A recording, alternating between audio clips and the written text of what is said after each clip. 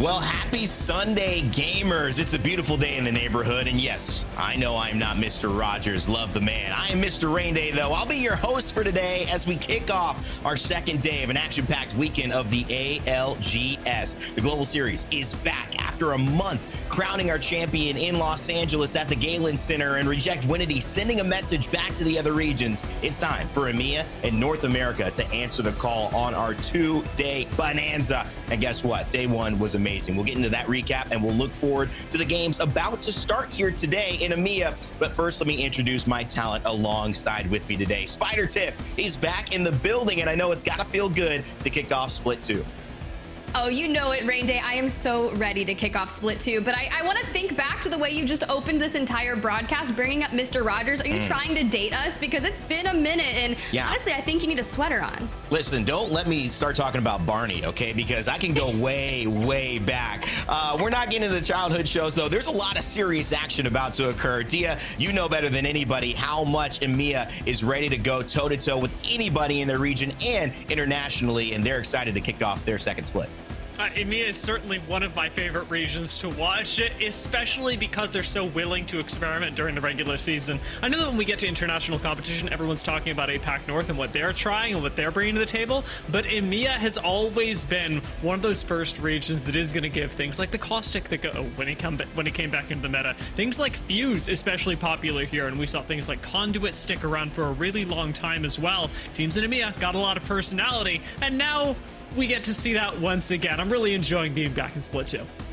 It's great to have you as well, man. All of you looking great, ready to go. We got some red, the black, the brown, the blue. I love it. The style is there. Let's hope EMEA can follow up with the style of play. If it's anything like yesterday, we will be in good hands, because yesterday felt like a brand new start for a region that has had a couple of similar themes heading into the splits, heading into those lands. And it feels like maybe this is the moment, the reset, the great reset of EMEA to be able to star in their own show, to shine through the pack. And next up, so appropriately named, certainly was Next. They had a fantastic day and really, I think, shined a light on the potential that they have. Ultimately, though, it would be Gaming Gladiators who would take the W, and they would do it in amazing fashion. But Tiff, EMEA had a lot of stars showcase themselves in yesterday's action. Yeah, there was a multitude of teams that came in to grab a win. We opened things up with players, the former Redragon roster and one member of Cybercats kind of coming through in that opening round. But you said there was a lot of themes, and one thing that I've noticed in particular is Passion UA, next up, lots of energy that has been coming through. But just alone on day number one, we locked in a 100% legend pick on Bangalore, 97.5 on Bloodhound, and that personality that Dia mentioned really shined through on some of our controller legend selects. And honestly, seeing Gaming Gladiators grab that day one victory, that is going to be so powerful to kick things off, guys. This is the former EMEA roster that got picked up just moments before the regular season start. D, I mean, there's a theme. It's passion. Passion. Next up, GoNext. Are they saying something to us here, or for us watching? I think so. I'm still trying to decode it. We need one more doubled up name in here, and then I think we'll have the full sentence set up for us. So we can wait until next split for that. But what I can't wait a second more for is for Next Up to continue their run. We know how Apex is a momentum-based game, and Next Up, at least from Group A, did have the best showing, finishing in second. However, there were a lot of teams that are also going to be playing today that didn't quite manage to make it into the top 10 over the course of yesterday's games, and they'll have a chance for redemption today. It is still early on into the season. I'm not telling any doomer stories just yet, but it's always worth mentioning that you've got the chance to kick it back up right now. Yeah, and you know, you bring in these moments where we get to have some of these things on screen. I always try to bring up the awareness that these are people, these are players. Nessy, a team that's sitting in 19th right now, didn't have a great day. We spent a lot of time with Graceful in the green room, on desk, at LAN, and we know his aspirations, his belief in himself and in his team. So some of those stories don't get seen on screen, but we can feel them. And as you join us at LANs and you join us throughout these splits, you'll start to feel them too. There's still a lot more, even if you're in the bottom 10 starting off after day one.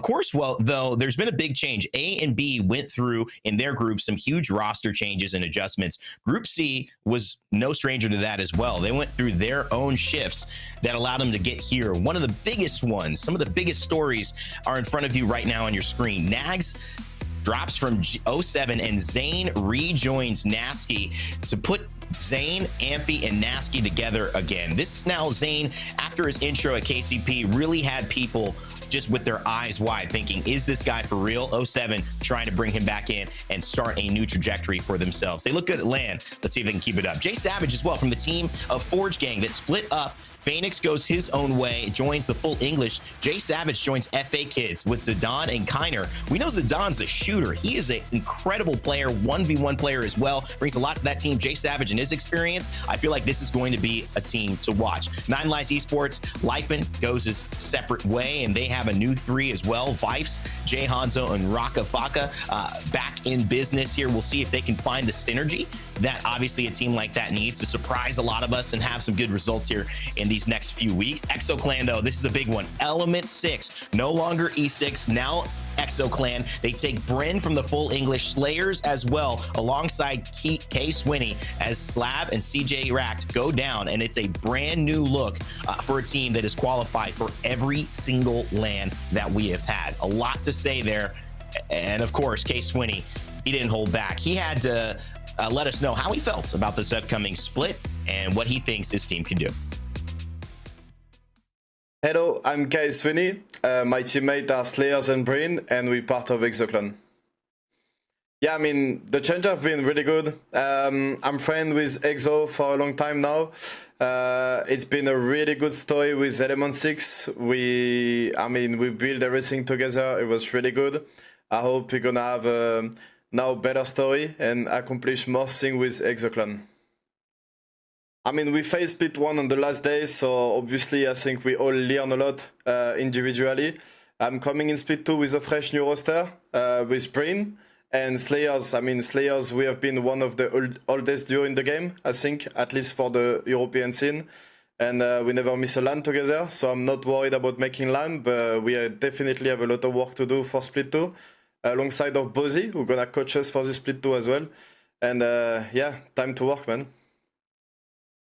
I mean, definitely play on my strength. Like, I've been flexible and being able to adapt on multiple situations and multiple composition as well as an IGL.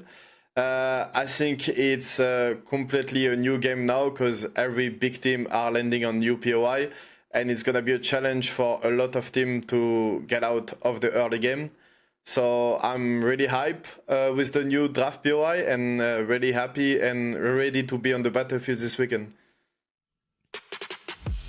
Well, K Swinney very happy about it. Groups A, they had their debut yesterday, but it's time for C to debut on this Sunday morning. And for me, when you look at Group A and C, while there are a lot of teams to mention, Tiff, there's one that we have to talk about, and it's a team that usually leads the conversation as a top EMEA team, whether it's in their split or an international play. Of course, that's Alliance.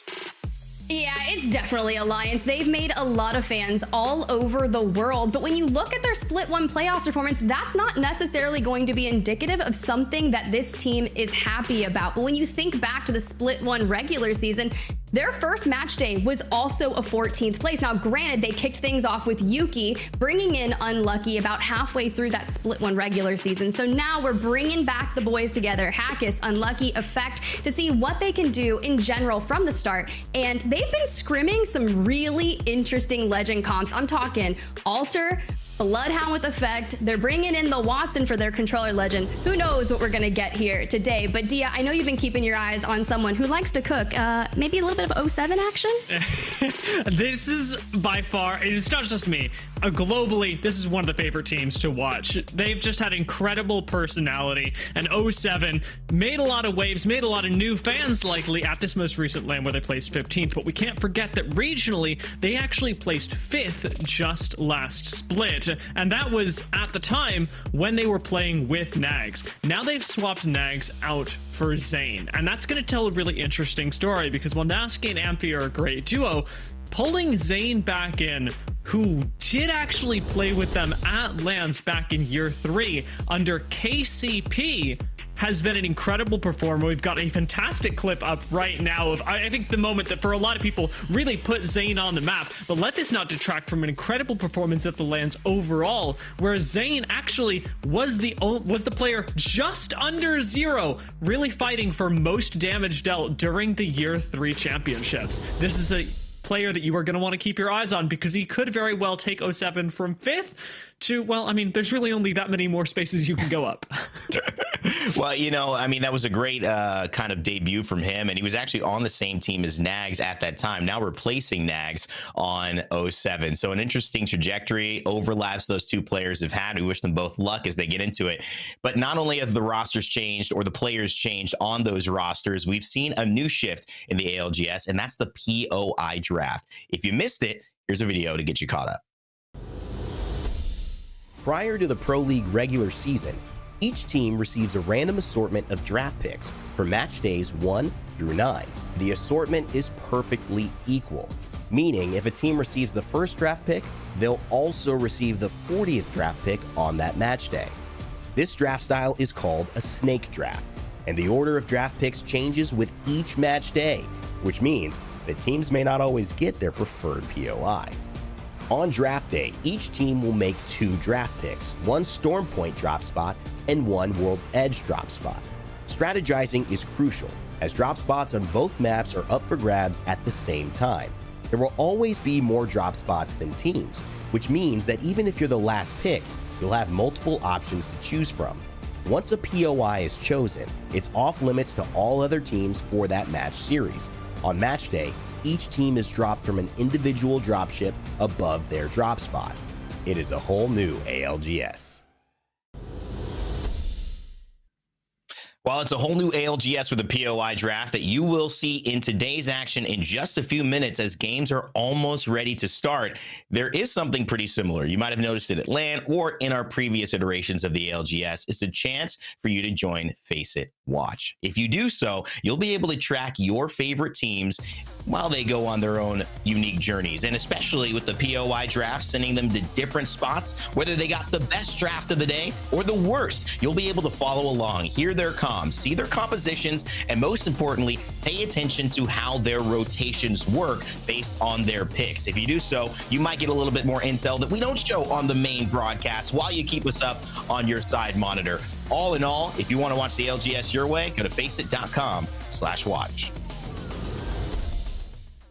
And you know what? I'm excited to watch the ALGS as well. And as a host, I get to sit back, relax, and let you guys take game 1. So I think I'm going to go kick my feet up and let's get it started, everybody. Get hyped. It's Apex Legends Global Series Split 2, Match Day 2. Tiff, Thea, it's time to go to work. It's time to work. K-Swinney said it in that interview, and look, I'm ready to do so too. So Rain Day, please make sure that you're staying hydrated while you're relaxed watching all the Apex Legends action. Dia and I, we've got you, but I'm excited, Dia. How ready are you to jump back into EMEA? I know you were chatting at the top of the show. You were like, look, I have been waiting to see what is going to happen. And with Group C kind of making their debut today, in A, getting a repeat, you think we're going to see some increased action from A, maybe getting some things under wraps? I'd suspect so, although I don't think that Group C is going to be a quiet starter of a group. Like we talked about, Alliance and 07 are already going to be really big names to start off the day. But then we factor in the fact that they've got Redragon up here, who qualified up to the Pro League from the Pro League qualifier. They were the first place team from the Pro League qualifier, and they've been smashing scrims. I don't think that's a team that's going to sort of ramp up slowly into the Pro League as well. This is a team that should be making some really big waves in their first couple of games. Yeah, well, let's talk about those first couple of games. Let's pull up the map schedule and where we're going to be headed to. World's Edge going to kick things off for us for the first 3 maps. Then we'll jump back on over to Storm Point. Now, I was taking a gander at some of the zones that we've witnessed throughout the duration of Split 2. Now, granted, for NA and EMEA, it's only been 2, but the majority of those zones are still going towards the north side. So let's see where some of our players decided they were going to prioritize for that POI draft. Now, I watched it live a few days ago, and off the bat for World's Edge, Dia, 8 of the 10 first picks went straight to World's Edge, with ExoClan making sure that they locked in Sky West, which to me has been the most favorite drop spot for World's Edge. It really has, especially for EXO, who used to be E6. Winning has been landing Sky West forever, so I'm very glad to see them returning to that. I do hope that it is the start of a good couple of first games for them. Notably, however, Alliance going Lava Fisher is really interesting. Alliance are known for their thermal station drops. It's what put DSG on the map back when they were both contesting at Year 3 champs. So to see them moving to Lava Fisher for the first day, I think will put a little bit of their fans on the back foot. Ooh, and honestly, we were talking about a couple of other, I had a chance to look more into Alliance at the top of the show, of course, but knowing that they had 10th and 31st pick in the draft, they went ahead and prioritized their World's Edge POI also, but they got Lava Fissure. Now, if you remember correctly, they had previously always went Thermal Station, where Kneecap took that ahead of them, and then 07 had previously grabbed Lightning Rod. They went for their Storm Point pick first, so that leaves Alliance there. Like, what are we going to get that is as similar to a pick that we could potentially get? Also, we've got Aurora up in here. They grab Geyser of all things, and that's wild because I look at Dome is empty, so you got the Stacks team that's going to be able to utilize both of those areas. But then something that's peculiar here, because we got to talk with Nasky yesterday, and 07 locks down the entirety of Siphon. Yeah, so there's an interesting point to be made here, because 07 actually get to leverage something that I don't think a lot of other teams really thought about, and that's the power of social media. When it comes to these POI drafts, Nasky is a very big personality, and he's already demonstrated that he can and will take and often win contests even at LAN. So the fact is that to get, I would say, a bit of an edge in here, 07 actually managed to go for Storm Point first. They picked Lightning Rod in their very first pick of the draft, knowing that nobody would opt into Lava Siphon, since Nasky had already declared, again, on social media, if you come to Siphon, we will just pick the other Siphon and we will fight you. By declaring that, you're like, he's actually like big braining the draft. He's playing a game that no one else is playing right now. You know what? Hey, you gotta do whatever you gotta do. If it's the power of talk and yapping, let it ride. Congratulations. We'll see what that works like for you. But as we go through this fly through, some other notable things here is no one decides to land Clima West. So DMS will have Climatizer to themselves, but stay healthy. Landing Survey Camp. Now, granted, that's not necessarily one of the most standoutish POIs by any means, but if you can grab Epicenter available to anyone else, so you can hit that rotation, because honestly, I land Survey a lot in ranked, which says a lot about me, Dia, but there are a couple options that you can choose to go from there. You could really play Tunnel Side, but you have Navi and Sky East, so at least with Epicenter open, that loot path will be perfectly fine for them off the rip.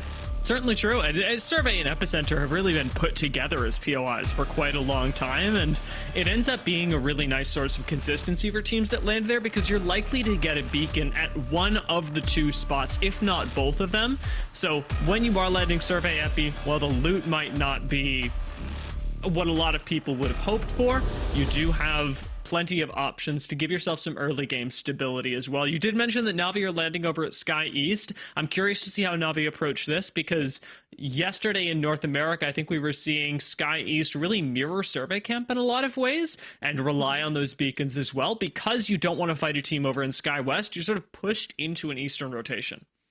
Ooh, I mean, that's a really good point. And I know we're going to sit here for a moment while we chat a couple of things while we get that lobby together for y'all. But I think it's a really strong moment when we talk about more specifically what we've been seeing correlated to some of the drop spots, because I think, granted, guys, when these POI drafts happen, they are in a very random number. Like, you don't know what pick you're going to get and how you're going to choose, whether you go World's Edge or Storm Point first. But for the majority of our EMEA lobby today, they went World's Edge. And I think it's a very powerful saying, because Sky West, obviously, even in North America, has been the best one. But how do we correlate kind of our legend compositions in with what we're going to be witnessing from the drop spots that you're getting? So with Bangalore, 100% pick rate yesterday. Bloodhound, 97.5. We're talking survey beacons galore, but then everyone else has been toggling between one of four controller legends, whether it's Catalyst that has had the primary selection for the majority of our teams, but a lot of our teams here today, even Alliance, have been opting for the Watson instead.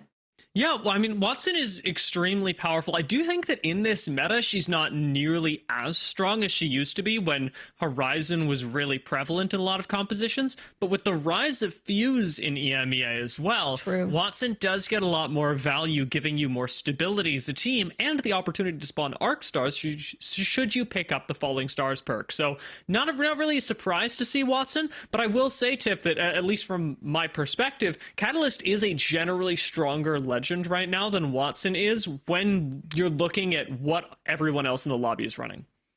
Ooh, and I mean, I think it's interesting when you think of the season 21 upheaval patch notes, they reworked Catalyst. And I think that's kind of revitalized that legend, right? We're reducing the cooldown on piercing spikes just by 5 seconds. And then they kind of redo some of the perks. So for a lot of teams that are needing the dark veil for rotations or whatever it is, I think it's been interesting to see that come through. Looking at it, she was picked 42 times yesterday with a 35%. And you're right. Fuse was actually right underneath it. And do we think it's because of, I know there's one reason in particular that I've seen a lot about, but I'd like to think it's because Fuse can now gain access to ring consoles. I think that's actually totally reasonable. It's really easy to get up to blue evos. I mean, relatively speaking, you hit one crate, one scan, one anything, and then an Evo Harvester that most people are getting, and all of a sudden you've got a Ring Console Legend, but you've got a Ring Console Legend that can play aggressively. When you look at the Assault class, almost all of their abilities, their tacticals, their ultimates, whatever it may be, is about disabling other players around you, about putting effects on them that they now have to deal with. And the fact that you can do that and have the foresight, the ability to plan ahead that a controller legend would typically give you has been immensely powerful for bringing Fuse back into the meta. I've already seen a lot of conversation about it, Tiff, but getting Ring 3 scan ahead of time has already been, I mean, we knew it was strong last season. It's been even stronger this season. Yeah, I think it's really strong to do that, but also even just knowing that your POI that you grab does have even just the general first scan for you on the Ring console. Because I know I watched a little bit of the North America last night, and something that's to be said is if you can grab that first initial scan and start rotating in, and if your IGL per se just knows exactly where it's going to go. Now, we had a lot of experience playing Ring Guesser at LAN together, so I would say that some of our first initial assumptions were going to be accurate, but of course, granted, we're here, we get to witness what's going to be happening when we look at World's Edge in particular. But I know we touched on the POI draft a little bit, but more specifically, teams that might not have gotten their first initial picks, Alliance got 10th and 31st. They had already had maybe their normal POIs taken from them. So to try and grab something, are you seeing a lot of teams that look for similar POIs that are in that normal rotation path for them? Because they locked in Lava Fissure. Yeah, I think that what you're really seeing with teams that don't get their pick of the litter, their normal POIs, like Alliance, right? Alliance kind of got to bully a lot of other squads saying, oh, we're big, strong Alliance. We've probably put up a lot of points at this section of the split. And so we're going to pick whatever POIs we want. What you're seeing now is more that they get POIs, and not just Alliance, but a lot of other quite strong teams that while it may not be their first pick, has a similar play style to what they're used to. So Fissure, Thermal, not really comparable in terms of loot, in terms of space on the map, but the fact that you're landing over in Fissure does give you a lot of similar rotational options that you would have from Thermal, in the sense that you can wrap basically around behind two POIs. Mirage tends to rotate pretty early over towards staging, and so you have access to Thermal that way without encountering a lot of teams, and the same can be said for Sky West, that often doesn't go further west than Trials. And so you do have a really similar thing there with Thermal that you can normally dip in behind Tree, or again, up into Mirage that not a lot of teams will actually contest, and you get similar, if not exactly the same, early game plans out of these teams. And I think that's really strong, because then we start thinking about, I know a lot of people in the community were putting out maps, and when it came to the POI draft, where those dropships were going to be looking at, and kind of the max distance that you could fly from that initial ship to be able to really correlate your looting patterns. We'll just see how teams kind of bolster down and maximize whatever they're able to do. Granted, I mean, it's just day 2 for EMEA that we're waiting to get started. So I'll be nice to see once we start accruing some more data, how all of this starts correlating together. But in the grand scheme of things, let's go ahead and look at some of the kill leaders that were in EMEA yesterday from groups A and B. And honestly, Na'Vi kinda going hard with 15 tied alongside Cinetic and Blast, but Na'Vi, they play yet again today, and if they've already had a chance to start warming up just yesterday, what are they going to bring to the table today? Because I look at how they ended up overall. This is with them ending in 8th place overall with 20 eliminations and kind of had 15 of them. Yeah, I mean, I'd be scared of Na'Vi. I can't help but look just below them at Cinetic right now, because next up have a lot of things going for them. Made in Heaven already caught a lot of people off guard just last split, and now they've added in Nags, who, as we mentioned, used to play with 07, has played with 07 for quite a long time through some of their biggest, I'd say, bumps in popularity. And so you've got arguably Made in Heaven, who was already a great zone team, who was already predicting things really well, who was playing the meta of this season really well, and you add on to that a player with a lot of history, Cinetic clearly going off, Nags still managing to make the top 10. It's no wonder that a lot of eyes should be on next up when we come into today's games. Ooh, but also, I know Passion UA will not be playing here today, but I want to give some big shout outs to Sonya. It was really good seeing Max Strafe over there in LA for the LAN, but you have to remember that squad yesterday in their last game racked up a win with 15 eliminations, which by far, you know, they only had 2 games that were inside the top 3, but this one in particular allowed them to really jut up that leaderboard with a 4th place overall. But some of the things that they've been changing in particular were their legend comps that kind of free up Sonya to frag out, hit 14, massive. But one of my biggest questions in today, specifically because we saw where Aurora is landing, Geyser, kind of wild, not a huge fan of it, but they had a slower start to kind of the regular season, right? Finishing 9th overall yesterday. Geyser is not a POI that you want. I know that we're putting it really, really nicely, but being pushed into Geyser as opposed to Sky East is severely limiting your options. We've actually seen teams succeed out of Geyser. But it takes a totally different play style than the rest of the map. So if you are Aurora, you don't want Geyser, I think is perhaps the better way to put it. We actually saw 2R1C, who are now Blacklist International, actually taking Geyser and succeeding with it during the last split, but it is not a POI that I think suits Aurora really well, especially when you've got a team like Mod coming up right behind you, Stacks coming up right behind them, and Overlook that has so much more space and rotational priority into a spot like No Name. I don't know, Tiff.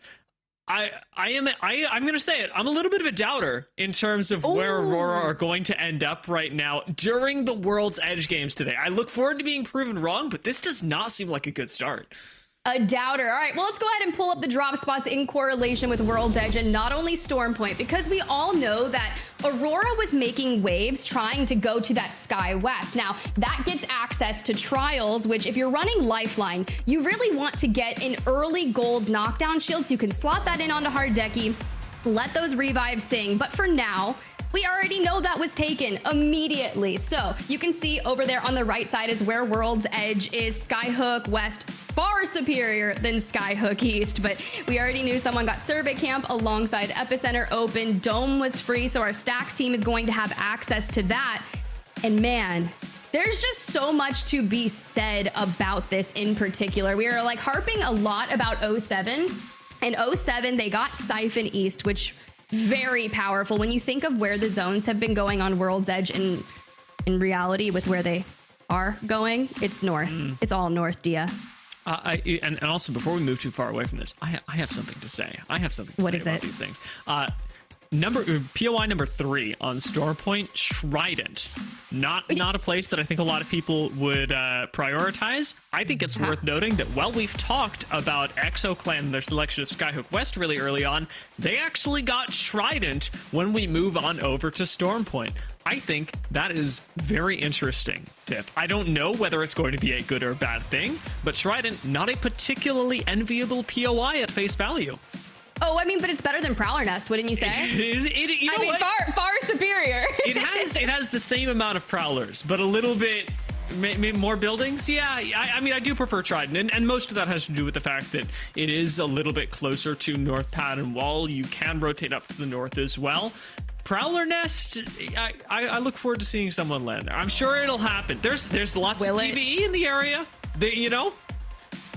Maybe, but honestly, when you think of where ExoClan under the Element 6 banner previously had experience landing Cascades, right? Cascade Falls just a short distance away from Trident, so maybe they just grab the whip, loot the buildings nearby, and then they can just figure out where they're going to want to go, because most teams like to hit that rotate fairly quickly when we jump onto the Storm Point, which will be the back half of our series later on. So no worries there. And then we can kind of just run through where we, all right, actually, no, scratch that. Dia, I want predictions. Where are we headed for World's Edge? Where are we? You mean where What's is that the first ring zone? heading? Where is it going? Yeah, where are we headed? Do I take the coward's way or do I take the real based take? What do you? Oh, just pick one. I've already got two, Tiff. I've already got two. It's not going to Just take give me very both. long. Give me both. I need both at this point. Okay. The real take is that we're going Countdown Fisher, like the train tracks right there outside of Landslide. That's the Alliance real take. loves you. Alliance loves you right The now. based take is that we're going hard tree zone. Like far south tree. Last 3 buildings of tree. That's the base take. Please, do you know how fun that would be? Look, honestly, I love Skyhook endings, but with what we've been witnessing throughout my time casting World's Edge, I will take a tree any day. And honestly, I'll do you one better. Ooh. A Stacks ending, pulling to the far south of Stacks, where maybe just one corner of the building's involved. That's the gentleman's end zone, Tiff. You really nailed it. I look forward to seeing it. Hopefully we get the chance to. I also want to give a quick shout out to some members of our community, because you actually mentioned their work earlier, but Green Bean on Twitter ended up putting out the how far can you get from each POI draft position. Really helpful if you're into analyzing competitive Apex and what the loot paths for these teams can look like. I am going to let you know that there are a lot of 3s in their handle, so it's going to take a little bit more searching. Most of the E's can be replaced with 3s, but I'm not going to tell you which ones.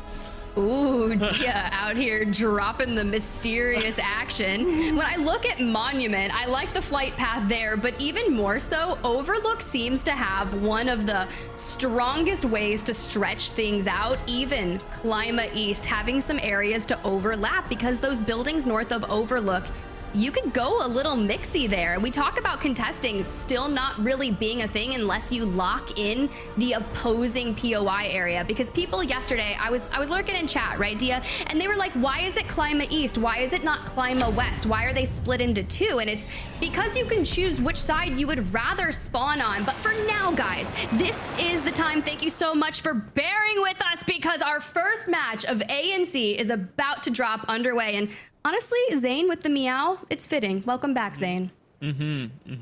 Already chilling, already hitting the quick loot. It does mean that, you know, if you are alone at Lava Siphon, 07 do actually have to clear north to south if they want to get the whole POI, which is interesting in how that'll maybe impact their rotational path. In this particular case, I don't think it'll affect them nearly as much. We've got like some Evo Harvesters that you can actually catch towards the south. And I do want to give another quick shout out as well. This time, FACEIT Watch. I know that we talked about them in the pre-show. This is a great opportunity for those of you who may not have tried FACEIT Watch yet to go to FACEIT Watch and open up the map stream. That'll really let you keep track of what all these players are doing. It's my favorite thing to have up during any of the games.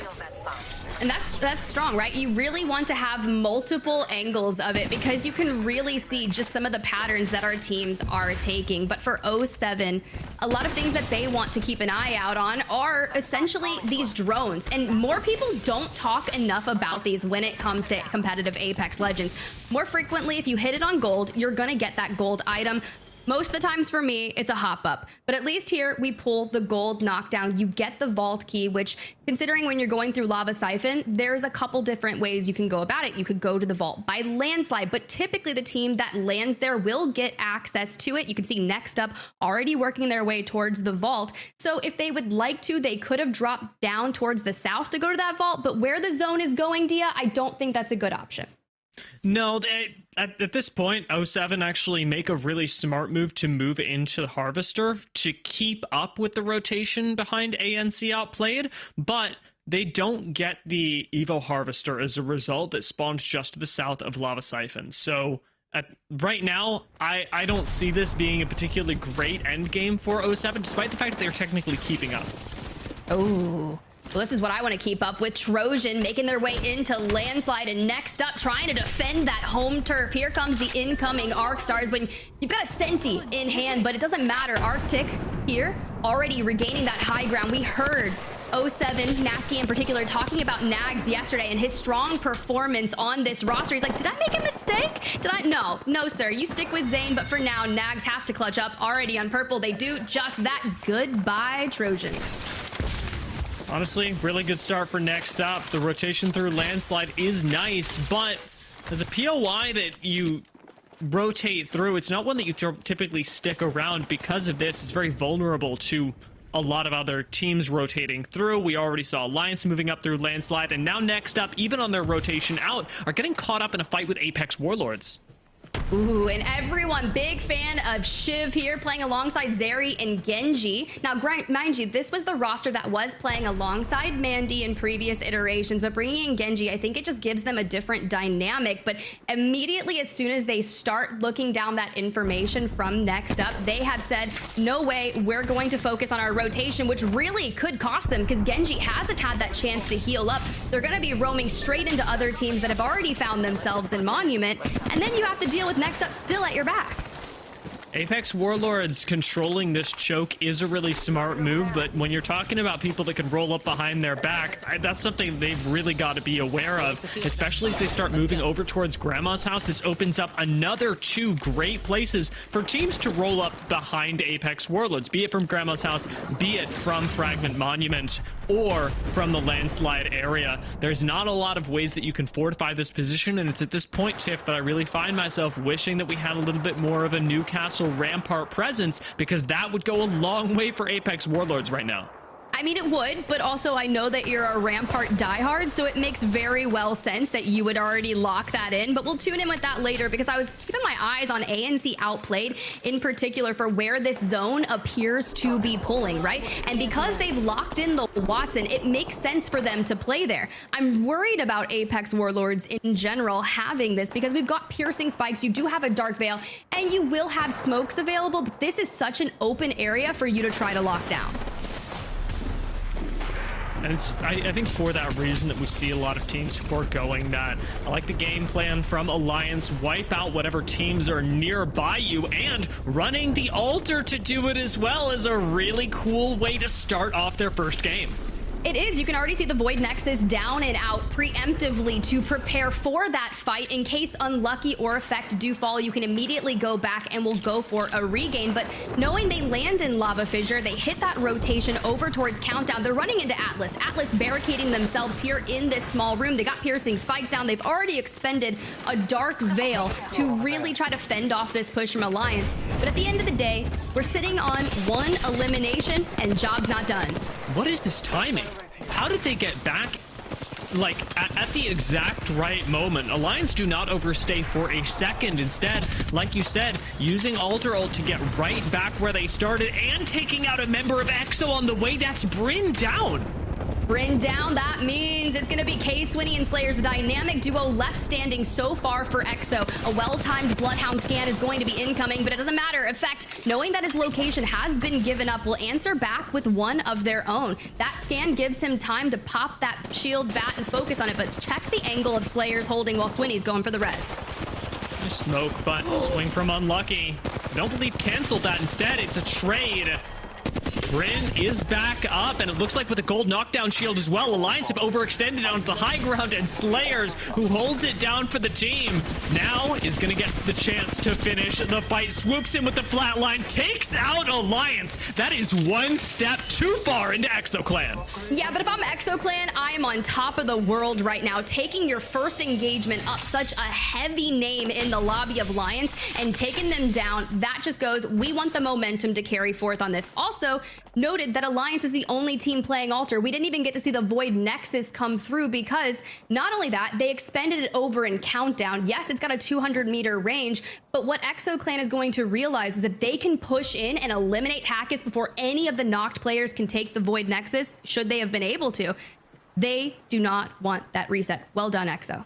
And seriously, this was a really good way for Alliance to start things off. At least initially, their fight up against EXO went a little bit too far, but I enjoyed the way that they did use, as you say, the Void Nexus to get back in, to start picking that fight on the right foot. It's just, you know, when you play Apex, sometimes you get a little hungry for the kills, and I think in this particular case, that took Alliance a little too far back. However, they're not in the game anymore. Instead, 07 are the ones that have sat up in height over by Landslide. Nessy in trouble, makes a nice jump over to avoid the bang missiles, but still retain high ground for the team. Ooh, the Angles able to do 50 damage right there. I'd be curious to see what we're going to be able to do with those nades, because you know Nessy is one for his nades to connect and let them do a lot of the damage. Immediately jumps down to reposition, has to go up to high ground. Now, knowing that this squad here, Ethernal, locks in the fuse because he was trying to dodge that knuckle cluster. Let's see what Zane can do here for the first time in Split 2. At this point, Ethernal don't have a lot of rotational options. They do have to move north. Take a look at the upper left-hand corner of your screen, and you've got all the information that you need. You must go through 07 in order to make it in, because even when this zone closes, 07 will be moving up right alongside you. Jump towers can't really save you at this point. When you evac, there's no way to make it through the chokes and know what's on the other side. Ethernal are going to have to walk in, are going to have to fight 07, and at this point, it's not looking particularly good for any of those teams, because next up are waiting for them in the choke, and Atlas is still wrapping on Ethernal. The angles that Next Up is able to take with all of that is crazy, and Atlas might be mirroring ExoClan, because ExoClan, we last saw them taking down Alliance over there in Lava Fissure, have decided to wrap up through Skyhook East. Now, granted, there's a survey beacon up there, so they'll get that player scan information that will allow them to decide which way they want to approach that rotation, because as you can see, with where that zone is pulling, it's going to be a very unforgivable endgame. Really fascinating move from ExoClan as well. Remember, they moved down south towards Lava Fissure, now moved back up north. This is the move that I thought they would make at the start of the game, to play for those last remaining bits of Skyhook, and then eventually evac tower over, dip through zone in order to make it into Grandma's house. But now they're going to be sitting in the same territory as Atlas, and given what we know about ExoClan, it's a fight they're likely to take pretty early. Ooh, but you can see there, they've already popped that evac tower, are going to rotate around them, get ahead of ExoClan. And for now, Motherload on your screen, nags by the truck.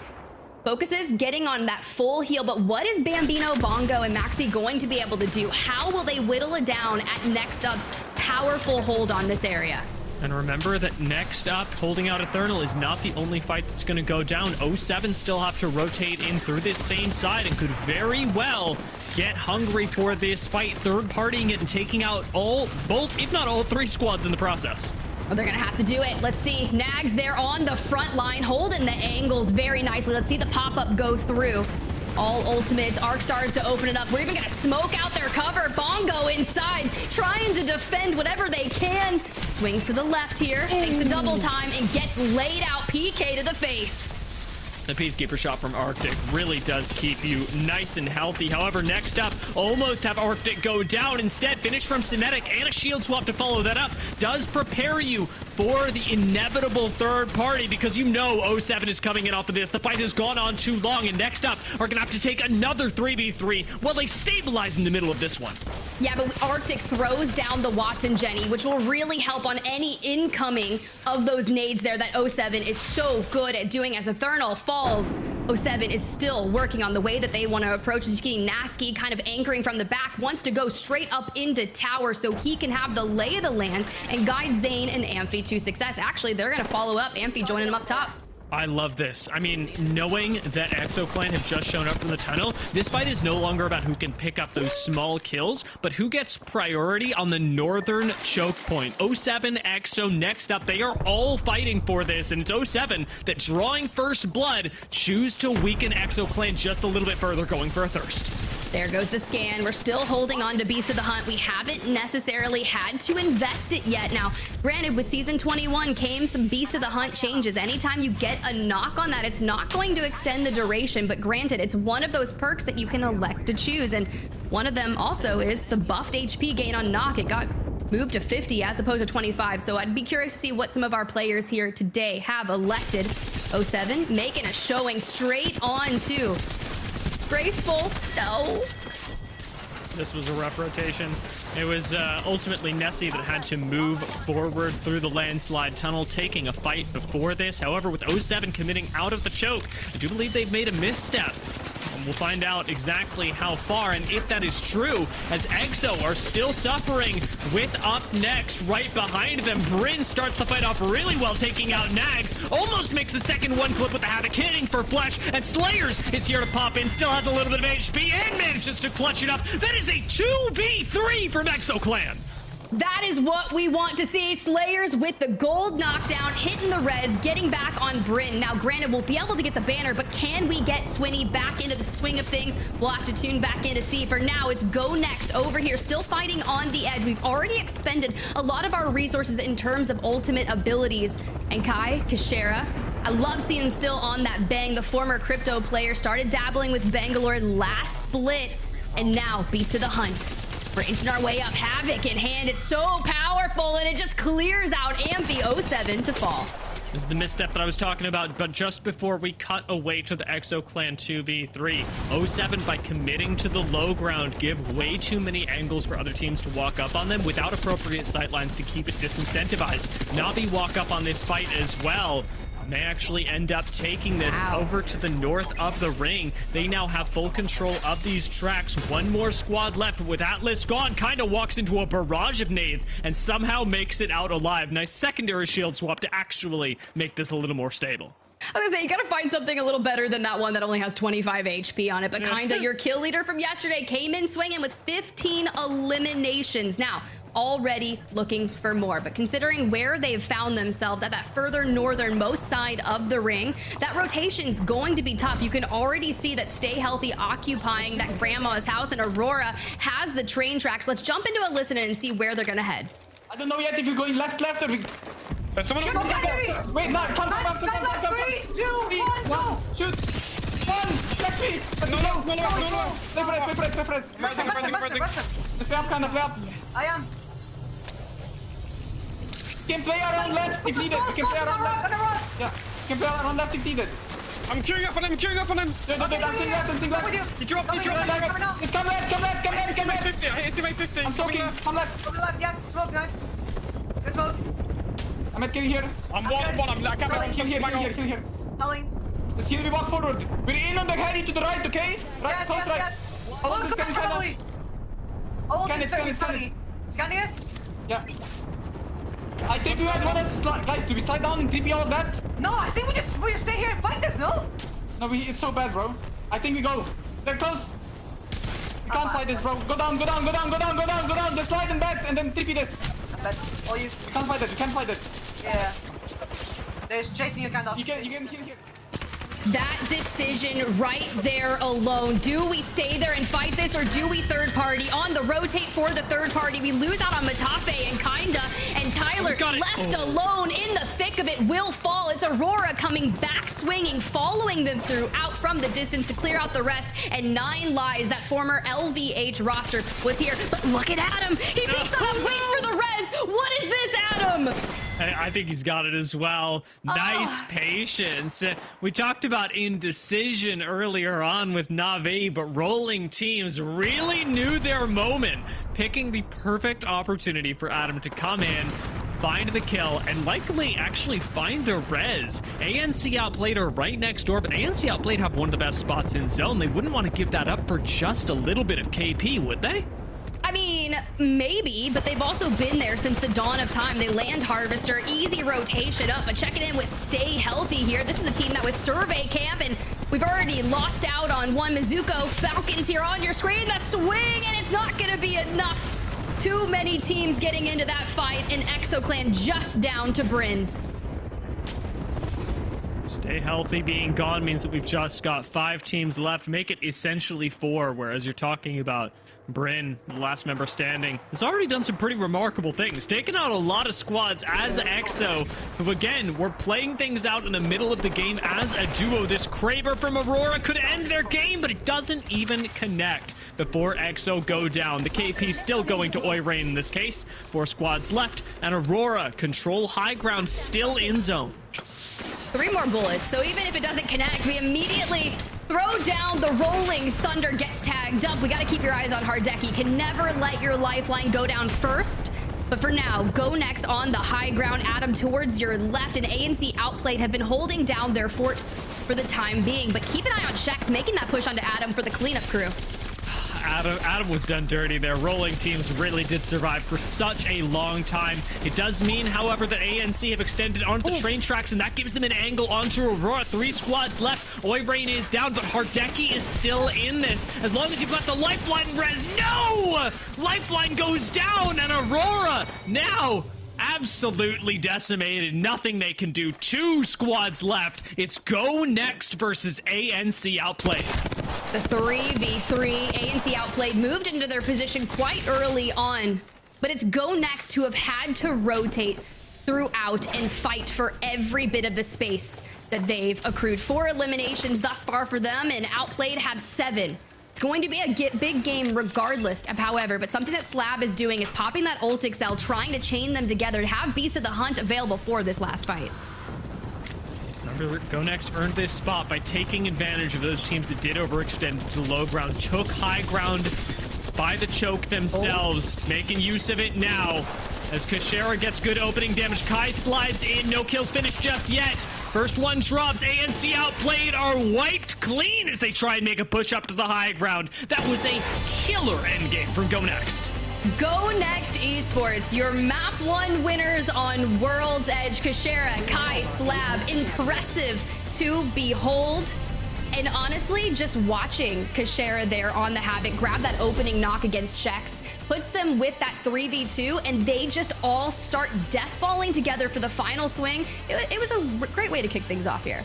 And just playing with smart use of cover, and we really get to see, we had laid up with Horizon in the meta previously. We haven't seen it nearly as much, but how important high ground can be. Because that end game fight really was decided by the fact that GoNext didn't have to risk their bodies moving up a hill, and instead just got to shoot down at ANC Outplayed, who were going for a swing on Kashera. It was a nice play. It was good play. Both teams actually really working this ring miraculously, and Watson being the star of the show for ANC Outplayed.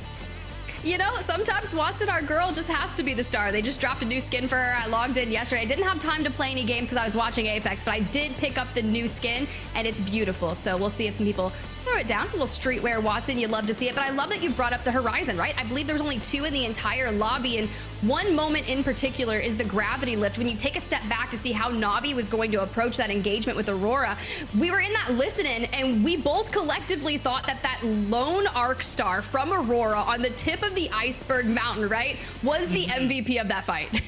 I mean, it just completely stops any angle that you can otherwise hold on high ground, and really effective counterplay from Aurora. It's unfortunate to see them fall in 3rd place, but I mean, they did make it to 3rd place, which is already a whole lot better than I imagined they were going to do. Because remember, Tiff, I'm still a doubter. I'm still sitting here. They're playing out of Geyser, and I was going, there's no way this works. 3rd place with a couple KP is not a bad start for Aurora. It's their best finish comparatively when you look at yesterday. Yeah. They had a 4th place, and they ended up 9th overall. So if you're kicking things off already where they are, we are looking good. Aurora fans, we've got you. It's all happening. But we thought back to the beginning of that game before we wait here for the results, Dia. I asked you your pick on where you thought the zone was go. I was wrong, of course, like usual. I thought it was going to be stacks. That would have been beautiful, but unfortunately it wasn't. You called Tree as maybe your kind of hot take, but you were almost right there. When you think of the center of the map, you wanted some lava fissure. We pull on over to Monument, just on the outside, of course.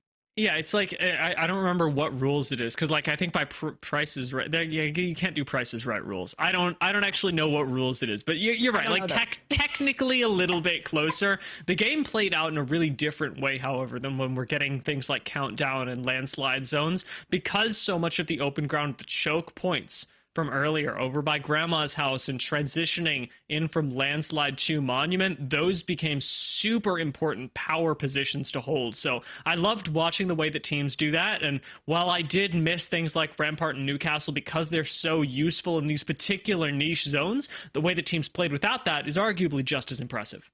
I mean, they did just fine without it, so let's go ahead and look at the match results to see just how match number 1 ended up for our squads. We knew GoNext and ANC Outplayed were going to have some solid starts to things, and you can see both racking up 7 eliminations. GoNext with 19, just edging out ANC Outplayed because of the placement points, so not too bad. Aurora, like we said, that 3rd place, but rolling teams, ExoClan, stay healthy. Some really good starts for them, and even 9 Lives, that former LVH roster. Now, granted, minus Liffin, bringing in new org, knew them, 7 elims, but they were the one that got third-partied over in actual Monument.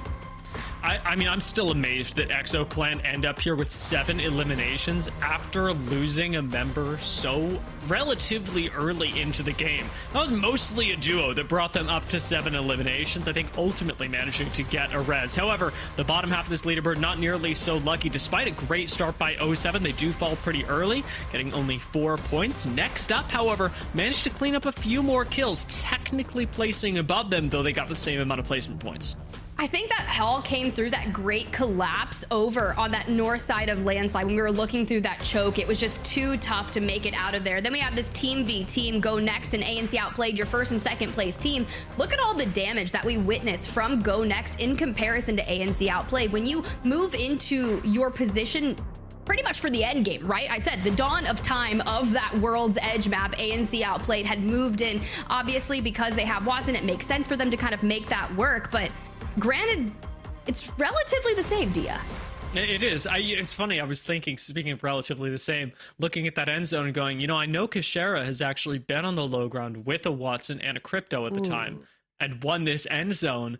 Kind of funny to watch him play it out from the other perspective without a Watson or a Crypto, really defying the playstyle that he's been known for as an IGL and managing to make it work against a Watson team on the low ground. I thought that was pretty cool. It's pretty cool just seeing a really solid IGL make their way back in and take that match 1 win. But we're going to cut to a quick break. When we come back, guys, plenty of more Apex Legends action. Alienware is the official PC and monitor partner of the Apex Legends Global Series.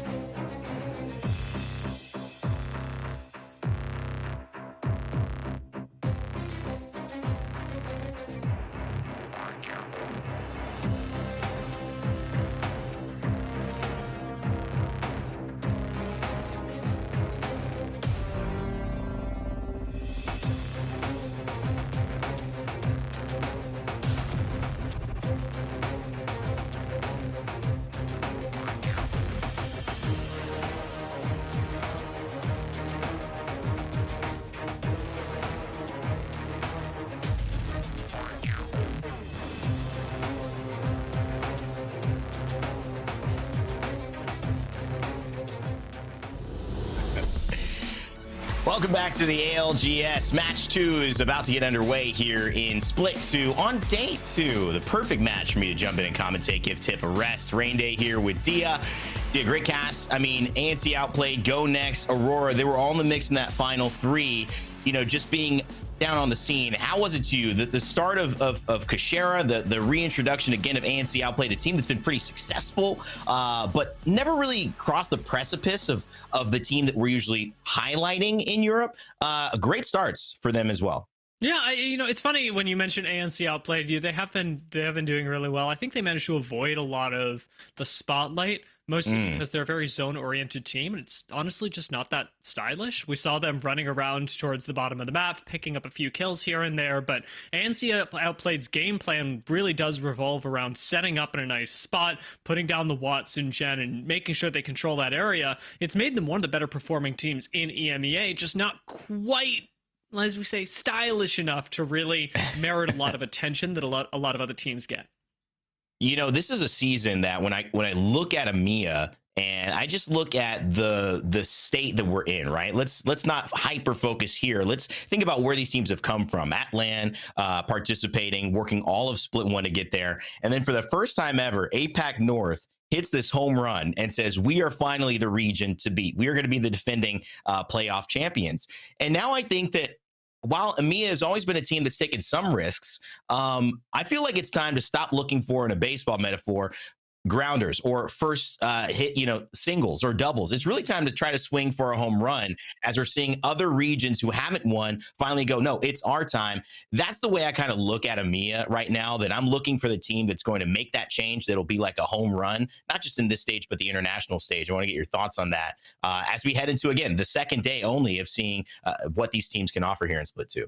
Now, I want you to know, Randy, before I answer this metaphor, that I do not watch any baseball. So yeah, neither do I, really.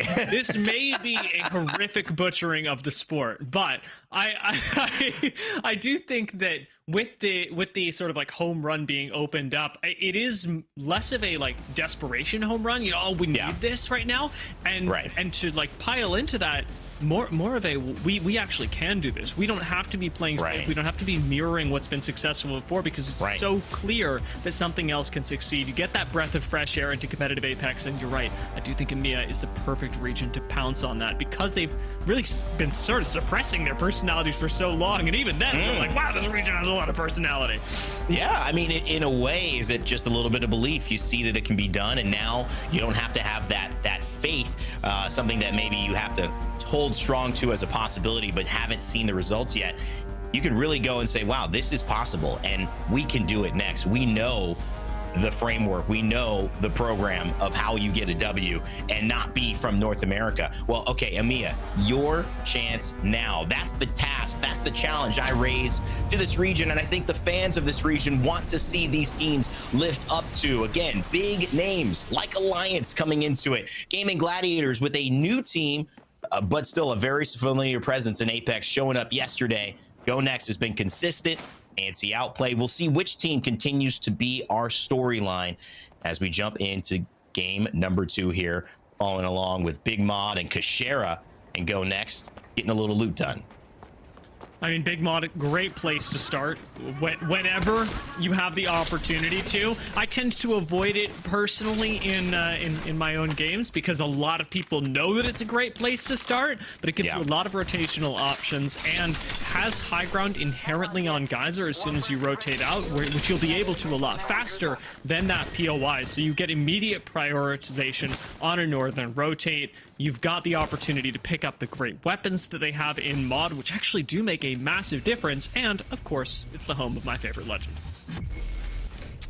Well, one of the interesting things to me is when you take a look at this map, Dia, I mean, Stacks right next to it, Big Mod. I mean, while we have this POI draft that gives people at least the first bit of safety, there's still teams right around every single corner and setting up where this zone is going to be. It's going to be an interesting path for a lot of these squads.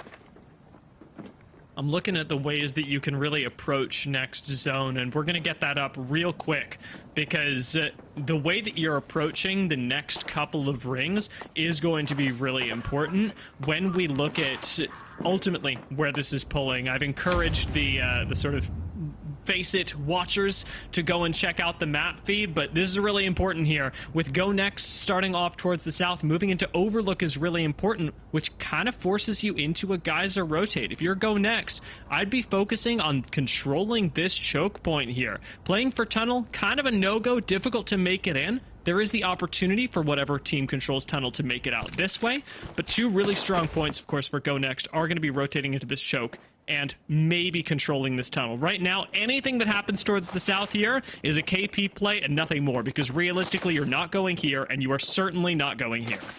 Yeah, it feels like Geyser is a tough spot to run into at this point. So time is of the essence for sure. Aurora holding that zone could lead to a lot of KP, a lot of holding out, forcing teams towards that western choke that you had kind of highlighted where 07 have a chance to go straight up through.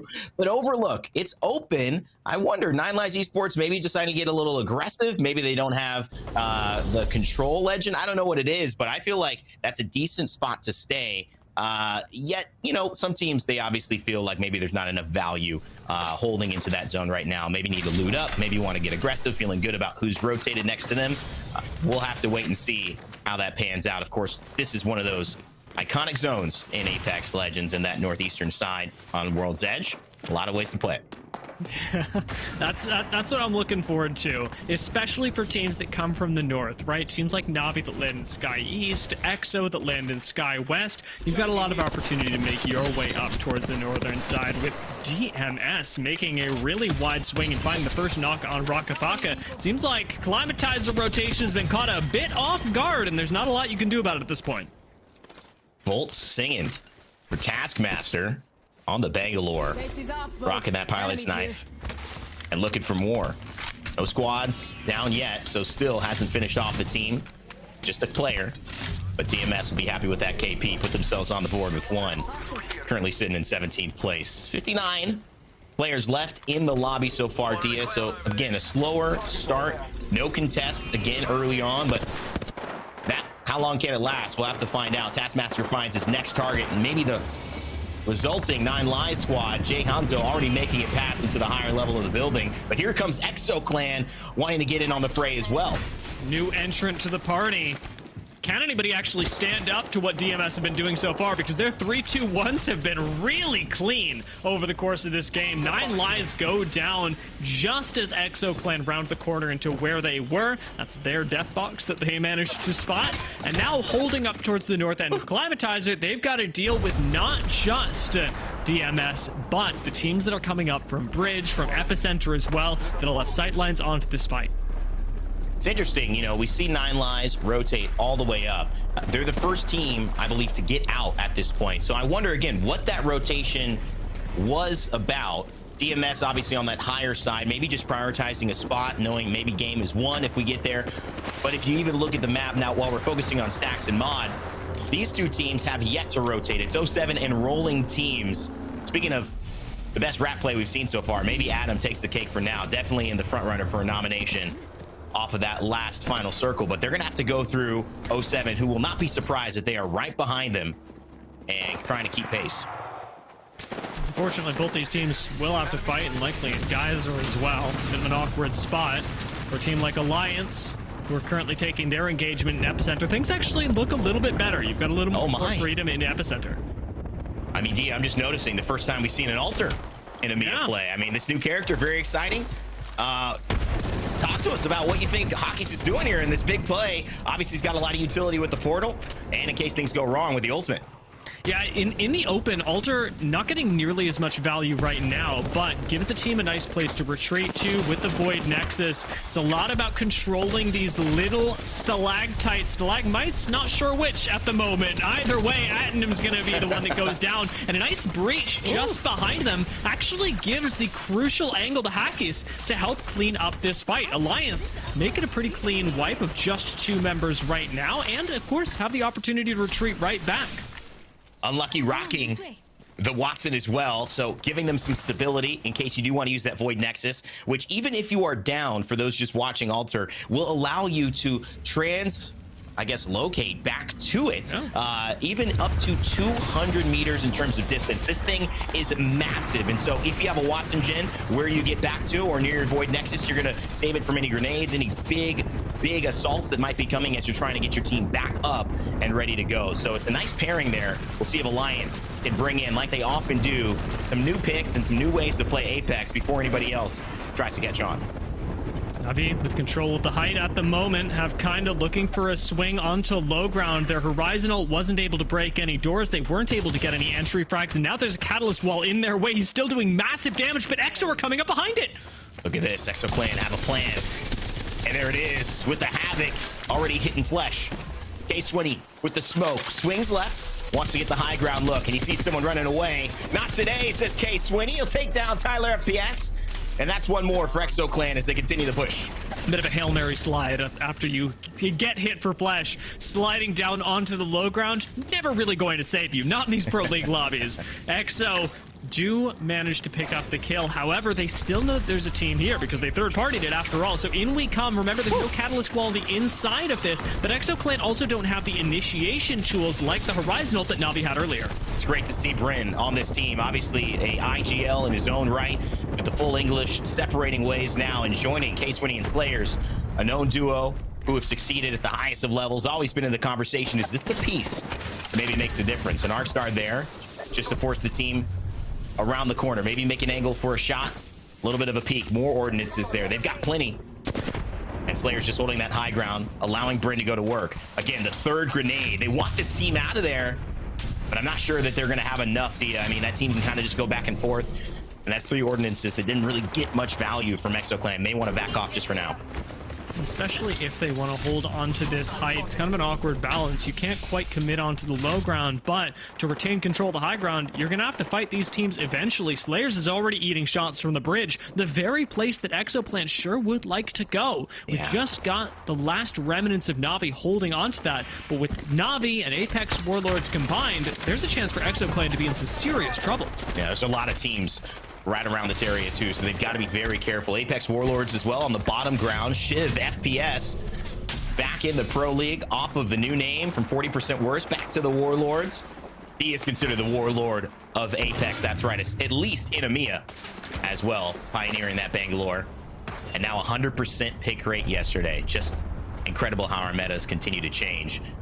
And they will continue to do that. Some teams still rotating, as you see a little bit of a overview of the zone moving in now. Geyser is already bereft of teams. They've all gotten into the zone except FA Kids and Kneecap. Alliance still playing that backside of Epicenter, but they will be safe for now. Aurora, though, as you follow along with their action, OJ Rain has the hemlock in hand. Working incredibly well for him as well. Great recoil control to pick up a few knocks, a few kills. That's Amphi that goes down. Same time as we see Apex Warlords wiped out, that still leaves Na'Vi and ExoClan fighting their way out with ExoClan on the low ground. It's just 2 members of Na'Vi, but we saw 2 members of ExoClan do unspeakable things last game, and it looks like Kinda's turning it around. My goodness! I mean, did miss a bullet there, kinda. Showing a special kind of aim. As Natus Vincere looked to bounce back off of probably a lackluster performance in that first game. Didn't get quite what they wanted. Got caught on the rotation right around here heading into Fragment, and all went down. But now 6 points to their name, 17th spot. A little bit of rhythm, and okay, Swinny. ExoClan, they found themselves to the low ground. Maybe not in the way that they wanted, having to skip over some lava. It's not an easy day if you have to skip over some lava, whether you're in Apex or in real life, hopefully not. But that's what K20 has come to, just to survive here with Exo. You know, it reminds me of one of my favorite Apex casting moments. I know that when a lot of people think of on-set gasket, they think of the, you know, come down from the heavens final of playoffs call. I think of them casting a thermite that just got thrown into some nothing fight and just That's all I can hear. Whenever you get that like lava thermite sound, that's the sound cue I get in my head. Iconic. I mean, both different sides. Yeah, 2 different sides of the coin. Oh, I don't know. There's not enough. I don't know what that word is. Onomatopoeia, maybe, or I don't know. Not enough onomatopoeias in Apex Legends. Ow, ooh, kapow. You know. Yeah, I think I agree with you there. I think that's what this broadcast has been missing. And so take notes, guys. We're going to bring in a lot more. And with that, Shazam. Let's get into it here. Although on the high side, the map, Dia, where does it set up for Aurora, who look pretty healthy right here, as well as stay healthy and go next? Go next, winning in that final 2 last game and being able now to put themselves in a good position here in the second game. I like that you've identified those 2 spots because it really is about who's approaching from the south. Aurora's game plan is going to be more or less the same. They just have to hold on to those rocks until end zone. It is go next and stay healthy that need to control the south. A team like Alliance, however, does have one more option left for them to control the eastern side of this zone, and it is coming hard fought, but that's something Alliance is used to. The catwall not stopping them for now. Still leaving effect in the front. 10 more seconds on Beast the Hunt, and a third party ends up firing at them from afar, forcing Alliance to reset. They don't have a lot of ways to get aggressive after they've expended 2 ultimates in order to take this fight. Interesting fight, though. I mean, let's talk about Alter. You've got the Void Passage. That can go from high to low very, very quickly. Will they use it as a team to get aggressive? I know talking so much to Ian about how this character was designed, the designer of this put a lot of effort into being able not only to, from high ground to low ground, have such a significant way to impact the game with your Void Passage, but from low ground to high ground, even sometimes kidnapping people in that type of scenario. Here, they might even be able to do it against the car, but I think Hockey's as a IGL, as a leader, knows that maybe we just set up an exit plan if things do get a little bit aggressive. But they pop out of the Void Passage, and in comes in a chance for Effect to do his damage. But Hockey's, as the IGL, takes it upon himself to clean up the kills and survive as the last man standing. I'm going to be so real with you right now. That is just Alliance skill checking someone. Exactly. They went, you know what? We can't make our way out of this fight. We're going to take this fight. And the fact that they win it is really a credit to how incredible Alliance has been, will continue to be in EMEA. They do unfortunately go down to the inevitable third party, but it's no surprise to me that next up is the one to come in for it. This team really wowed me with their macro during day one. They started game one of today off pretty well, and now they've got that Beast of the East power position that we talked about. A little ways left to go until the ring, but they're one of the few teams remaining on this side of the map. When you get into the real elements of life, there are certain things that give you a real boost, right? And for people fortunate enough to compete like I was at high levels of any sport or any esport, when you're younger and you're going through that journey, having your parents, having your family be able to travel wherever you go and support you in that is huge. It is so grounding. Cynetic, I became a huge fan watching them in Made in Heaven by talking to his parents, seeing that interview. I think it was Stella that did in the crowd about what Cynetic and his family it meant to them coming around, being in LA. Just a huge buff for them, and they've taken that all the way in to their new squad as well. But Nessy, Graceful, I haven't heard from you in a while. Let's listen in to see how they're going to navigate this final zone. Is there nothing? I'm scanned. Can you wall left? I get shot. I don't have war. Just spawned in. Okay. Phoenixing. 45 blue, 45 blue. No, but 14 right behind us. It's a duo behind. It's a duo behind. In my nades. Get one. And Bang's in zone. Nice. Zone, Grace. Bang's in zone, here. Yeah, but I mean, couldn't kill him. I'm getting shot by everyone. Oh, we got rat bite. So close. Nessy, Graceful trying to get it done, but not able to get it where they wanted to. Of course, that will leave next and Nags. Cynetic still alive as well, but cybercats, they're on the trail. Continuing to control high ground, super important for those teams, especially the ones coming from the south. And cybercats did manage to take the fight up against GoNext, but Cleve gets a little too handsy with the loot boxes and goes down for it. There are way too many sightlines from Aurora. And that, unfortunately, is going to leave cybercats as just a duo, needing to crawl their way back up to the high ground and now still fight the teams that remain there. ANC Outplayed are around, Ethernal are around, Stay Healthy are around, and this fight is looking mighty third-partyable to me. Good swap there from cybercats as well. We were waiting for these guys to come and showcase themselves here in this EMEA region. It was a, I guess, lackluster day yesterday, but right now, it seems like they are feeling themselves, and I love it. Cybercats, two members of the former Aurora that really, obviously, in my opinion, have been game changers and trendsetters in EMEA for a long time. But as we take a look at the overview, top down, you can see Navi, Cybercats, Aurora, DMS. They found themselves into this final zone. Who's got the best chance at it right now? Because Aurora, they're looking pretty good with 2 purples and a red on some high ground. They really are, and a Devo as well. This solves a lot of problems that you typically get playing from this spot. Lack of ammunition, but Impulse is already making their way out on Bangalore to collect a lot, and with the Devo, as we mentioned, where you don't have to carry any ammo on these great weapons, Aurora's high ground position is fantastic. I do want to give credit where it is due, however. DMS in the far northeast corner of this map are looking fantastic for the upcoming zone. Yeah, it looks like we will also have a new winner of this match. Aurora, DMS, they're looking good, like you had mentioned. ANC Outplayed, the Italian squads there, trying to find a way to continue outplaying their opponents. They were in that final 3. Well, they're in a final 3 yet again. This is a good start to the day for ANC Outplay. We're going to keep talking about them if they keep performing like this. But Hardeki with a devotion up on top. Man, that is a scary sight. Maybe the only way you could escape Hardeki with a devotion is that amount of distance, because let's be honest, it's not the best weapon from range, but up close, it's really not a contest. Nancy Outplayed doing a funny little dance here and sitting by Aurora, knowing that weirdly enough, sharing space with this monstrous team is the one way that they could maybe survive to second. DMS don't have angles on this right now, but DMS actually have zone advantage coming to them. So this will be a fight realistically for who can force one team into another. And for DMS, it's whether you can force Aurora to fight ANC Outplayed and third party that, because the chance that anyone gets to cross to DMS successfully is very low. I mean, I think that you've really got to lay off the pressure of ANC Outplay. I think you let Aurora have to deal with them, knowing that we need to just focus on the down team. We can't focus on DMS whatsoever. And plus, we will be scared to jump, because if we don't focus on the down team, ANC Outplayed is just going to shoot us. I think this is a patience game if DMS have the space to play it, and that is going to be the tell. They've got plenty of room, more than Aurora right now. As 8 seconds are ticking in, the zone is starting to move. They take the opposite side, though, and this is what Aurora can do. They can say, well, maybe you've got to make a choice. We might show up on the left, ANC might show up on the right. DMS, we watch your spot, and we're going for it as they continue to push, and they say we're going to take the fight in our own hands.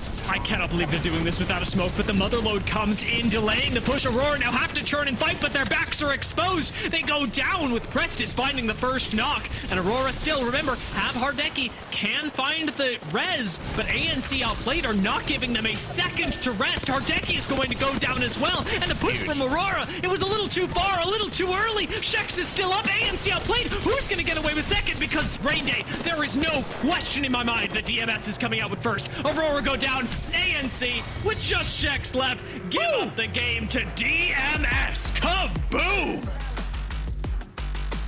And I love how we ended that one on onomatopoeia as well, because that needed some emphatic finishing just to showcase how strong of an end zone that was from DMS. Prestis, Taskmaster, and Ozis. Man, that was a masterclass in it. They put both of those teams against each other. They didn't get overly aggressive. We've actually seen this zone a couple of times in our split before, and it's a difficult spot to fight that team on that rock side. And I think that ultimately, though, when you're given a zone like that, the measure of a team is how well do you take advantage of it. And for me, that's a great sign from DMS being on their game today, Dia, being able to grab a win with two great teams who were definitely going for it and doing everything that they could, not able to push past their solid defense. Really smart use of the mother load. I credit where it's due. Using Fuse is incredibly difficult, but you've also got pretty quick uptime, and I expect a couple of ultimate accelerants, because we saw it used quite a few times in the last couple of zones. Recognizing how important that tool can be to stop a push no matter what, DMS do not waste it early to dissuade Aurora. Instead, they save it until Aurora can no longer even retreat back to their previous position, and that was really impressive from them. They navigated Climatizer fantastically, and I have too many good things to say about this team. DMS really navigated that end game, that mid game perfectly. It goes to show too, DMS starting in Climatizer, it finishing so close to Climatizer, there is an advantage in some ways that we see could be possible with those types of zone finishes, but we've also seen it go the other way. So it's really hard to say what's what. There's pretty much no guarantee, even if you start in zone, that you will make it to top 3, but you certainly feel like you're given the best chance possible. And that's what, again, I'll reiterate, DMS had some cards go their way, but they played their hand perfectly, and that results in a 22-point game. Massive stuff from them. ANC Outplayed again.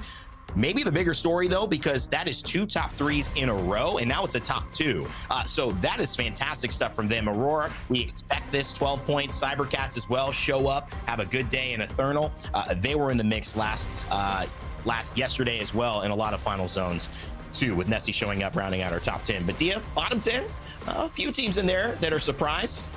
Yeah, it happens. Some teams go down a little earlier than they would like. I'm a little surprised with the way that GoNext ended up pursuing this game, as they actually did take the rotation that we were looking for, but stopped a little bit short and ultimately just got caught up in the mess of teams. I think Cybercats was the one that really caught them off guard, and ultimately you can rotate perfectly, but it is going to come down in Apex to the to the balance of macro and your 3v3 capability. In this case, GoNext maybe coming up a little bit short, but you know, I'll give him a lifeline for this one. DMS do manage to grab first place with an incredible amount of damage. Aurora right behind them, and ANC, I think, continuing that story, like you said, likely our biggest story so far, but still not our flashiest. ANC are doing like nothing that attracts attention. They sit there, they play Apex Legends, they set up their Watson, and they just wait for the game to give them points.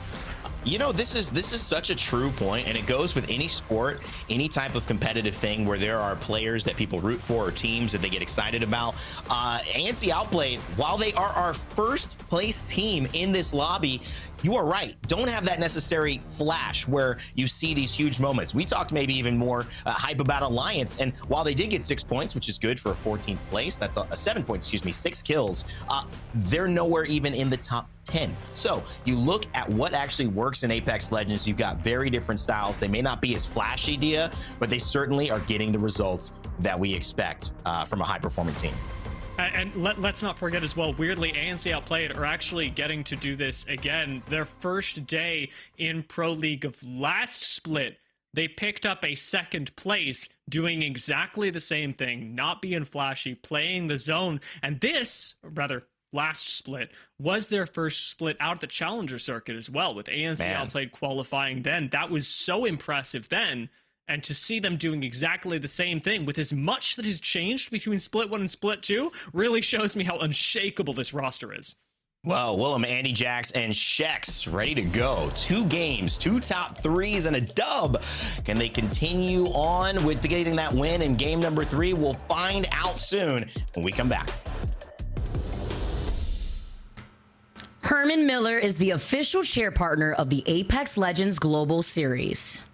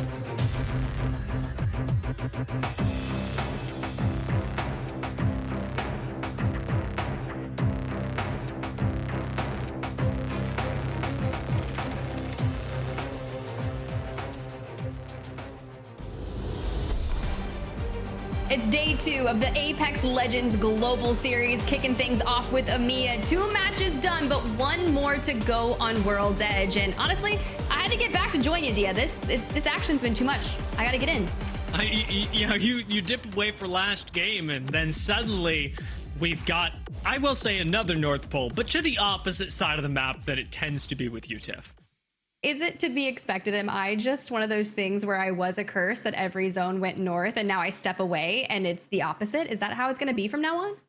It could be. It could be. I was really impressed with the way that these teams navigated a very different northern zone, however, because moving up through Geyser Overlook was what a lot of teams ultimately had to do. And you and I both know, Tiff, that tends to be a really big culling ground. A lot of people actually made it all the way up to Overlook before ultimately going down to a zone that pulled very punishingly into the east.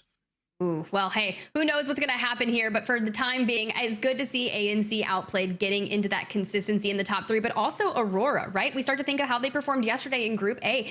It was, lo and behold, very uncharacteristic of what we've seen from Aurora, and now look at them, top 2. Love to see it. I would like to retract my previous statement. I am no longer a doubter. I thought I really thought in my heart of hearts that Aurora playing out of Geyser was not going to be good for them. And I have no more to say about that. I was wrong, and I admit it. Aurora, pick Geyser whatever you want. I just want to hear the one line where you started with I just want that one really quick. Aurora, I was wrong. You have done. I didn't need to start with Aurora. It was just the fact that, Dia, you are almost never wrong. So I really do enjoy hearing it when you have to say it and kind of own up for yourself, because you are so impressive. But at the end of the day, you know, I'm lying in wait while we kind of get that match number 3 geared up and ready for you guys.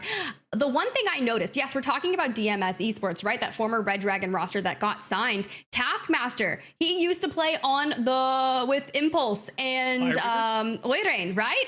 Yeah. Mm-hmm. Yes, and see them coming in from the qualifiers, locking it down and performing so well to grab that win. There's something to be said about that.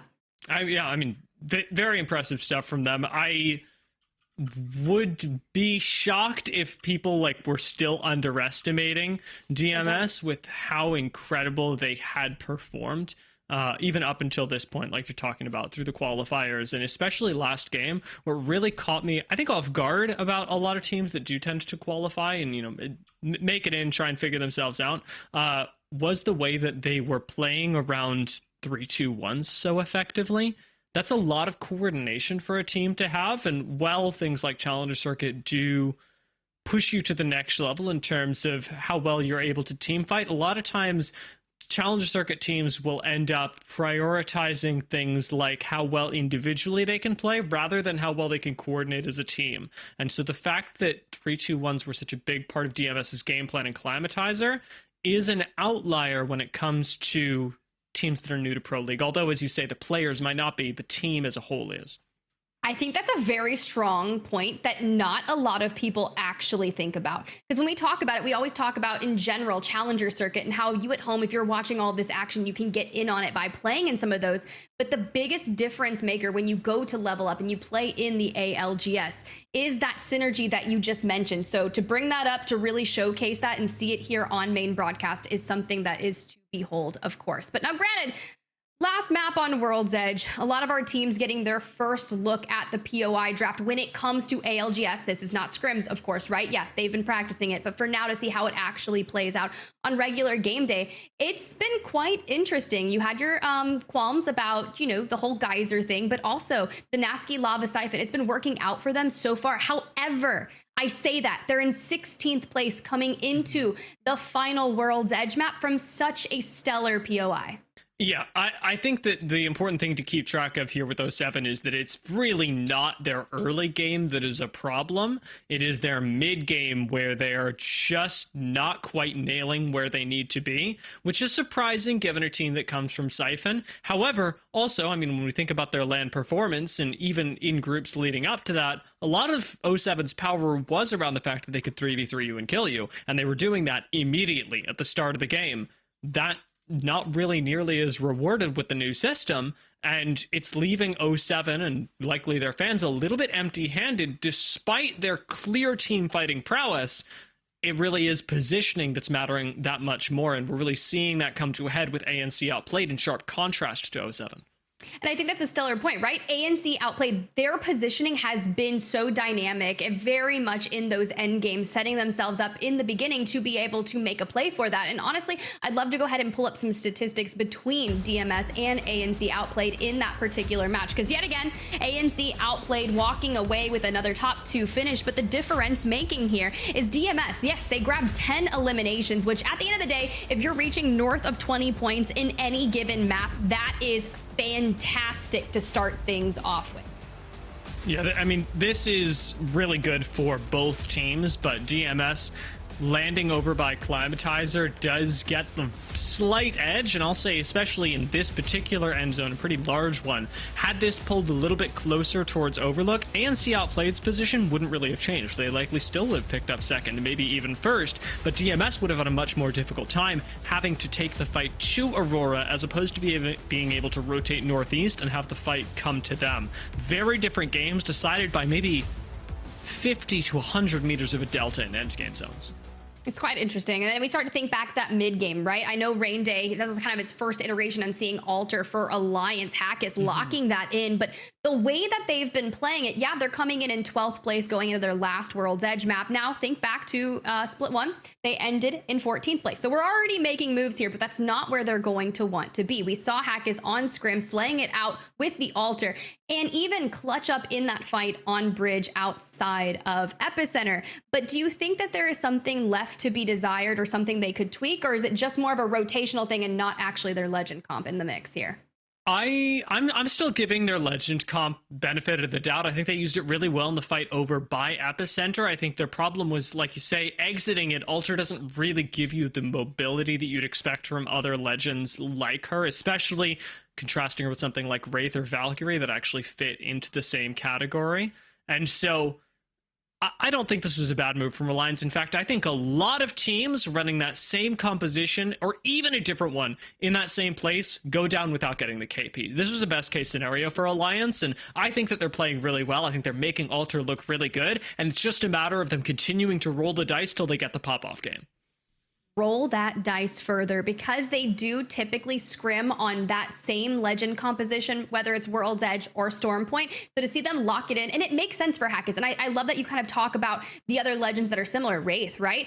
But Hackis is the one that previously is known to experiment with other legends, such as Ashe per se, right? Same kind of portal utilization. And I think history serves me correctly. He was the one that would lock in Wraith back in the day. So very on brand for Hackis. Yeah, I mean, he's, of course, looked really good. I am glad that we're seeing a portal-based, void-based legend still work, at least in some way for him. I think it's a lot better of a fit than something like the Ashe would be. And so we'll see what this looks like. I do still think that there's a lot to be critiqued in terms of Altar and what she brings, or rather doesn't bring, to team mobility. Even as we've seen good uses of the Void Nexus, you do have to pair it with Watson. Control of legends are essential. I've got so much to say about it. So much to say. Dia and I could literally run a podcast on this and just break it all down, but we're not going to do that right here, okay, guys? Because instead, we're going to cut to a quick break. We got match number 3 on the way, and we need to get some things situated before we drop on into it. See you just after the break.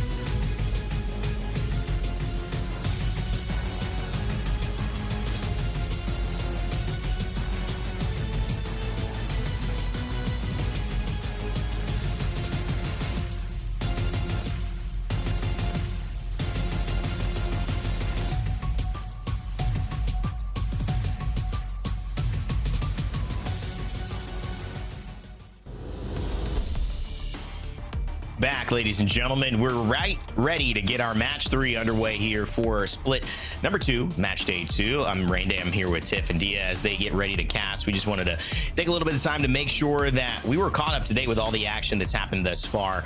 Big notes for those just joining us or maybe getting excited to head into it. Can ANC Outplayed continue to outplay the competition without a win? 2 second places in a row. Dia, you were talking to me earlier about how excited you are to highlight this team finally. What makes what they're doing today so successful? I don't think, weirdly, that it's much different than what they were doing last split that makes them so successful. Although, I will make an important caveat here that I think it's much more geared towards the early split when teams are still figuring each other out. ANC Outplayed's playstyle doesn't actually change that much throughout the split. They still are very zone-oriented, and right now, they get to take advantage of a lot of the growing pains, the early chaos of the split. They still will look good later, but you'll notice that they're not really taking a lot of 3v3s, and that in the later part of the season can punish them. I think last split they ended around 17th overall, which is good, which actually for a lot of teams is great. You're top half. However, in the larger scheme of things, you do want to be getting a few placements higher if you're going to land, and that is something ANC Outplayed can work on despite their early success. Well, thematically, let's walk back through our first games and talk a little bit about what we've seen, because, Tiff, it's been interesting to watch ANC Outplayed and Aurora be in every single top 3. However, they haven't won the games. It's been GoNext Esports first and DMS in our second game taking the first place wins. What does that say to you about how this lobby is functioning so far? It says a lot considering yesterday Gaming Gladiators were able to take the overall despite not having any wins either. And with ANC Outplayed kind of kicking things off very consistently in terms of 2 second places, both with 7 eliminations, it just goes to show you that if you focus on that long game and focus on the position in general that you want to play from that end game, that the eliminations will come, and that's surely what they're doing. That's a great point as well. The team who won yesterday did not win any games, but they did get 2 second places. So for tracking that, so far ANC Outplayed are looking like they're the next contender here. But Aurora, a team that is really a marquee team here alongside Alliance, which we could spend probably a whole block talking about Alter and what Hockey's is doing, but I'm sure we'll have plenty of time to highlight that. I think Aurora, to me, is a team that gets to play back-to-back. They played yesterday. They had a pretty lackluster day. I'm looking at it right now. They came in 9th place. So that's not what we expect from Aurora. Dia, expand on what the impact is of a team like this just in this region, because they are a favorite. They're kind of raised above the rest in terms of what the expectations are. So starting off like this, unlike Falcons maybe in North America, it's not the strongest start. Maybe a little something to prove here today. Very well could be. I mean, I think that Aurora are a team that push the region to be better at fighting and not just at holding down spots. I think Alliance do a really similar thing. And it is nice that we have 2 teams that are at the top of their game that both push everyone in that direction. I do love that they also push the region to experiment, to find their own personality. When we're looking at things like the Altar and things like the Lifeline, both of which the separate teams are introducing as their edge, I think it's really healthy for EMEA to have 2 teams that are both willing to fight and willing to experiment at the top. It's also starting to look incredibly good if you name your team with the starting letter of A, because Aurora, Alliance, and ANC Outplayed, all pretty high performers. Tiff, I don't know if there's a plan there from EMEA, but we've got the 2 passions, we've got the GoNext and the Next, we've got the A's. I mean, there's a lot of similarities here in EMEA. There are, but something that I want to kind of backtrack on before we go too far is what we're looking at in particular. And I think the POI draft is the big shakeup. And I don't want to keep harping on this, but this is one of the biggest changes that we've really seen in the ALGS for the time being. And looking back at the drafts yesterday, just alone for Aurora, they landed Sky East. Today, we're going Geyser. Now, granted, we would look for a Sky West with them similarly because they're playing Lifeline. They want the Trials loot, right, Dia? So with Apex Warlords yesterday locking in Sky West immediately, Aurora decided, no, we're going to focus on our Stormpoint POIs. They grabbed that ever-familiar Cenote Cave. They did the same thing for ANC. They picked Cenote Cave first because they had the 11th pick, and Sky West was already taken by EXO, so what are they going to do? 8 out of 10 went to the World's Edge POI. So they grab Geyser, which if you're starting the game, 3 different maps, right, of World's Edge, and you have to locate yourself from Geyser, that makes your journey that much more difficult, in my opinion. So the POI draft just out here shaking things up. Yeah, I think it's fascinating that they've selected Geyser and are doing so well from it. A lot of that, we can look at and go, well, this is a really strong fighting team, so maybe they'd succeed from anywhere. But I would doubt that, and I'm actually looking forward to not just the rest of the games today, but tomorrow when I get to go back and VOD review what Aurora are doing, because I think a lot of teams are going to be doing that as well. it's tough to find success out of Geyser, and to see Aurora on the first day of the POI draft doing just that when their playstyle contrasts so sharply with what's been successful from Geyser before, Randy, it's nothing short of like miraculous. It is. And the other thing we got to remember about Aurora is they love to play edge. That is their style. They've cultivated it so well with the Lifeline and these new Evo caches, which in season 20 with the perk system allowed this new lineup to really take advantage of all that was available. But now with Geyser and the northeastern kind of north zones, it's been more difficult for them to avoid conflict earlier on. Yet, so I think this is still a great sign for them, not getting their priority play style, not necessarily getting the easiest abilities to maybe backtrack all the way west or southwest zones and kind of come in late to the fray and keep fighting those teams on edge. They've still managed to get into those top threes. So for me, this is the type of performance I would be expecting of a team to bounce back from after an okay day number 1, and now obviously looking like a favorite here in day number 2. But that leads us to, as we're still getting this lobby underway, we appreciate your patience. You know, we love having a podcast, but this actually isn't our intention to do it right now, but we will keep you entertained while the games get ready to get going. Alter is a character that I've been really focused on, and it brings us back to another big name team, Alliance. Alter to me and Hockey's, why? First of all, I always love and notice that Hockey's tends to pick these characters that are on the edge, Dia, of maybe being relevant. We've seen them play Ashe in Pro League. We've seen them utilize the Rampart before people were playing it. We've seen now Alter as well. What is it about Alliance and these picks, and what do you really think Hockey's and Alter can put together here in a Pro League split? I think one of the best things about Alliance is they've got a really solid game plan outside of their legend picks. And so what Hackis is able to do by experimenting is try and find them a niche and edge, a lot like the Lifeline for Aurora. And we've actually made that comparison before, saying, well, you know, we've got these two teams that are experimenting. And I think that the Alter...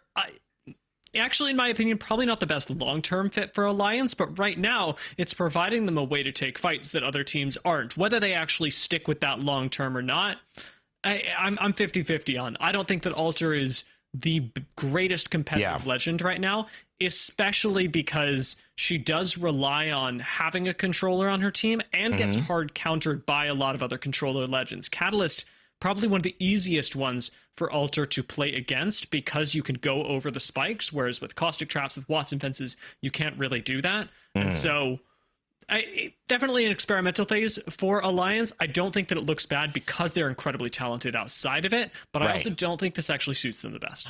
Well, interestingly, and I'll leave this to you, Tiff, my mind goes to, what does Alter bring? I mean, why is Hockey's thinking of this, right? And you brought up Catalyst, Dia. It kind of sparked my mind. I want to see how you think about it, Tiff. Is it a semi-counter to Catalyst? I mean, you're holding walls, you're creating doors. Alter just goes through that pretty easily, so you don't have to worry about ever being blocked out of a spot that you want to get aggressive on. Yes. So I think that's great that you're going to throw it to me, because let's go ahead and bring up the man named Tech. And this has completely ruined all of my ranked games. Thank you, Tech, in North America at one point in time. He was pairing Alter with Crypto, right? So you immediately throw down the EMP and you use Alter to lay siege to a building that might have been super defensive alongside the Catalyst with the ferrofluid reinforcing the doors. And granted, all the changes that came through for Catalyst at the start of season 21 with Upheaval, a lot of people locking her back in. But at the end of the day, I think it's interesting to see what they're utilizing. Now, granted, the fights that we've witnessed from Alliance from our first two games really haven't showcased Alter in some of the best light that we could have seen, right? You guys were casting it. You were saying, hey, she's great to get you back onto high ground. It gives you a little bit more of that verticality that Horizon typically did with the gravity link. For her Q, and it's the same. That's Alter's Q, you know, the void passage. It can go multiple ways, whether you want to go through the wall, you want to go up a building, you want to do all of those things, and they lock it back in for Storm Point. Now, thinking of the high to low ground on Storm Point, we could see that come into effect a lot more there. Despite that, I don't want to think about what Alter brings to the table. I also want to think of what they're giving up. Because the majority of our squads are running Bangalore Bloodhound, and in this heavy scan meta, that end of the way, we're giving that away. But enough about that, because we could honestly go on forever, you guys. We got the map rotation. We got game number 3. Thank you guys for being patient. We wanted to make sure that all players were connected up to that lobby. So go Rain Day, enjoy that break. Dia and I, we got you from here. Thanks, guys. Bye, Rain Day. it was nice having him on for just a little while in between the games. But as we said, last game of World's Edge has been coming for quite a while now, and I do wonder what we'll get to see. We have, as is the TIFF boon, shall we say, had 2 northern zones so far, albeit in very different sides of the map, very different looks at how these teams will choose to play. So for game number 3, I'm expecting this one actually to be entirely different, but I've said that before and I have been bitten by it. So TIFF, what's your guess? You know, I honestly don't know. It would really be cool if we could get a southern zone for World's Edge. I have not seen a thermal station zone in a very long time, and when I look at the list of potential zones that we've witnessed so far in Split 2 across all regions, not a single thermal station zone has appeared. So as we kick things off with DMS over here in Climatizer, a very location that Taskmaster is experienced to playing from. Already, I mean, an incredible start, and because they've got the Evo Harvester spawning just north of them as well. I mean, this is not that far out of the way for a Climatizer team. I think it's a really good look for DMS early on. It does require that they move a little bit further to the south with this particular zone, however. And that's something we can look forward to in the next couple of minutes, as a lot of teams will be making their way over towards the mod stacks area. And DMS have the opportunity to move in through the eastern side of the ring, sort of mirroring 9 Lives out of Overlook. We'll have to see what that looks like. You're right, you got the Evo cache. We're already grabbing some of those well-needed attachments. You can see that heavy Mac ping, but let's go ahead and see where the zone is going to be going to, because we've already talked about that rotation. Will it go north? Will it go south? What's in store for some of our squads? We got to check in with that. And well, hello, 07 gifted a beneficial zone. I mean, it's kind of crazy that 07 do not have to rotate that far. And with Aurora right there, they actually might get caught off guard early. I do want to highlight, however, that some of the teams like DMS are going to be rotating, as we said, over through Overlook. This will be a similar rotation path that they took last game, and are going to have to choose. Do you go through Tunnel and maybe get cut off here? Or do you play for the high ground and these choke points? These 2 choke points that, again, are critical. In fact, all 3 of these points are critical in an end game. Sounds like there's some action already occurring, because a lot of our squads will start collapsing on each other, whether they decide which choke point they would like to go through. And Aurora in particular will have that ring console. They'll have the survey beacon. So whatever information they'd like to gather from that survey beacon, allowing them. But next up, we talked about this, right? Those choke points outside of landslide bring them a lot of action with ANC outplayed and 07 elsewhere. It's Cinetic already down here from next up, having to kind of focus on. There comes the Bloodhound scanned. It'll give that information straight up to Arctic, who was just looking so good in map number 1. But Zidon, you've got to be weary of the power that man brings when it comes to the fragging potential. Arctic's almost got it, but he's getting out angled. Crossfire's coming in for him. J Savage is going to slide on up. Arctic almost goes down, but with the help of Nag, stays up and takes out FA Kids. You've got to be weary about how you're going to keep that reset moving. But for GoNext Esports, already finding some good damage here. Straight on over. Kashera grabs that knock onto 9 Impulse from the high ground. We don't want to let Hardeki get a chance to even let that lifeline res go through, and Kashera is on another level. He is just throwing down so much damage. It's Kashera's day. And Aurora are down. We did talk about them getting caught off guard. I thought it was going to be by 07, but no. A really nice wall up to the high ground by GoNext takes them all the way back into...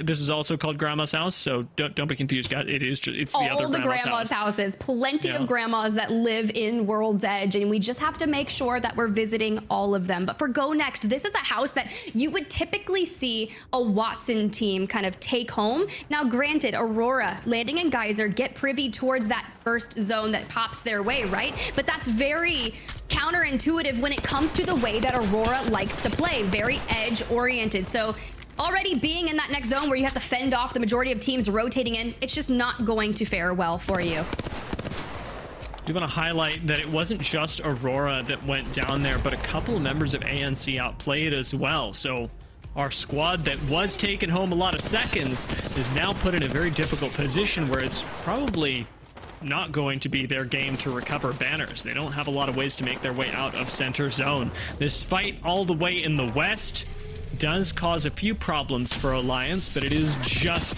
slight annoyances, especially early on into this game. Nobody's seriously gatekeeping in Ring 1 with your ability to tank it. Instead, they're poking for a little bit of Evo, perhaps the chance to get a kill, but not a whole lot more. It's gonna be nice. They're gonna be working towards purple evos here. They've got an evo cache. They had a survey beacon down here at Mirage, so a lot of well-needed things. And Unlucky debuting that newest Watson skin that just dropped, and you can see here Kneecap's wanting to hit that res over at Landslide. They should be able to get this one off, as Exo Clan still very much on that lava fissure side. But we did look at Alliance at Mirage nearby. We'll be able to say, do we want to push on over to this and rotate north to go south again, or do we just play our own game and stay through staging?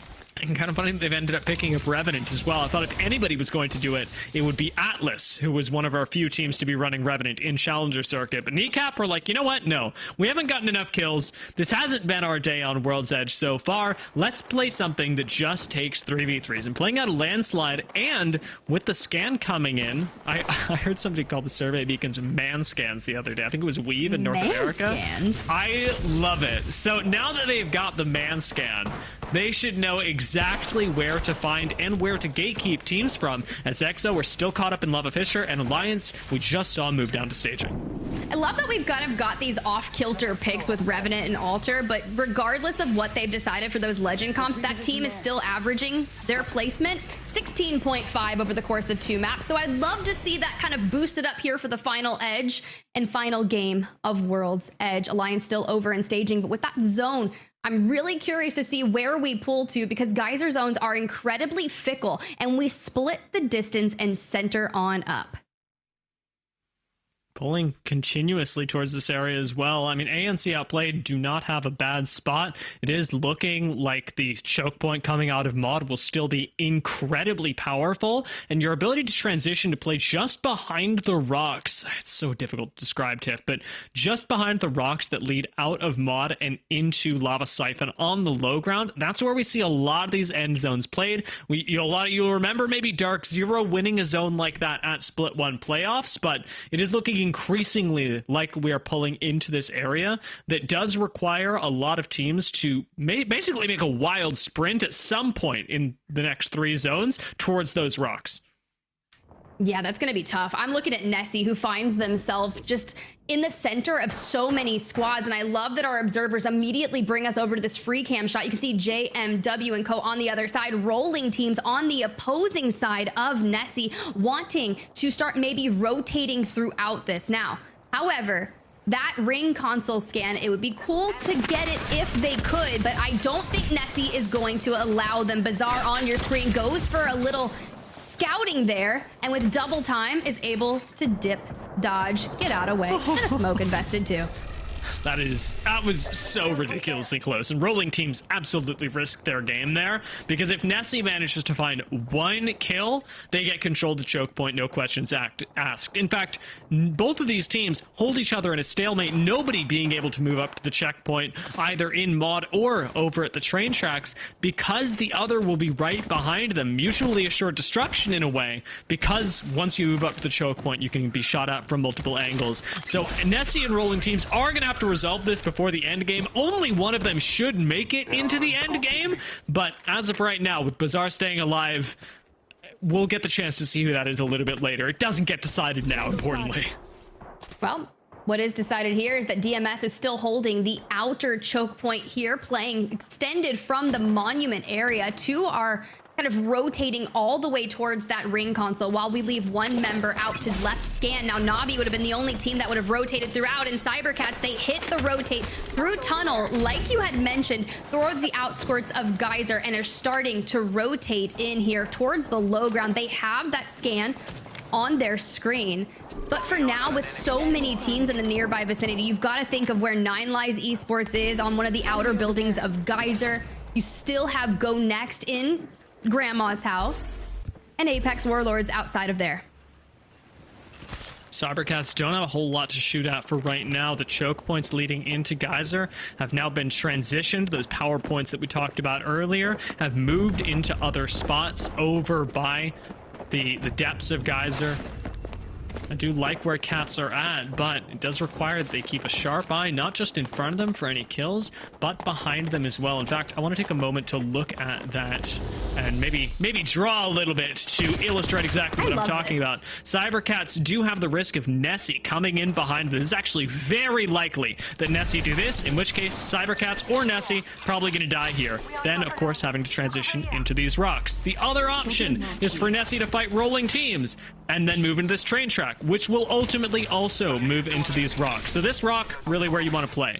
There is, however, one other spot, and that's where Trojan hold right now.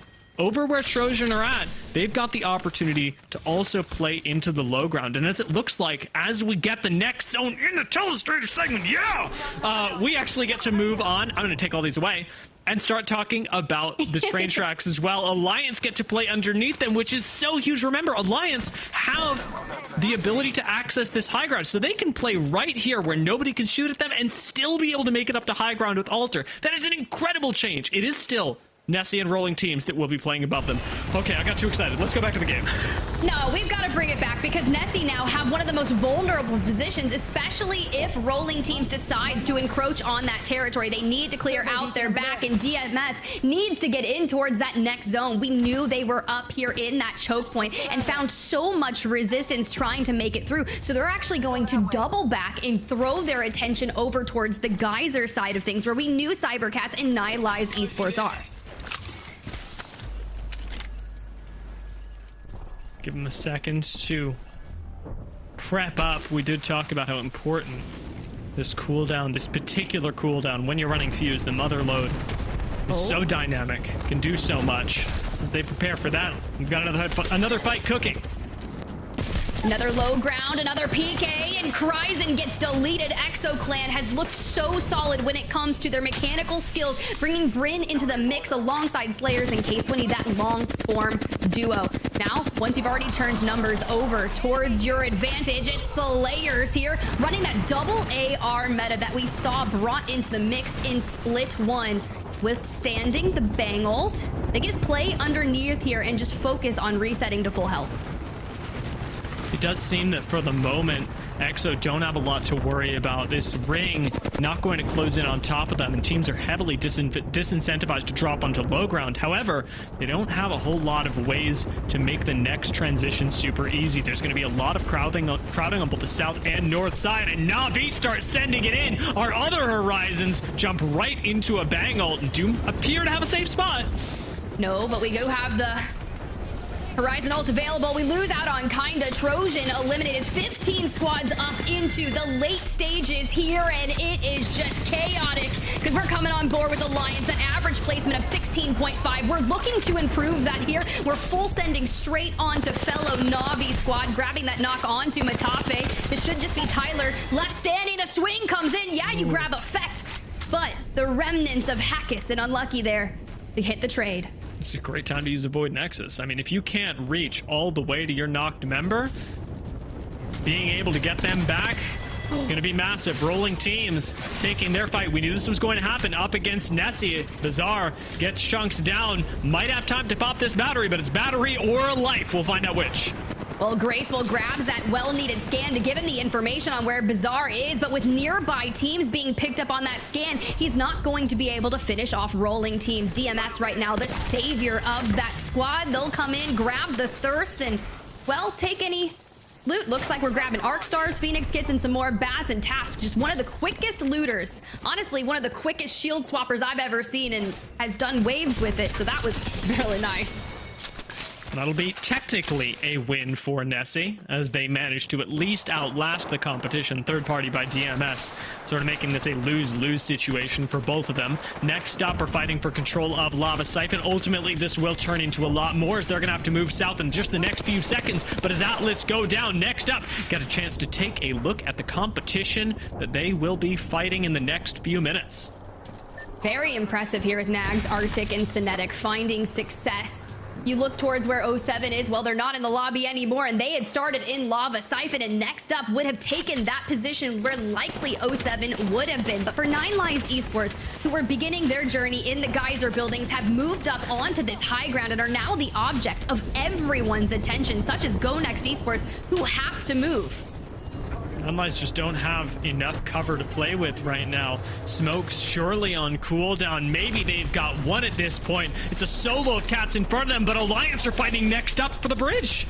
They've got the HP gain on Nox in the Beast of the Hunt, and they just want to take all the angles. You mentioned Alliance would move in down on the low ground, but I don't know if they were ready to deal with Next Up from the height. Alliance deleted, cybercats, ExoClan, Apex Warlords, Nessy. I feel like I'm reading a receipt over here as our lobby has just disintegrated.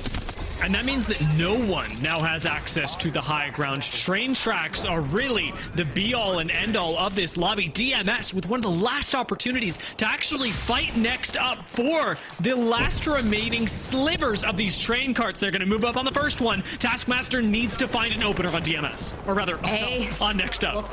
We'll see if they can do it. In the meantime, a lone member of ANC Outplayed is looking for yet again another second place. In between all of the chaos that we're witnessing, GoNext over there on the low ground. Next Up playing from where that train track really shelters them. And you can see Shex over there just on the screen. He's vibing. Ratting in a Bloodhound meta couldn't be me. This is actually unbelievable that ANC Outplayed get two of their members taken out without Watson, without any of the tools that they would normally have in an end game, have still managed to make it into the top 5 and could make it even further. That is absolutely bonkers Apex Legends to me.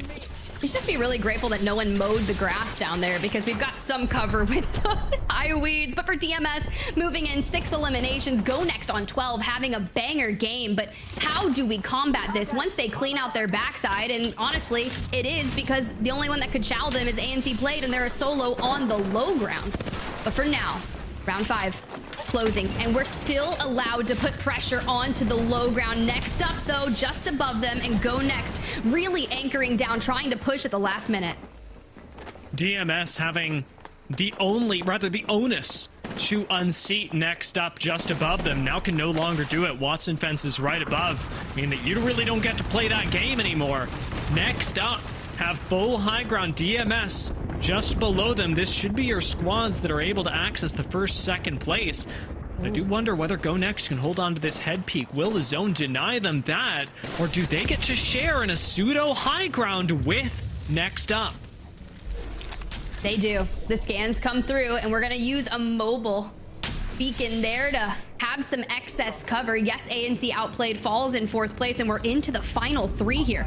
But this is going to be scary, and where I would have loved to see Alliance in the end game with the altar to use Void Passage to try and change on through all of the high and low ground areas. But for another day, we'll wait to witness this. Kai, though, longbow in hand, that's going to allow him to poke once potentially these two start fighting, but we're just waiting to see where that final circle starts to pull through. And Next Up, they drop down, use the zip to try and make a peek, but we go for ultimate low, and Arctic already throws the Jenny down. That Devo's lying in wait.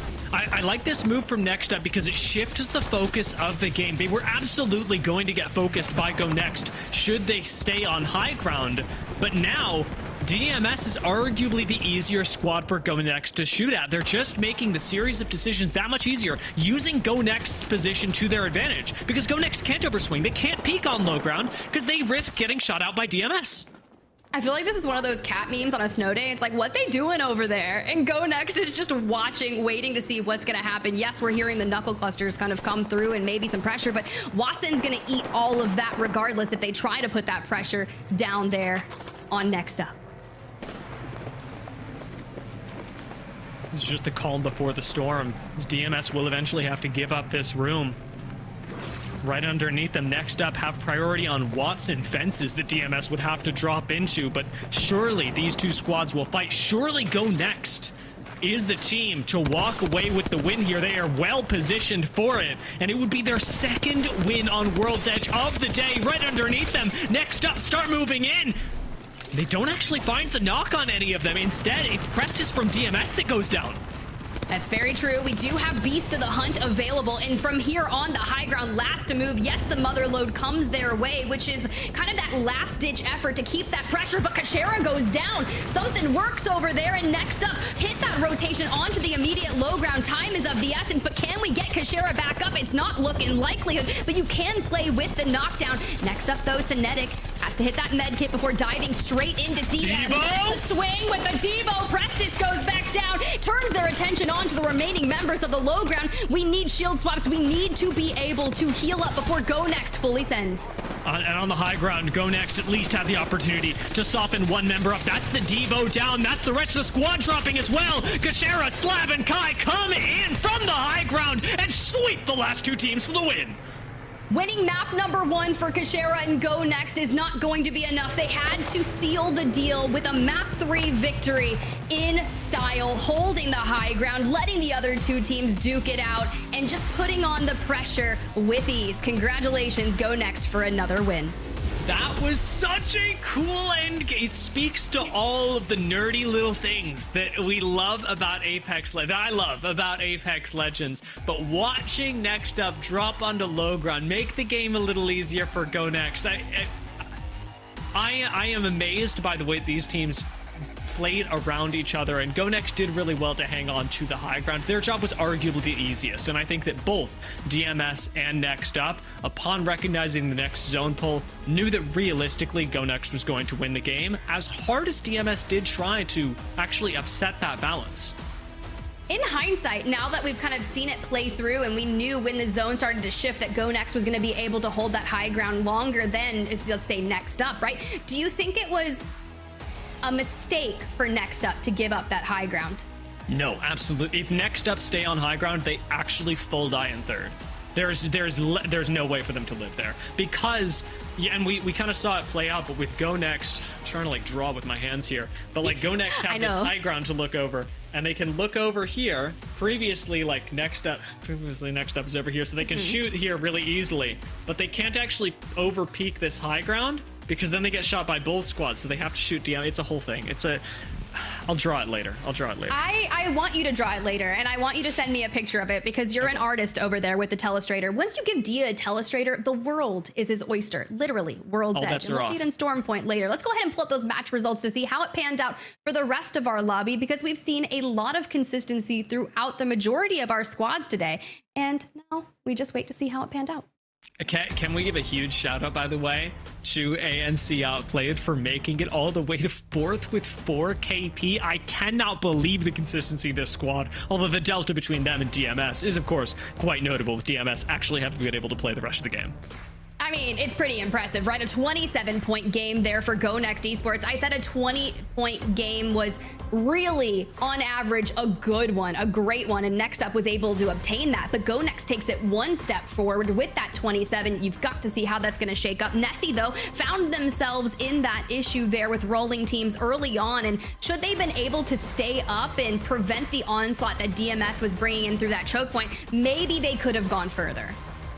Well, quite possibly. I mean, looking at the way that DMS played that, I am surprised that teams like cybercats weren't able to stand in their way. But to even find cybercats, you got to look at the bottom half of the leaderboard, because they were unable to really leverage the position that should have aged well into the zone that I was looking at initially. Playing around the rock, cybercats would have had a much easier time should they have been able to stay alive. But this time, because they are to rotate so far south, and they were banking on essentially a no cover rotation anyway, they not only pick up no kills because nobody else has to rotate around them, but they also don't get to live that long and ultimately find themselves in the bottom 10. You're talking about not living that long. I'm looking at Aurora landing Geyser, 07 landing Lava Siphon. It doesn't matter. You can talk all you want on the timeline, but when you get a zone that would benefit you in Lava Siphon and you go out in 20th place, that has got to feel tough. But for our series results, the teams that have remained consistent will find themselves at the top. GoNext Esports, 47 points after 3 games. Quite impressive there, Dia. Yeah, staying well ahead of the pack. DMS just 11 points behind them, with ANC Outplayed sandwiched between the two, keeping it there consistently, unshakably. As we move into Storm Point, I can't help but wonder, because you actually brought this up at the start of the broadcast, Tiff, but whether teams are actually going to be able to play for KP in Stormpoint, and to the detriment of ANC Outplayed, because that is the one area in which they really do lack, especially when compared to other teams. They don't play aggressively. Yeah, I don't think we talked enough about that, because a lot of people went into their POI draft picks thinking, where can we win the most World's Edge maps from, and then focus on that Stormpoint KP like you mentioned. But Rain Day, we've got to get you back in here. Welcome, welcome, welcome. We got a lot of things to shake down before we move on over to Stormpoint. Yeah, and you guys hit the nail on the head with all of the intricacies of that final zone, yet again giving GoNext Esports a chance to get their second win out of 3. We were talking about ANC Outplayed. They've played a completely different style, get into top two, and then ultimately a top 4, which is incredibly efficient, and that lands them second place overall. But teams like DMS, and now especially teams like GoNext, showing the value of being able to win games. Now, they got 11th in their second game, which is, again, lacking consistency in that same way. But where does that firepower land? Kashira, we know him. He was in the middle of that play that ended up turning into Hal comes down from the heavens. It could have easily been Kashira comes from the other side of the rock and kills Hal. Wouldn't have been as epic of a call, I think, but I do, however, feel that he's somebody who knows how to win games when it matters. That's an important element to remember for GoNext. And I know somebody who's keyed in on important elements to win games, or at least to win match days. In fact, he won match day number 1 yesterday. We've got a very special guest to help break down the action. It is Luca Andena, otherwise known as Luke, the coach of Gaming Gladiators. Luca, it's great to have you here on the broadcast, and congratulations on winning yesterday. Thank you very much. It's very nice to be here, and thank you for having me. Yeah. Well, you know that let's go to it, because having us, Gaming Gladiators, you guys are previously Omit. You've got new representation heading into this split. How has it been prepping for split 2? And as a coach, what has it been like knowing all of the changes happening just from a roster and org perspective? And then also the POI draft. How have you handled that and managed to come out with a win in the first day? Well, we've had a lot on our plates, obviously, with our change, and we also swapped, as you saw, our roles around, because in the past we had the issue with Lufka having instincts to be an anchor. He has perfect instincts to be an anchor, but we had Blast play anchor because he played anchor all of his life. Lufka had played Fragger all of his life, so it just made sense to keep them that way. And well, we were working on different stuff. We were working on building fights properly, working towards our macro and getting that all done. And now we had talked about the issue of having essentially 2 anchors on our team, because you can work on your game only so much. If your instincts tell you to play anchor, you sometimes are going to play anchor, regardless of what you're meant to do. And since Lufka excels at it, we tried having Blast on Fragger, and somehow, I don't know, he is just amazing at it. He was good at it immediately. I don't know. I cannot explain it. I don't understand it. Nobody does, but he's just being amazing. And so we are adapting to it. We are still not on top performance. We are still not done learning, because obviously not much time. And then the draft came. And so we've had to prepare for how to draft, which PS to draft, how to handle teams drafting around us, tendencies. Blacklist International, for example, changing all their tendencies on draft day and definitely not throwing us off. It was definitely a pleasure to see them completely change everything they had done up until that point. I definitely enjoyed it. And but we've been preparing pretty well towards it, and it's not been an issue. It's actually been pretty fun.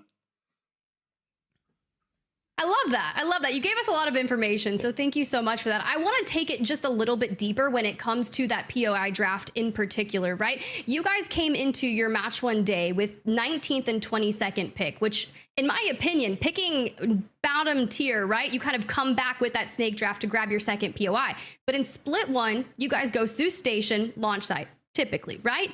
You were able to get launch site for World's Edge, but you switched things up and you grabbed Echo, which is as almost far south as you could go for Stormpoint. And you get, what, 2 to 3 days to make any necessary arrangements in terms of your macro rotation gameplay? Kind of talk me more through how you guys prep to go with that. Okay, so in our mind, we know that we are good enough to where we can pretty much play the vast majority of the POIs and succeed with them. And so picking Echo at 21st instead of maybe something more close to our Zeus of what we are familiar with just made sense, because Echo is so strong. It's unbelievable. You just have everything in your pockets. You have kitted guns, you have heals, you have a car to move around.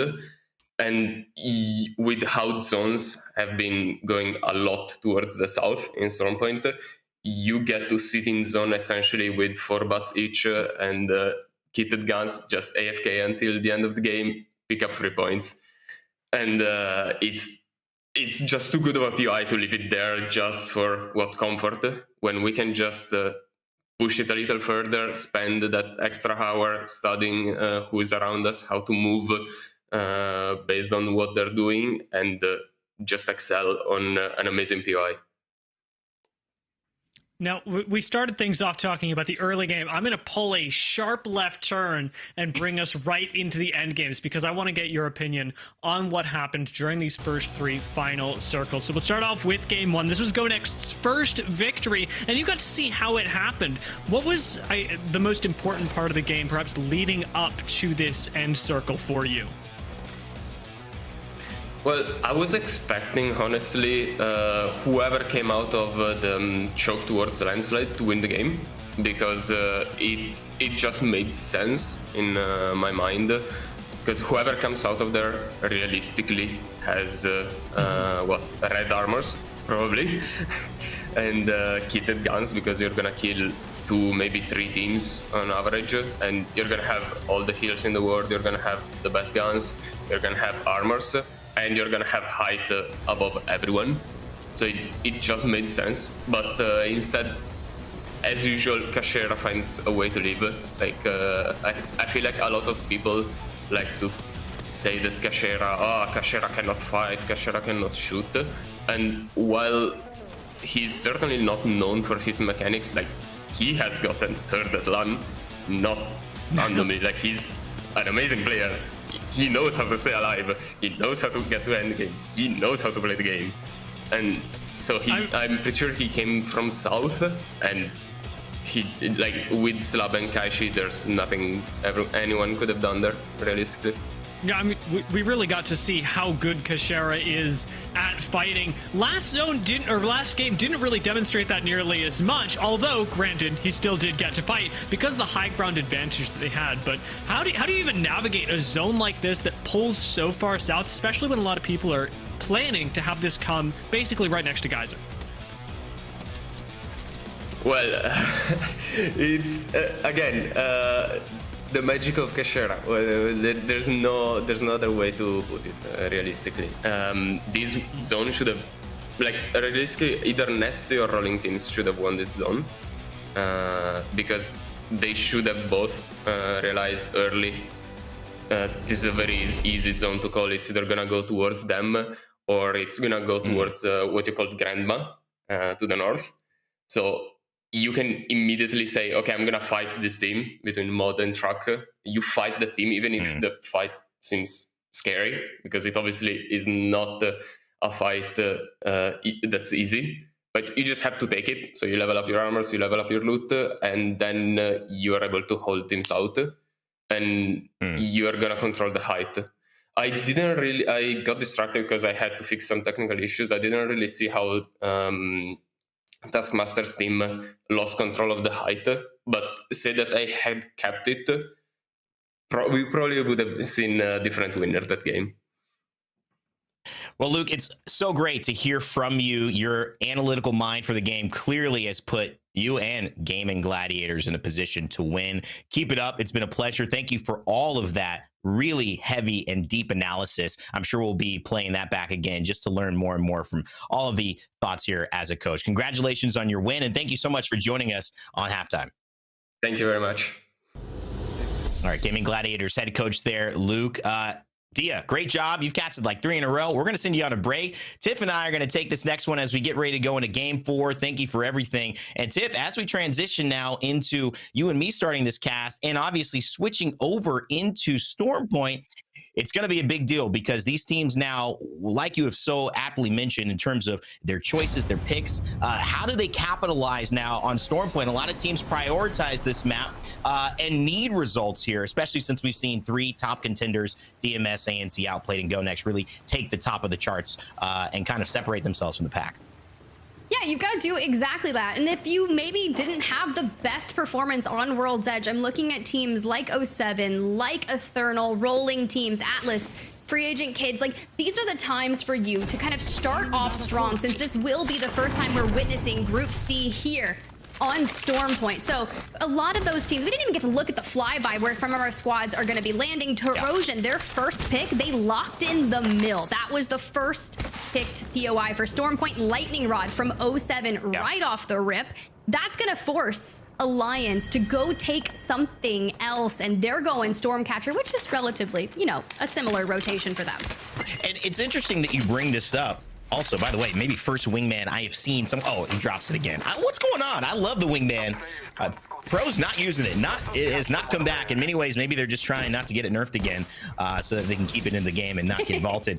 But ultimately, I do think that the way that we've approached the POI draft, it's been different from each team. Some teams have actively said, you know, we feel like we're weak on World's Edge. RKN mentioned that in the halftime approach yesterday. So we're just going to pick the best thing we can on World's Edge to try to counterbalance my weakness in IGLing on that map. Whereas Nessy feels pretty confident in being able to do pretty much any zone pick, but clearly they have prioritized Stormpoint, where they use their second pick to be able to grab it on Lightning Rod.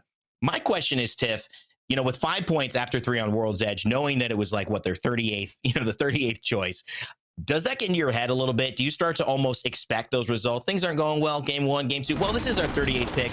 We'll pick it up on Stormpoint. I feel like a lot of teams could get into a mental struggle there, especially if they're not going on their priority pick, as Ethernal continues a little bit of a skirmish here.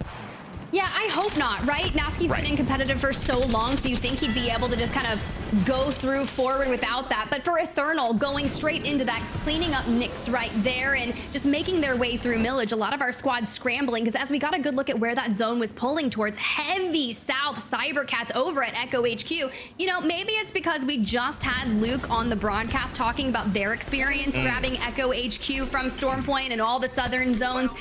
Maybe a little bit of manifestation. Who's to say the force is not with him? I'm not sure.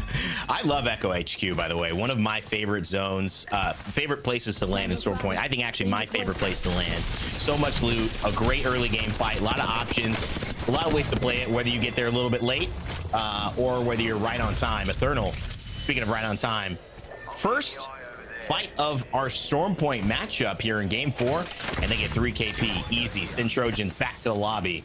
Just like that.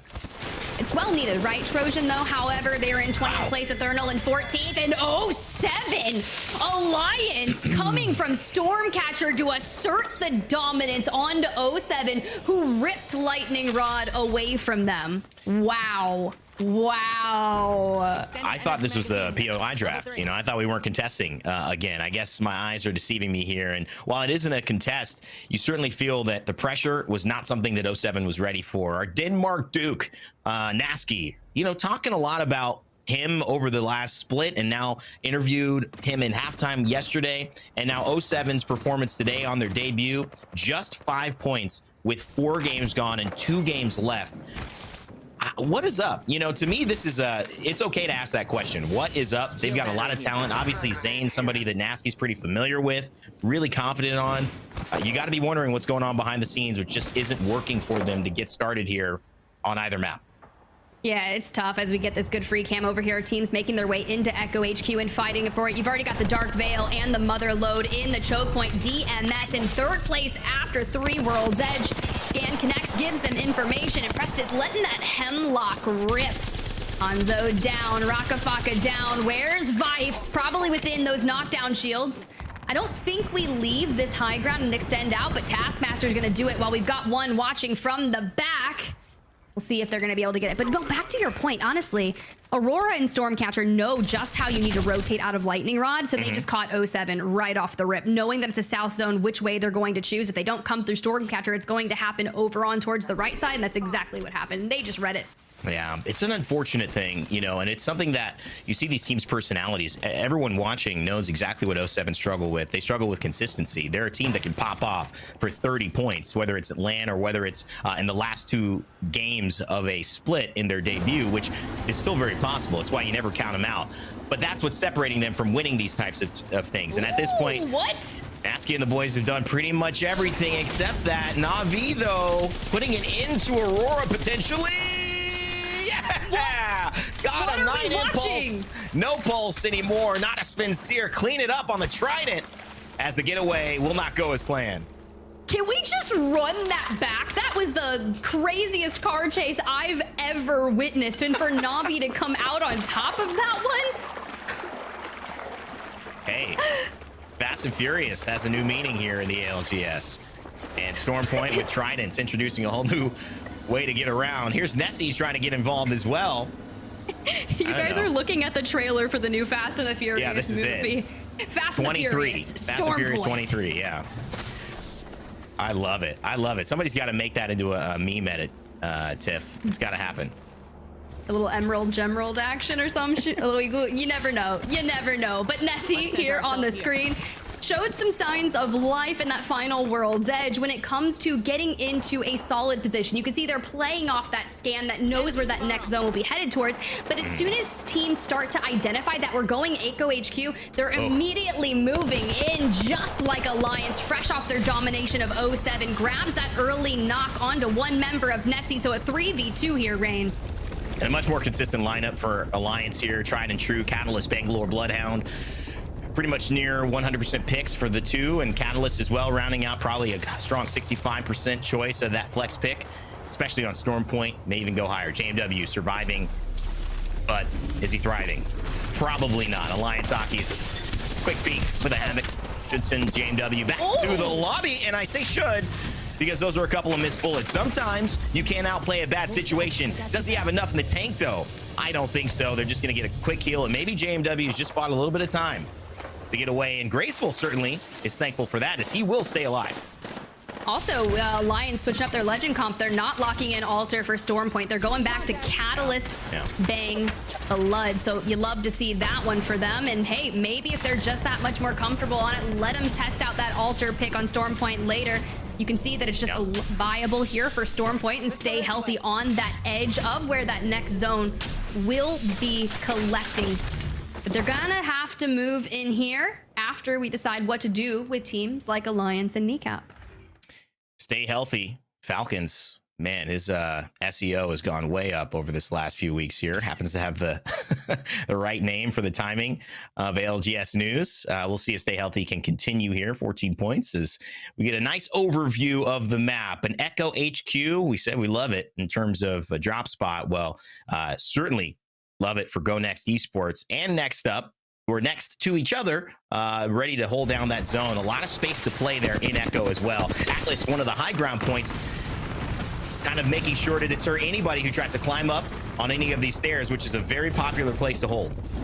GoNext on the low ground, Atlas making sure. And honestly, once a team decides to anchor down below you, it's very tough to look for angles, but you're just going to have to keep in mind that they are still down below. Kashera, fully healthy, just underneath. Now, I know you can get some angles here throughout the stairs. It's just not a fun fight. But since it's on the back side of Echo HQ, as opposed towards that eastern side, we'll just see what Atlas is able to do with it. Yeah, I think there's certain angles on the stairs. I don't think there's angles on these little like square platforms, which is what Kashira is using pretty well to just make the angle pretty possible. But since it's just one, they're just gonna manpower this one and send 2 legends out there to fight one, and it should be easy. Kashira goes down. It is not the only member of the team though, and so this will give still GoNext an opportunity to survive. But Atlas clean up their backside, and that will work here. Exo Clan as well, making a rotation, avoiding Na'Vi, or at least maybe throwing that Bangalore Rolling Thunder to deter Na'Vi. It's a big rotation in from Exo Clan, lighting Trident up in the north, and now have Na'Vi, who have found success already on Storm Point. 3 eliminations, all towards Aurora. Beast of the Hunt invested, but about to expire. And now we'll just have to rely on scans. Matafe, though, gets 1 smoke up and Adam, and it seems they've done enough to force Exo Clan to dive deeper towards Echo HQ, but here's the thing. Does Na'Vi wrap around and maybe look to clear out Pylon before they hit the rotation to Echo HQ? Yeah, I mean, that is a good point. You know, Storm Point for me, and I know Tiff and anyone who's watched and played this game, there's a lot of options in some ways on how to rotate, but in many ways there aren't. It's a difficult map to get a read on, especially once you've hit this point where a lot of teams are set up, because while there's so much space, certain high ground areas that you hold just mean that if you try to do anything except a Valk ult or an evac, you're pretty much just sitting in the water. So whether you have your Catalyst ultimate is going to be a big deal. Bangalore ultimates as well, on if you feel like you can make that rotation at least at the right time. We know Na'Vi just spent theirs, so may just be patiently waiting here until they get some more utility, because it is a bit dangerous. Speaking of dangerous, I'm looking at 9 Lives Esports playing that high ground over there, anchored in from where that zone has centered up. This is going to make the great collapse of Echo HQ even more scary. When it comes to terms, cybercats, they land in Echo HQ. They've been here since the beginning, and Next Up joined them. Now, there's going to be a lot of poke and shove over there, and for Na'Vi, looking to hit that evac tower outside of Echo HQ, they're going to have to choose, despite where are we headed. We're extending out to play the cliffside, maybe this fence line on the outskirts, and they get tagged up, but relatively free. And I love that Tyler preemptively pulls out the black hole, saying, do we need to put pressure on this, and kind of backs away, scans straight into Echo HQ, so they know they've got that information should it be available. But Vife's last standing. I think Matafe, once you kind of get the information that it's a solo, you might just go ahead and look to clear it out. Yeah, it's a tough spot for Na'Vi, but they're going to clean up Vifes and at least deal with one threat. This is not the best place to win this game usually, but right now, if you could just continue to look, what is it, north, I guess, if he turns completely around, and make sure nobody wraps around that other side, which every team is going to be trying to do, unfortunately, you're going to be able to at least, you know, survive as long as you can hold that down. Now, the question is, can you hold that down? It may not be easier. It may be easier said than done for Na'Vi. So keep an eye on them, because they are kind of in the middle of traffic. Maybe if they could take up Next Up and cybercats, who are holding the space there, they'll be able to find it. But Kneecap, let's go over with them. They're on the other side of the map. They're one of the teams that could rotate in, but they've got to get past this initial fight here going on. Tolkien running the Revenant, and he's got his ultimate still to be able to survive this, but it's an onslaught, Tiff. What fight? There's just 7 nades. That is the fight. We're like, all right, here's 3 arc stars. Anyone got any frags? Okay, let's throw those down. They're gonna get one knock. And Vincere, you can see, looking for that angle. Apex Warlords bring in some action to them. Now, once you've already done that much damage towards that team, it's going to be tough for them to hit that regain. But FA Kids, they make their way in from Pylon side of things and land. But look how much damage we're taking. Once you make that play towards too late on this southern zone, this is exactly what's going to happen, because they land between Stay Healthy, Kneecap, rolling teams, and even Na'Vi could take angles if they really wanted to. I'm just not sure what you could hold this with. I mean, not really even a Watson is available without some type of secondary cover. Maybe if you grab a Trident and you drive it up there and hold, because Alliance, you could see Apex Warlords and 9 Bongo Maxi Bambino, they all have angles onto that spot where FA Kids are trying to hold. And also FA Kids, if they start moving forward, are going to be forced into Natus Vincere. Natus Vincere on the other side. Now, this is starting to look interesting for our Echo teams because GoNext Esports, they're planning for this pull south, but Tiff, it doesn't go as south as they're expecting. So they're going to have to move in. And in fact, the team, like you see there, we were just talking about, not really having enough cover, and that should be the end of FA Kids. But they're going to survive as long as they can here. Should be. We get Kiner back in and he just goes down to 1 HP. He's not going to have any resources because he's not going to get his box back, and you only spawn in with 2 cells. So he grabs that. On lifeline though, we just have to wait for the cooldown to hit the drone, but it's not fast enough because everyone has already full sent on between. Alliance Hack is grabbing those first initial knocks. How do we survive here? Yeah, good avoiding of a lot of the arc stars. You get the grenades. There's a lot of pressure there. I mean, they bought time. Another mobile respawn beacon. Could they do it again? He wants to grab Banner, but he's got to win this fight. Devo coming out. 75 damage as well. Bangalore slides. He'll go down. It's just Jay Savage. What can he do? Dooley from Forge Gang, but he's revealed in the mother load, and he's just going to take a mother load of damage right there in the smoke. It's just a day late and $1 short for them. The rotation was not where they wanted it to be, and so FA Kids will fall down, albeit they'll put up a good fight and force Maxi, 9 Bongo into a tough spot here as they took a lot of damage going to secure that kill on them.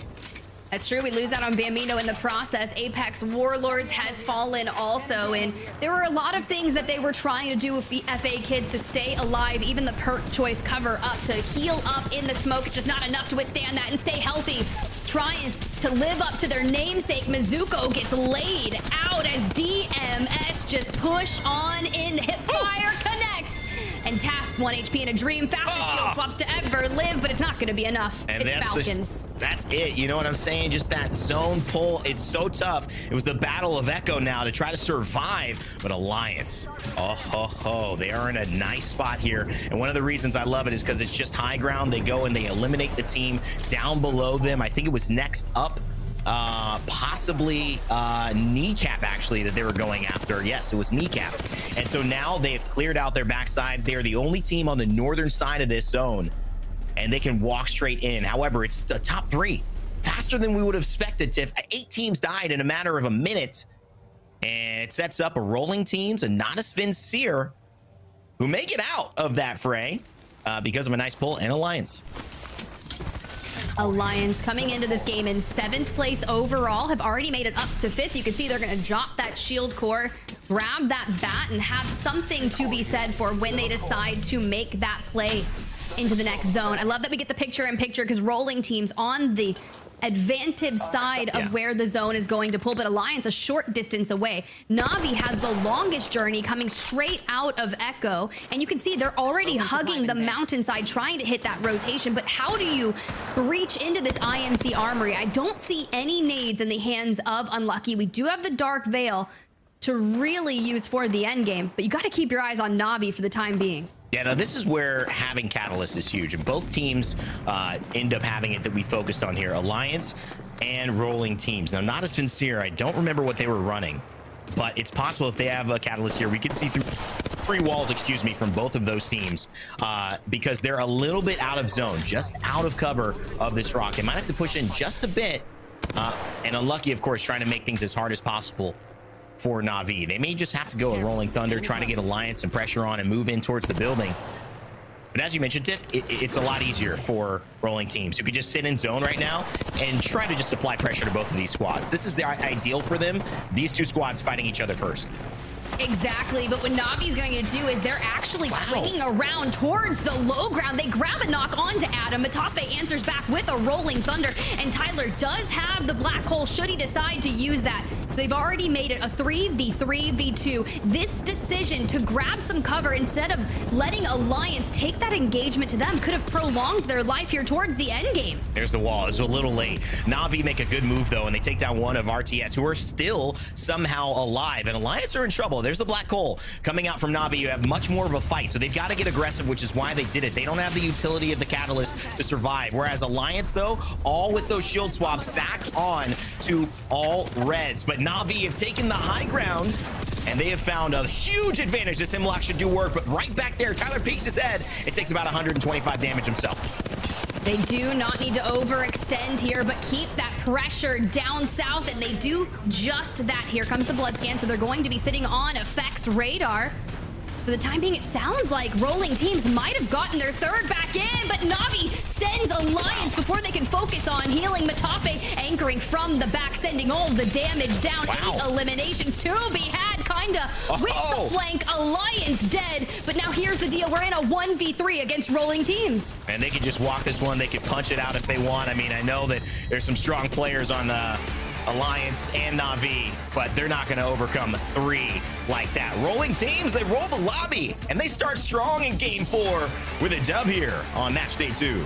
They started in Devastated Coast, they ended in Echo HQ, and their first win of Split 2. Well done, Rolling Teams. And honestly, getting into that IMC armory early on allowed them to have the most cover out of any of our teams in that endgame. It's a shame that we lost out on Adam right away from overextending, but the quick thinking to throw it back down and get him into the lobby really just saved them. Yeah, that was huge, and that's the benefit of time. That's the benefit of those zone rotations, and it's also Natus Vincere who kind of helped that. If there were 2 defensive teams who were kind of vying for holding space and using catalyst walls with dark veils to really, I guess, make it so no one could get aggressive on them, might have been a different story. Maybe pressure would have shifted onto RTS to make a move earlier.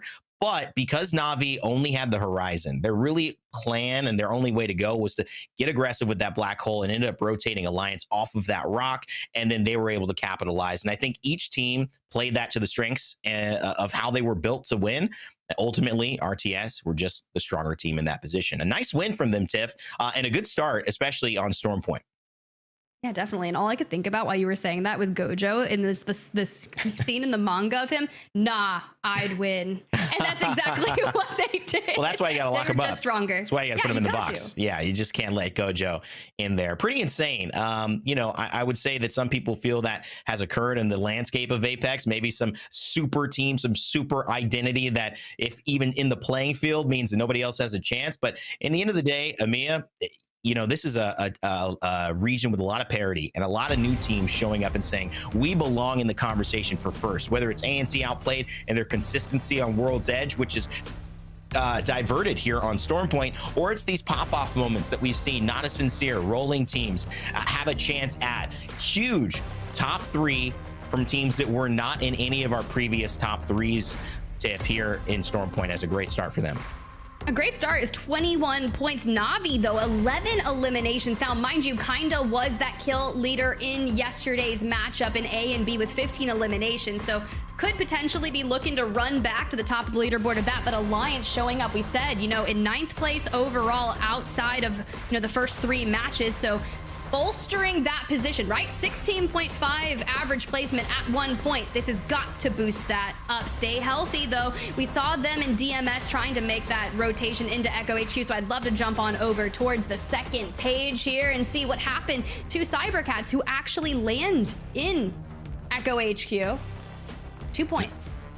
Big story is Aurora ANC Outplayed in 07 with 0 points, as well as ExoClan, all top performers in World's Edge outside of 07. But when you look at our top 3 teams, well, one of the things that stands out to me is Alliance definitely picking it up, even on their lesser selection for their map. But I think also when you consider that Natus Vincere, formerly Vexed, this team with Matafe, now is Tyler FPS and kinda holding it down as that secondary duo, really has always thrived on Storm Point and in this chaos. And Tiff, this game was a lot more chaotic than we saw in World's Edge. People started fighting, and it feels like the action never stopped from 20 teams all the way down to 1. I mean, a lot of that started with Alliance taking down 07 on that rotation down out of Lightning Rod, but how it panned out, GoNext Esports. A lot of hype from Luke there on that halftime for Kasherat is already here with 52 total points, a tie for second and third place between some of our really consistent teams in terms of DMS and ANC Outplayed. But next up, Navi starting to make waves up there, Raid Day. Well, that's how it stands after now. Teams who are winning, well, they're getting themselves to the top per usual, but we've had some real strong, consistent performances across all of our teams in EMEA, so it's really anybody's game with 2 games left to go. You and Dia will be casting those, but before we do, if you want to check out any different perspectives from our main broadcast or all of the amazing co-streams that we've got going on, check out FACEIT.com/watch. That way you can hear your team's rotation, their comms, see how their POI draft is working for them in in Split 2 on match day 2 and give yourself the experience of watching the ALGS that you prefer. I'm Rain Day, that's Tiff. We'll be right back with some more action here as Game 5 and 6 coming your way. Battle Beaver is the official controller partner of the Apex Legends Global Series.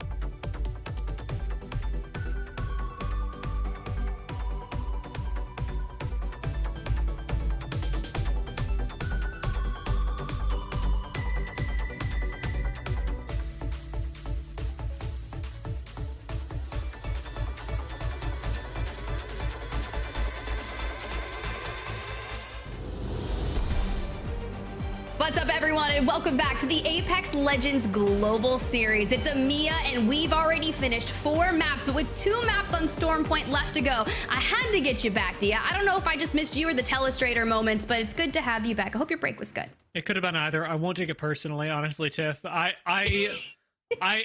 was sitting here in stunned silence watching the car chase that we got in Game 4 going, what am I witnessing right now? I think we've seen like 1/2 car chase before. This was a real full-on Trident v Trident situation. Ooh, well, who would you cast as The Rock and who would you cast as Vin Diesel in that moment between Navi and Aurora? That is important. I don't have enough data on their status of balding to give you that answer. Perfect, but great. Whichever team has more of that. Great. I love that that's what you're going with. So the status of balding. All right, Dia, you do not suffer from any of that, but we got a good look at that map rotation there. And well, the flyby of the drop spot, since we didn't really get to see it prior to map number 4, but a lot of interesting things occurred there in map 4, Dia. And honestly, one of it was 07, right? Lightning Rod. They rip it from Alliance. Alliance lands Stormcatcher. And on that rotation down south towards Echo HQ, Alliance is just meeting them in wait. And they took them out. Do we think we'll see something similar occur here in map 5 and 6? I suspect that, well, we may not see exactly the same play, that the rivalry between these teams will continue, especially because Alliance is really familiar with how to play out of the Lightning Rod area, and so they should be anticipating a lot of rotates that 07 make, where 07 are still sorting things out, figuring out exactly how they want to play from this incredibly powerful POI. Alliance should always be one step ahead of them, and are essentially, as we're seeing with a lot of these POI drafts, Alliance are proxy playing Lightning Rod. Like, they're playing Lightning Rod, they're just playing Lightning Rod from Stormcat. You know what I'm saying? Yeah, exactly. Yeah. No, I think that's really smart to say. And I had a chance over the course of the past couple days to watch a lot of these POI draft watch parties that we've been witnessing.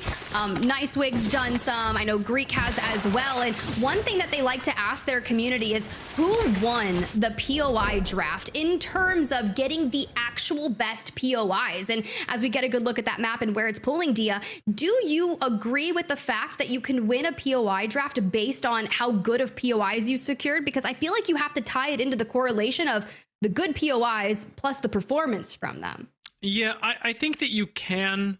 I think there's not one winner to a POI draft, which is sort of like the weird thing about that statement. You can definitely say, well, this team played it the best for them, but because of the randomness of rings, or rather like the way that you can't really predict where the rings are going to go, and the way that play styles play a big part in like what POIs you're going to want, I don't think you can say ever that one team wins a POI draft or not, because everybody's balancing slightly different variables. However, I will give it to you. There are some POIs that just you'd like to have, sort of no matter what. No, I think that's fair. And for EXO, who got Trident, right? That's exactly what they used here to wrap around onto wall, looking for KP straight onto Kneecap, the scan, the smoke, all of the information. And the Hemlock Iron Sights are one of the grossest things I've ever seen, but still making it work there.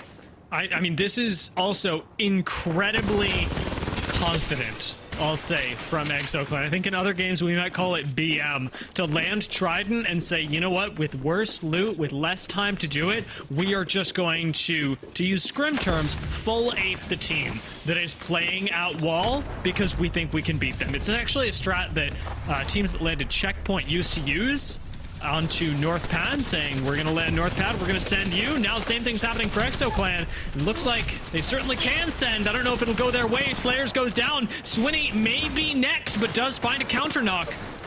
Oh, Bren doesn't have a grav lift. He's on a 20-second cooldown, and I know he was looking for a potential way to get down there, and Slayer's from the low ground now able, but the push from Kneecap, do you think this confidence, it's not necessarily paying off? We've seen clutches from Slayers, but already being down. K-Swinny, Phoenix Kit being popped.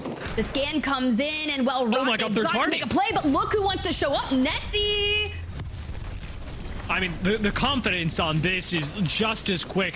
Nessy have really responded so quickly to this fight that I can only suspect they knew it was coming, that they'd heard some whispers in the wind about what EXO were planning to do. They don't actually find the kills, however, nor any knocks to follow up on it, and now are kind of stuck in no man's land. Do they retreat back up onto the high ground? We've got even more teams showing up as 07 are taking pot shots at Kneecap from the high ground.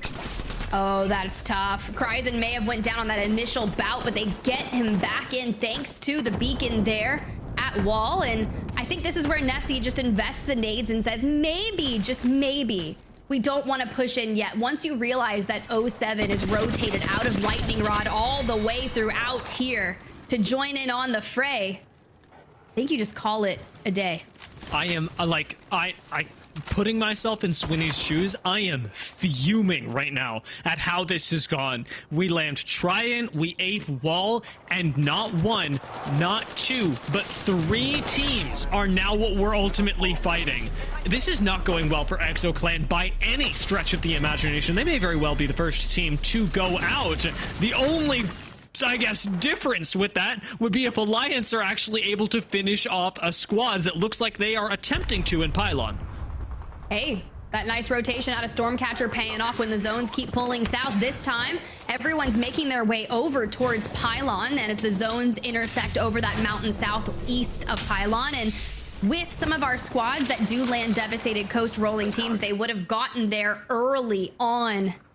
And to see how we combat that, we don't, because we don't even get to play the game. They're the first team that's eliminated from here just before this, and Alliance is able to move in toward that outer compound building towards the east of Pylon. 07 now have to fight again with a couple of squads that were still in the area. We know that EXO is still around here. We know that Kneecap is as well. How do they balance it? Do they even, or do they just continue the EXO ape? Let's find out with the listen in on 07. Oh, 108. Get this kill, boys. 1 HP. Behind the blue, but he's banning. Kill him. Go kill him. Push him, please. Nice, Nessy. Good shit. Where's his teammates? Don't care. Get the car. Love that. There's an evac here as well. No mercy right now, no mercy. I'm fucking horny, but I think it's hard. Zed, I still got that barrel for you. Here. Yeah, drop it. Dropping 3 cells. Got him. Oh, I need more energy. I only have 188 double. Here. I have 160 for my Havoc.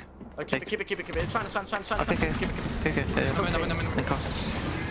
We're good. Get this. I'm just boosting for the GOV. Fuck it. Okay.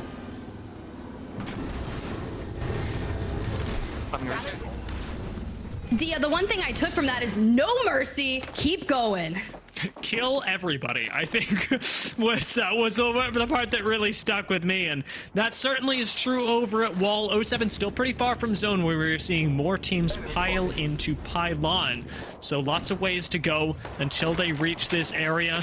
Hitting the man scan on the way in should help them out in terms of evaluating how you actually approach Pylon. But for next up, it's actually pretty straightforward. They've sat here for a while. They are one of the few teams running Caustic, but in this specific spot at Pylon, I gotta say, I really like it, Tiff. Caustic can provide a lot of value when defending height in Pylon.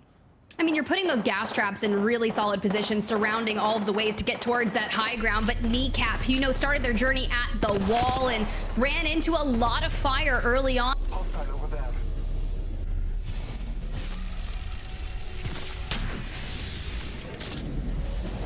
Looks like Kneecap are gonna be sending it on up to the high ground. Exo still somehow alive, but ultimately this may feed right back into the waiting 07. Remember, 07 actually picked up the survey beacon scan earlier, so they know that teams are likely going to come back through wall and avoid the fight against FA Kids on the low ground.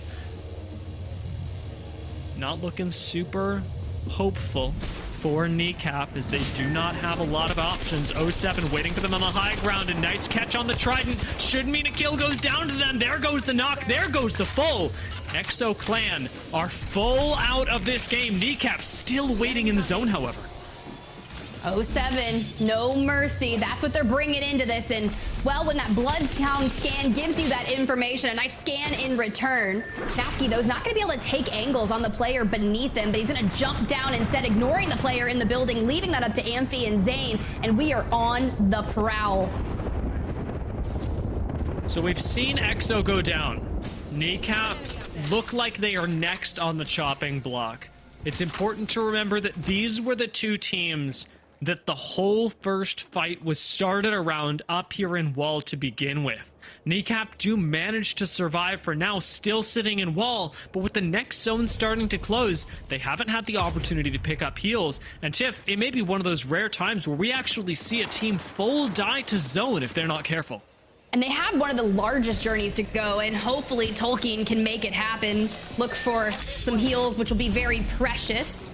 Little Lord of the Rings there for you, Na'Vi, though kinda knock right upon going. Now, granted, they don't have very far to go, almost in towards that next zone, and we'll be able to deal with it. But look at DMS, that's ticking down. Oz is able to grab that syringe. Now, the syringe is the first thing that you want to chain together when you're outside of zone to give you enough time to maybe pop that 8-second med kit. But we'll touch on that later. Just chain them together nicely and don't get knocked. Especially when you're res, or when you've just been rezzed. If it's zone 2, you have to go syringe that med kit. I am saying that for my benefit because some people don't know, and some people on my team I would like to know. Well, Hardeki here, calling out that information. Aurora, we still want to see another return to some of those top 3 finishes on World's Edge to finish out the day. In DMS, from the skies here, straight into Pylon, looking for a building. Immediate scans coming in and little pokes to just info check them. But for now, they should be okay for the time being. DMS have no real reason to give up any of this space, but with Fuse, I will say, it's tough to hold on defensively to a position where you don't have high ground. So DMS not getting the most out of this spot, where they otherwise could be benefiting quite a bit from having just a little bit of verticality. Nessy, of course, suffering as well, as the Catalyst Wall gives them a brief reprieve. It is going to be extremely short-lived, however, and they may still not get out of it alive, as Raj is 50 HP, JMW loses all his shields. There are multiple teams focusing on Nessy's low ground. The Dark Veil has dissipated, and now Aurora are free to make a play. Graceful last standing on the short edge of that beast of the hunt. But when you find yourself as a solo, no catalyst to reinforce the doors, and we lose out on the majority of our teams, we just have to anchor down, which is tough because knowing that there's going to be a lot of teams here at Pylon that can likely full send you just to clean you up. A 3-1 swing is just something that really no one can combat against at that point. Apex Warlords going to have to take the fight up against the Warlords 07. So I guess we'll find out who really holds the title in this 5th game, because 07 have been the ones that are picking a lot of the engagements. Apex Warlords playing defensively right now, giving plenty of opportunity for 07 to wrap behind them. Evac Towers still in play, by the way, should 07 wish to circumvent this fight. It's gonna be really tough. You've got 07 to your left, Atlas towards the right, a mere boulder for cover, and you saw just how many nades were already coming that way. Gold Nemi, sure. We just have to be able to make the best of it, but I think 07 is going to wrap straight into this area. For now, I think we full send Atlas. Very well could be the choice. You're gonna need a little bit more than just a crack, some flesh damage, and a real call, a lot of passion out of Shiv. That's when you know that you can really start full sending. Got another fight brewing on the opposite end, though. FA Kids are pushing up on the cybercats. Huge nade from Elonzi. That was a big wrap for FA Kids outside of zone, and Alonzi is just getting the brunt of the damage right down here. And well, if I'm cybercats who have been holding the south side of this zone, which honestly, we need to stay up here and defend yourself against FA Kids and not allow anyone to challenge for this position, because this is a make or break before a top 5 position, in my opinion. You really cannot afford to lose this fight.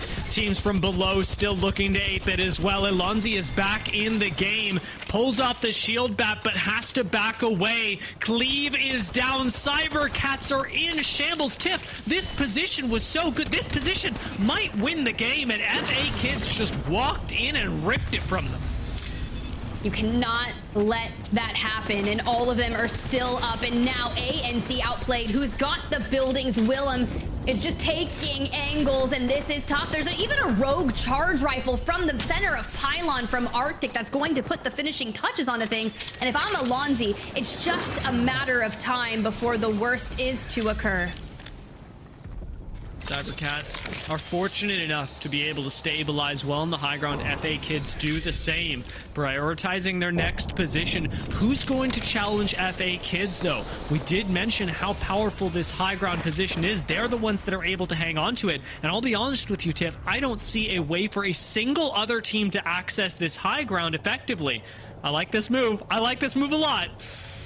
Drop the evac, drop the evac, let it sing. Maybe they'll chow for it, but in the meantime, you got Apex, Warlords, Atlas. The fight has finally occurred. We were talking, would we see this? And, well, Genji on the opening front takes about 125. Shiv gets deleted, and Zeri as well. Atlas are looking so good in this engagement and take it all through elsewhere. Alliance have unseated Navi from the tree that is just south of Pylon and completely take it over that. Can they defend it, though? We'll have to see. Stay healthy, start their wrap, moving in towards the zone, eliminating the last members of Alliance. This is critical for them and gives some really essential shield swaps. Now, it's important to see that Stay Healthy don't actually have purple shields yet, but they effectively do for just a few seconds. Maybe they can use this time with an extra bit of that 25 HP extra to make their way in. 07 have got to be ripping the... There we go! Evac tower just now. They're going to be able to make it. They're not going to be able to make it. Stop. They're walking. Wait, they're walking. They're walking. They're Do walking you know over the how hill. I hard think they it make is it to in. walk this? Come on, 7 seconds, Nasky! 5. Get in there! 4. Amphy! Amphy's not making it! Amphy! Oh, no. Oh, poor one out for the homie Amphy. It's just Zane now, too. Oh, no. 2 oobs is just not going to do it. Man, this could have been a good play, but the evac tower just not quite tall enough, and 07 don't get to grab height. They don't get to grab even a spot in zone. Instead, they might get a placement point or 2, but even that is looking unlucky. To be fair, the ring really said, Nasky, no mercy? I don't think so. I am the real mercy decider. But for Atlas, who just cleaned up Apex Warlords, losing out on Zuni, it's gonna be Black Venom here on the screen, and elsewhere, 07 has fallen to Aurora. Unfortunate for them, but this is the harsh reality for a lot of teams coming out of Pylon. Even next up, especially during the next zone, very little to work with. See that charge rifle whipped out in exchange for the Volt, just to protect the corner. Nice shoot in the barrel to pre-start the gas.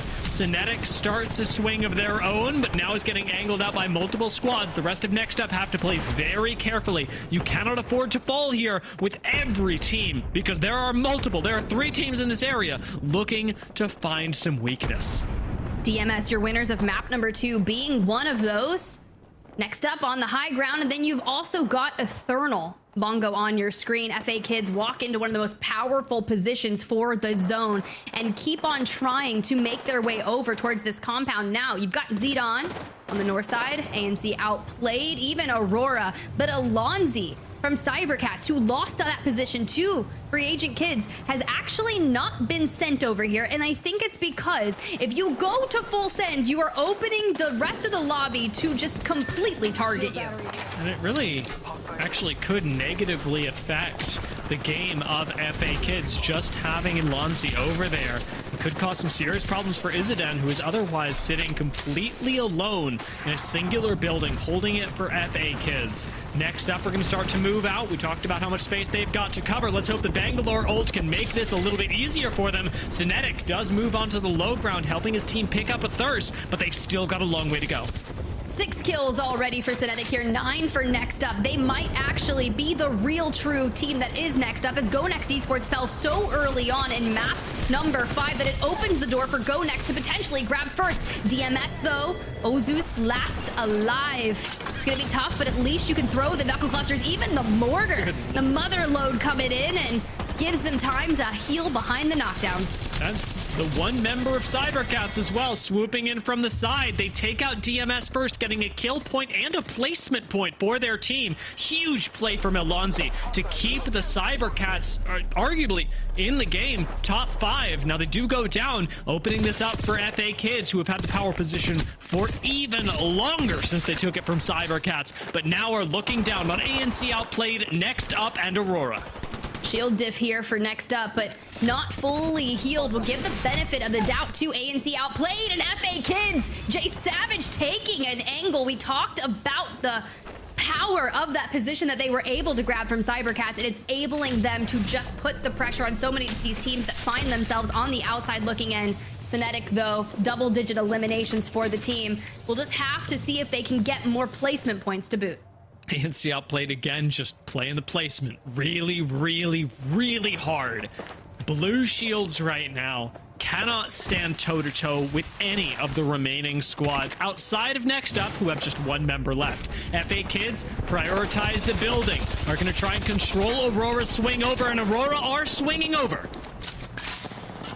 Love that we've got kind of similar legend comps with Kiner on the lifeline here. Supply drop available for cover or just well-needed bats if they need it. Next Up has fallen and into the final 3 we go. FA Kids, ANC Outplayed, and Aurora. You can set the stage here with the free cam shot. See where Aurora has just mere cover. Have to smoke and dodge, sending straight on to FA Kids. This is ANC Outplayed's game to win if they third party this right. Looks really good for them. Aurora still pretty healthy.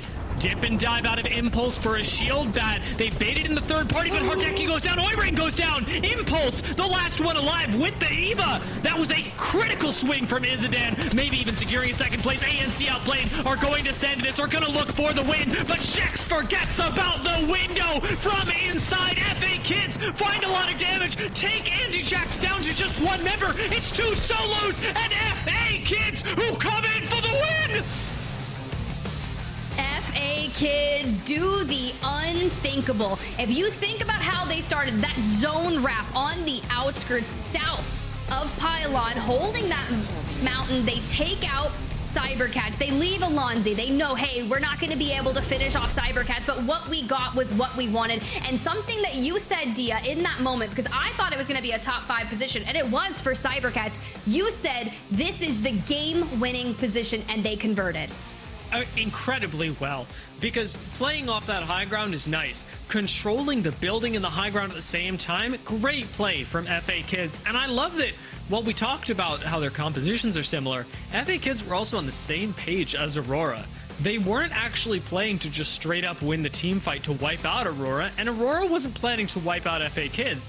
Both of them were trying to bait a third party in, and it was Aurora that ultimately just looked that little bit juicier in the end game. But I am really impressed with the way that both those squads on the exact same page managed to navigate an end zone. Talk to me about this though, because Zidane just opens fire, grabs 2 members of Aurora, and I was like, oh my god, it's happening. Zidane, we talked about how impressive of a fragging potential that man has, and well, it literally showed in that end game.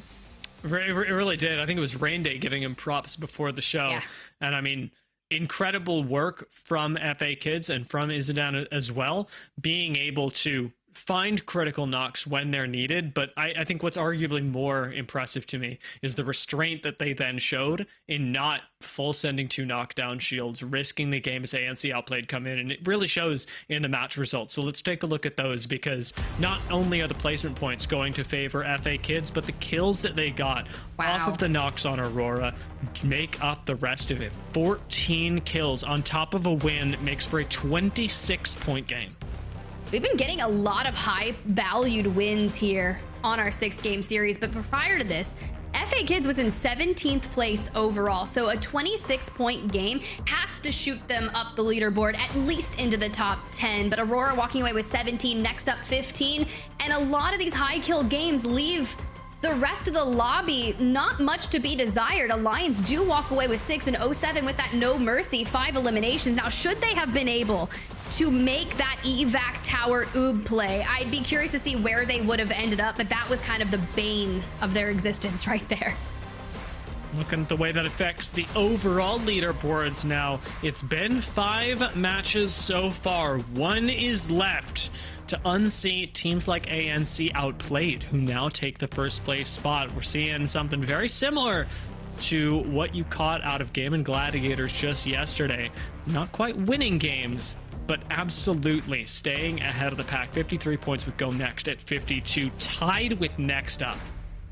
Still a lot of frags there, 23 eliminations and 30 placement points. It's just being relatively consistent throughout the entirety. But hey, maybe you're at home, you're watching these games, all the insane end game action, and you're thinking, I can do that. Okay, well, I applaud you, Twitch chatter, to take your IGL and fragging skills to our ALGS Challenger Circuit for Split 2. As you can see, register your trio to compete. Looks like registration is going to close there on June 5th to compete from June 8th through 10th. So I want to see if you've got what it takes. And who knows, maybe one day we'll see you in the ALGS and you'll get Dia and I casting over you. Dia might even get to do a little Telestrator section on that. But who knows? We'll just have to wait and see. But speaking of wait and see, we got one more game to go. So let's go ahead and throw it to a quick break. And when we return, match number 6.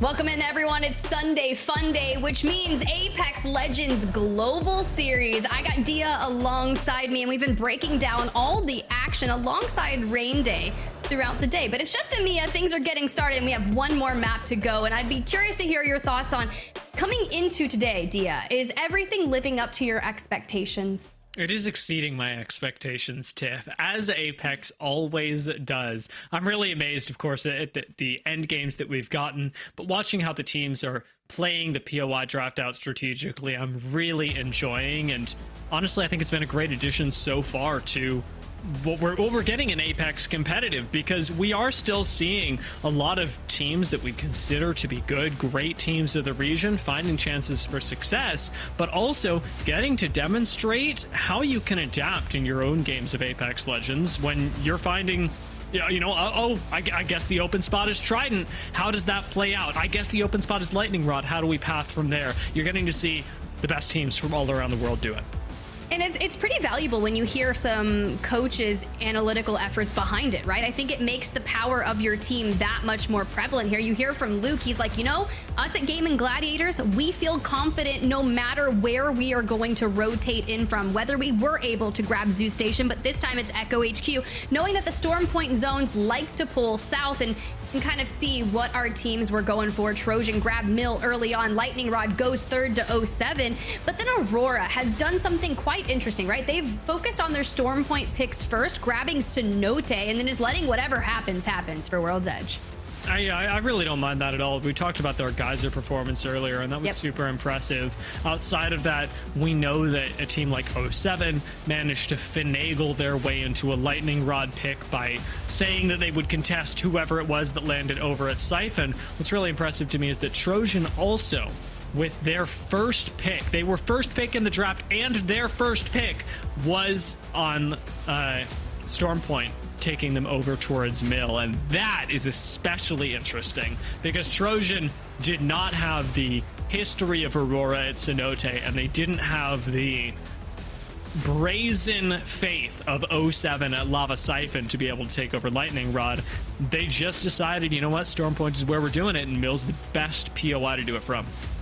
It's respectable, but honestly, I'd be really curious to see if maybe another match day that 07 will be in, if someone decides, all right, I see you there, I'm gonna actually land Lava Siphon, I'll take that chow given what I've seen. Granted though, that squad has been impressive on the contest so long as they stay seated down. But for now, you get a good look at where those drops line out based on the POI draft. But for our teams that had got those southern zones, Pylon, next up, Echo HQ, Cybercats, Rolling Teams, Devastated Coast, they may not seem like some of the best POIs in general, but when you don't have to go very far to get yourself in the zone, they become that much more beneficial. Speaking of POIs that may not be the best in general, what is going to happen with EXO in this game? Sending it to wall in game number 5.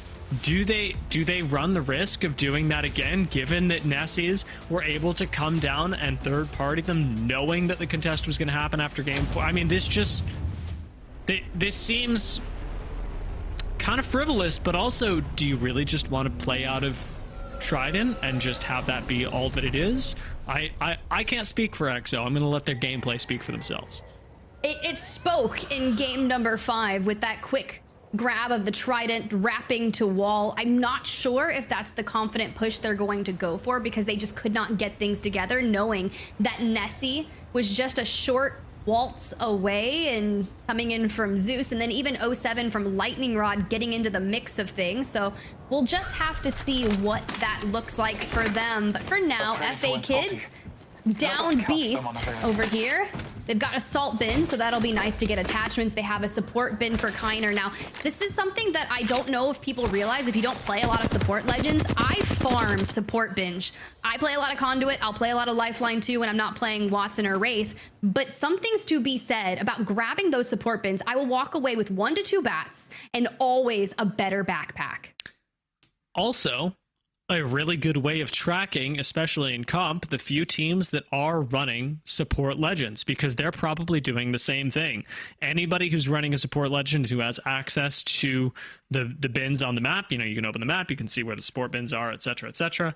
They'll see that Aurora just moved up over to Millage because that support bin is no longer available to be opened. So you can actually track other Lifelines, Conduits, Newcastles, whatever, when you're playing one yourself, by keeping track of what bins are opened on the map and which ones are not.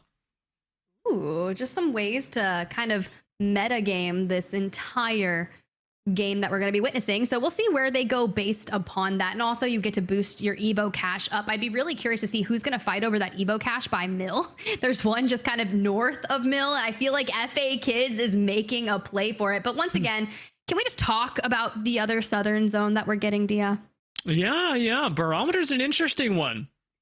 Pulling back over here. I think we actually saw a really similar zone just yesterday. I'm double checking my notes. It was Passion UA that ended up taking a win over by Barometer. 15 kills. It was a good one.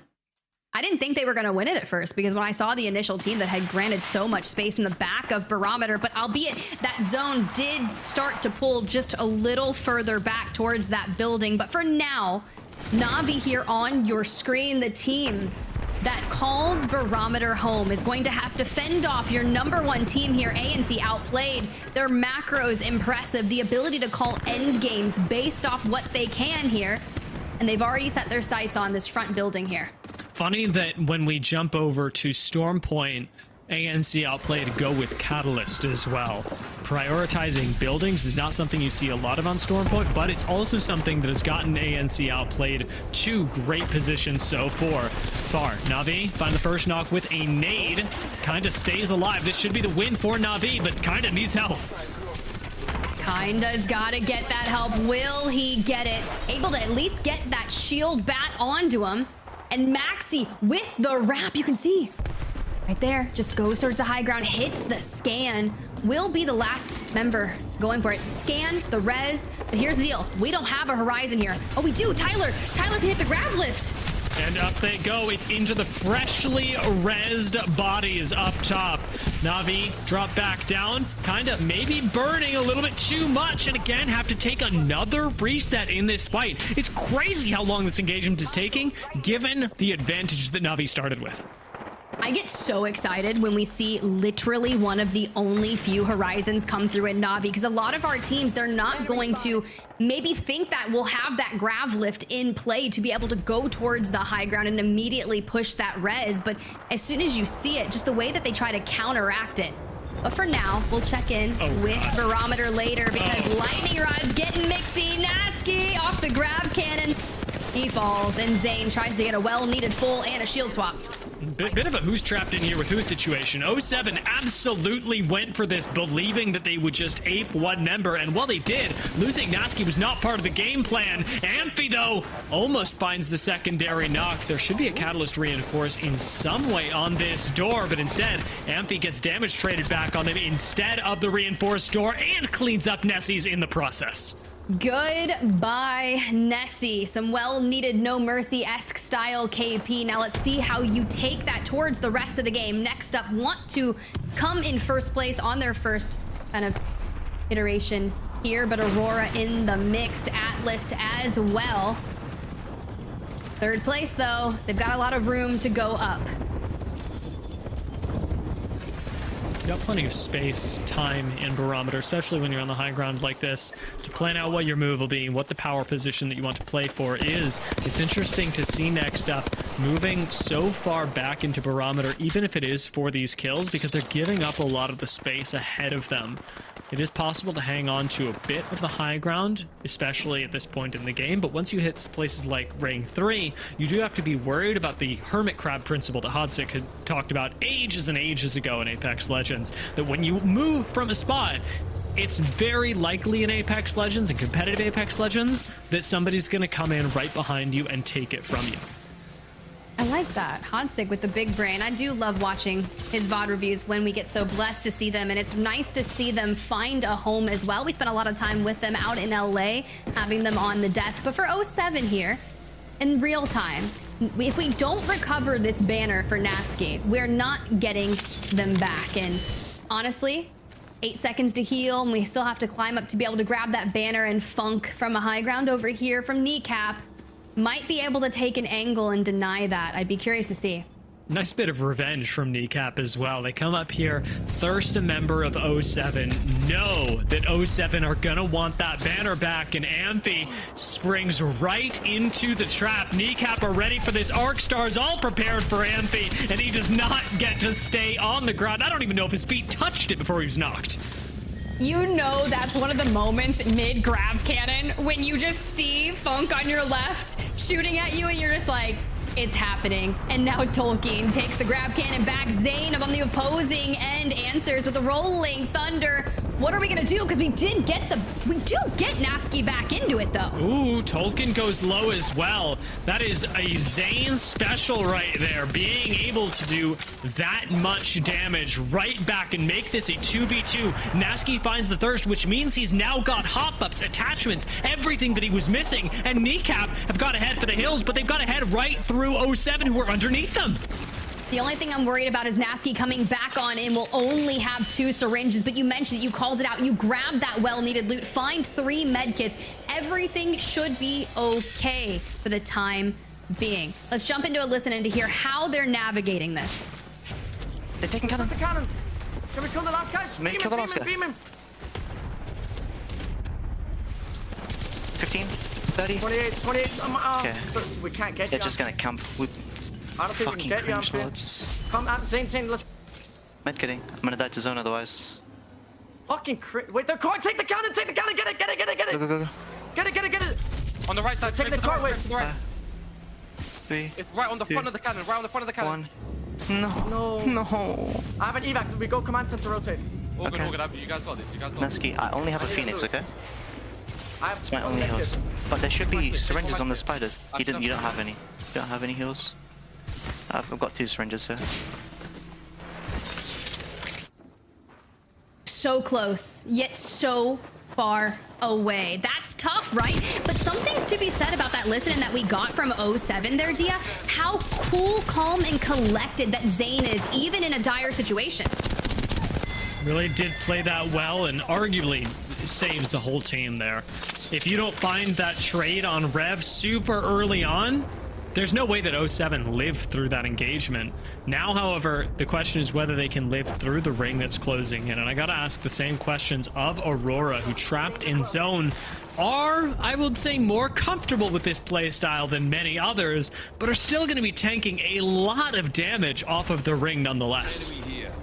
That's very true. And it's interesting, right? But that makes sense for them. They're used to playing hard edge and fighting their way in. So maybe tanking zone and arriving towards the end game late is more their style. We don't necessarily want to get into Barometer just yet. And it does shift towards the left side of Barometer, which is a very unique take for any Barometer zones that we're going to be witnessing here. And honestly, Dia, so many pathways that we'll likely see specifically from FA Kids, Kneecap, and 07 hitting that evac tower out of command.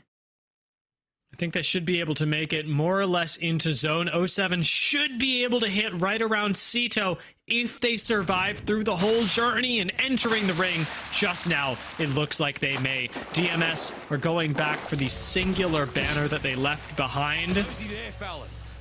Are we going to time out in terms of the ring, however? That's a serious question. That would be unique. I don't We've think got the evac. They haven't been in the ring for that long.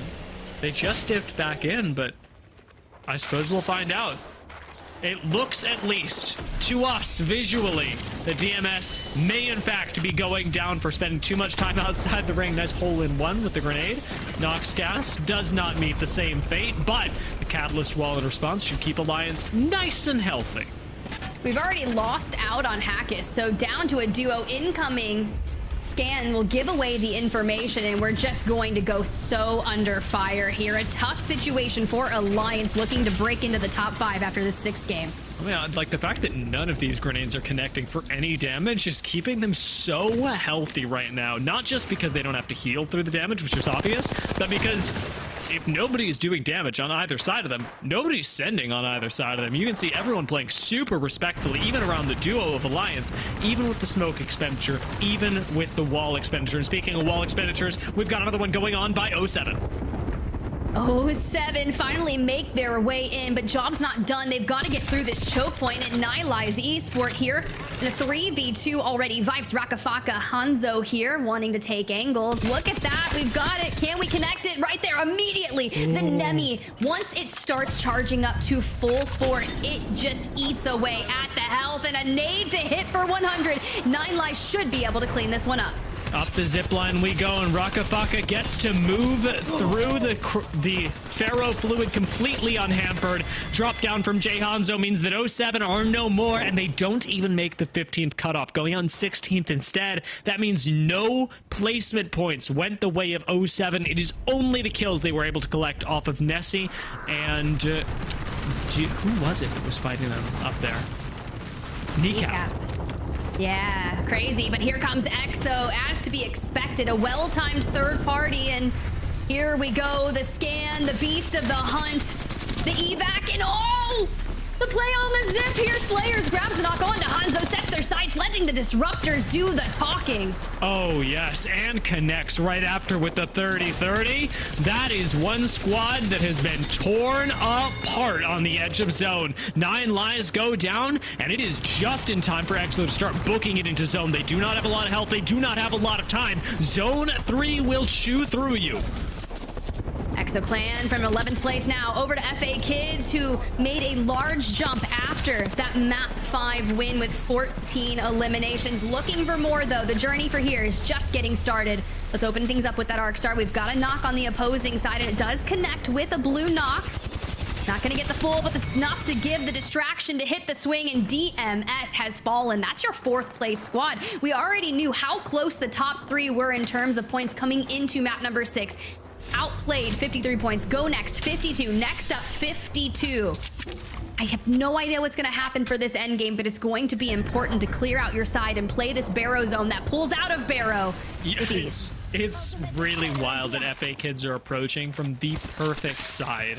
This looks like a really great game for them. Could even be yet another win if they play their cards right. Control the bridge, going to be the most important thing, but GoNext are also looking to pick up another win. And with just FA Kids next to them, this 3v3 could be the one for the win.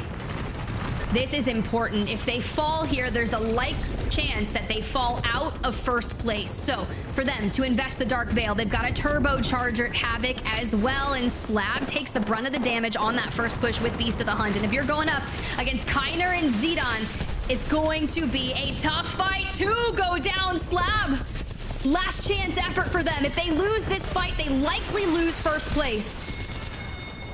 And so it goes. Aurora sneak in behind them, finding the final kill. Shield swap, immediately another 3v3 on FA Kids, but they lose Hardekian with the lifeline down. Oirain sends it forward. Oirain almost finds a knock, but it's 3 members up for FA Kids, and now just the 1 for Aurora. We are seeing another fantastic team fighting team wiped off the map in the face of just 1 rock head peak.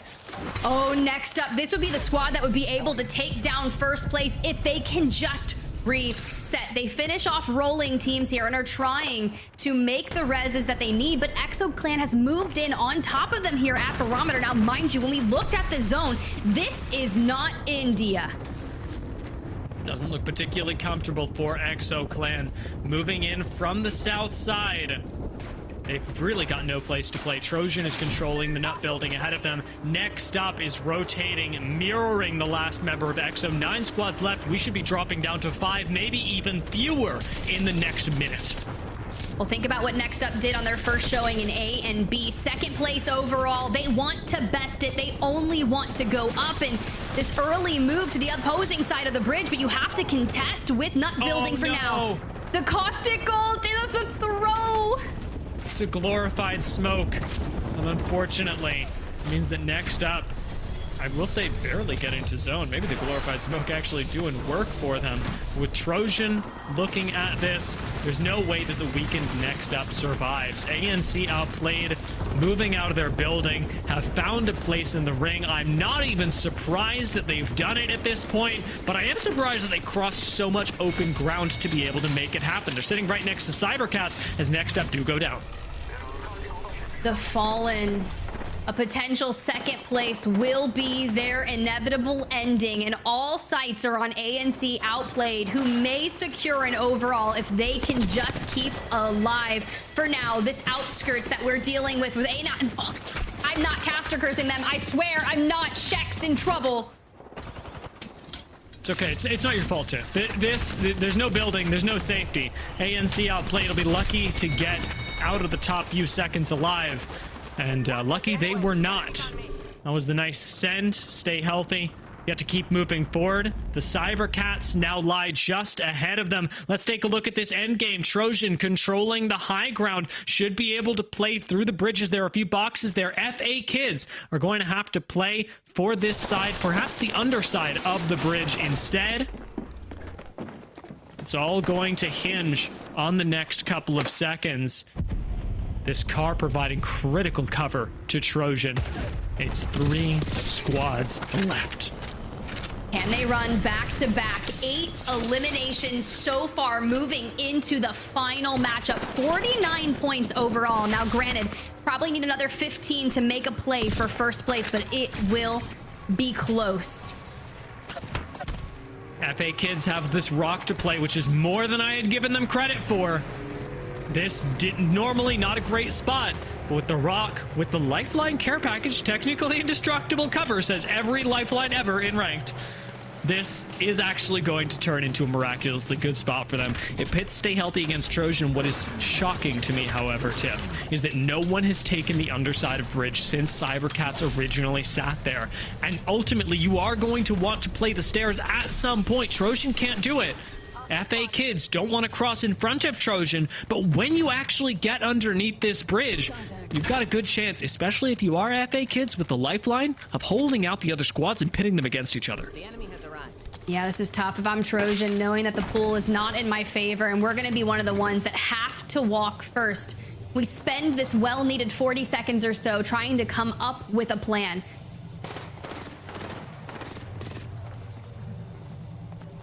I'm really wondering, like, what's going on in everybody's heads right now. Stay Healthy really can't hold on to their spot for very long.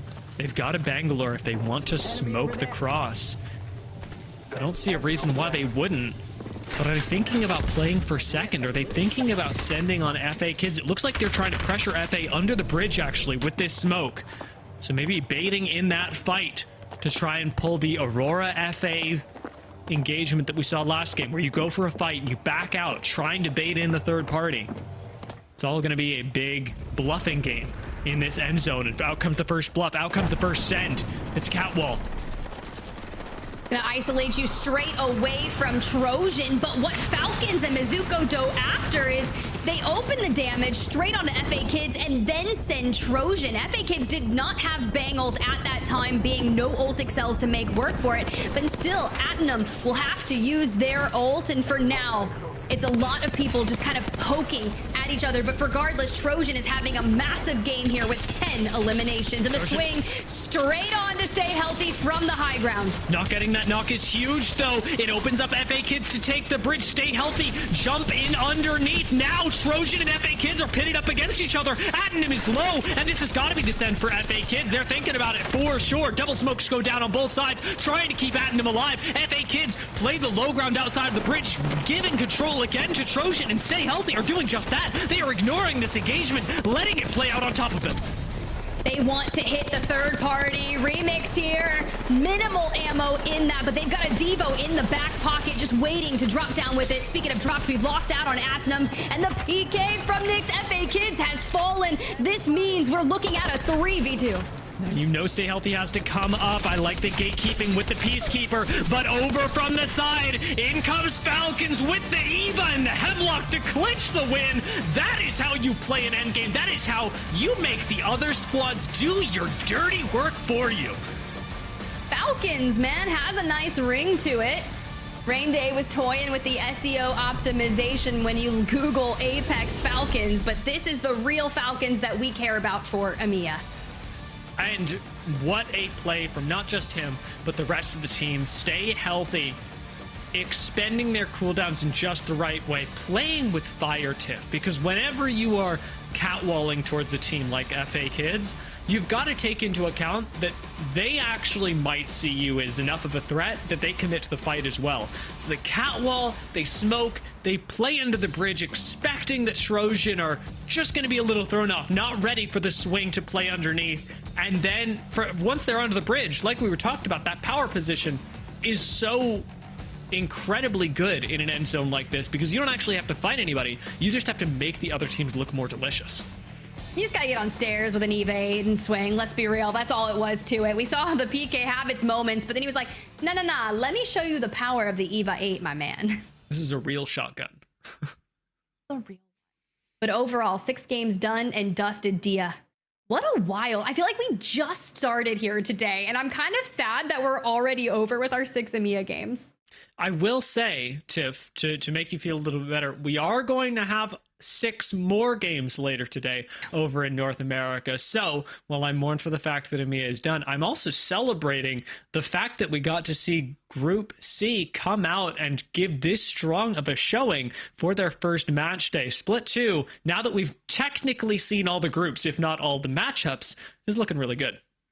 It is looking really good, and what's looking really good while we wait for our results here, actually, production just told me they're ready. Let's go ahead and roll it, because the top 3 teams ahead of this game were so incredibly close with each other. And how did it pan out for our teams? Stay healthy, 21 points, Trojan 20. That's heavy hitting, that's a point sponge, that's an elim sponge. A third of the lobby eliminated just from the top 2 teams. FA Kids continue to claw their way up the leaderboard. Last win was good for them. Getting a top 3 position again is going to be great. Now, ANC Outplayed, landing in 5th place, may not look super flashy, but it should keep them in the top couple of squads just because they are, I don't even know how they're doing it, but it seems like they're just always in top 5. Yeah, it's kind of crazy though. Cybercats, they made a play for that underside of the bridge early on, but sometimes you can take a position that would be beneficial for endgame, but if you take it slightly too early, you're just going to grab everyone's attention as we roll down to the outside 11th through 20th place of our teams. 07, 4 eliminations, albeit ran through the gauntlet of that early game. Overall, 07 have had an all right day. I would not say it's been a great showing from them.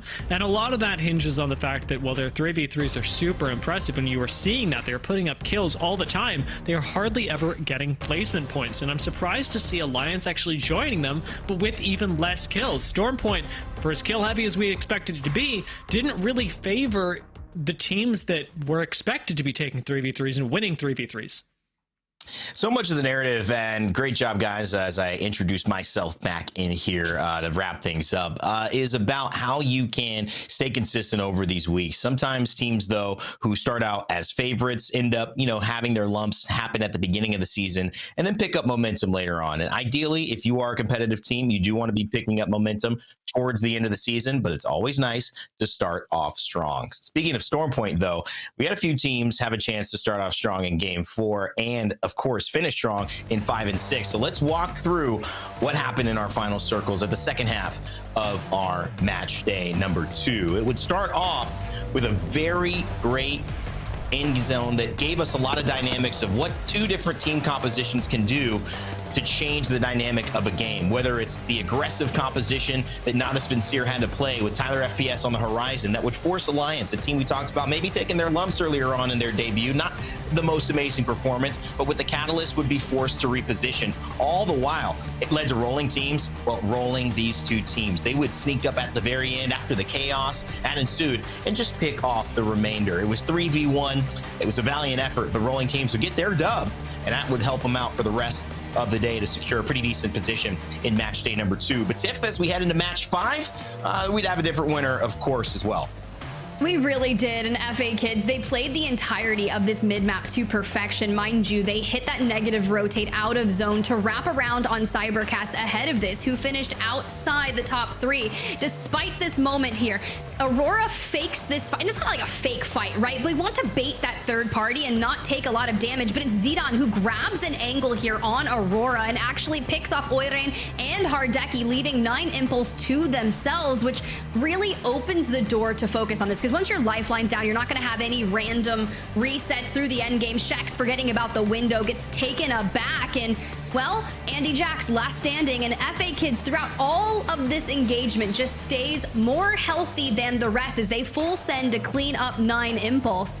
And then FA Kids just does the rest of it, breaks out the broom, but that's not all the action, Dia. No, I mean, Game 6 really continued the pattern that we had established, or I guess the first instance that we had in game number 5 of letting other teams take the fights for you, because that is exactly what Stay Healthy did, moving on underneath the bridge. This one was a little bit less of a bait and switch and more of it just like, well, we're not there, so who are you really going to engage with? And while FA Kids go down, Trojan do still lose out on a lot of HP because of it, letting Stay Healthy take the 3v2 and really find a fantastic win to take them all the way up the leaderboards to 4th place. Well, a huge day as we get our series results for match day 2 in EMEA. It's ANC Outplayed, who will outplay the rest of the lobby and take the victory. A very impressive performance. For those who wanted memory of what happened January 21st in round 1 of our split one, ANC Outplayed were actually able to take the 2nd spot there as well. So they have a strong start to these splits. It's just a matter of can they keep it up, and no 1st place either. So this will put them in a different position than they even did last split. Next up, GoNext, FA Kids, and DMS round out our top 5. But Dia, it was very close throughout the day. It was pretty neck and neck, even into that final game, as to who would take this one. I wasn't entirely sure whether it would be Next Up or ANC, but Next Up taking a risk, taking a fight against FA Kids ended up being their critical mistake. I mean, man, have they done incredibly well so far, but now having played 2 series, they're sat at 42 points overall, where you can look a little bit further down at FA Kids, who actually ended up winning that 3v3 against them, and still they've got another series to play. So do ANC Outplayed, who have 25 series points. Yeah, I mean, Next Up, Tiff, with 3rd place yesterday, and obviously I believe a 2nd place here today. It was an impressive performance from them. On the backside, though, what's the storyline that you're seeing? Obviously, Alliance, they only played 1 day. There's some teams like Vex who performed well in day 1, didn't have a good, obviously didn't have a chance to play today as well. So what are you looking at when we look at the bottom 10? I like to think of this day as just let the rust shake out, take in what's going to happen with the POI draft, how it worked out for you. Alliance at the end of the day still had a better finishing position than they did in the regular season of Split 1, so I'm not worried about it. When you think of Alliance, you know going the distance, they're going to be at LAN, and we just need to kind of iron out what this regular season is going to look like. 07 here, though, really, it's kind of uncharacteristic, and I did just see Nessy kind of tweet out, you know, this was my worst performance in Pro League ever. So how do you kind of bring back going forward? Because they are not going to be happy at all about this.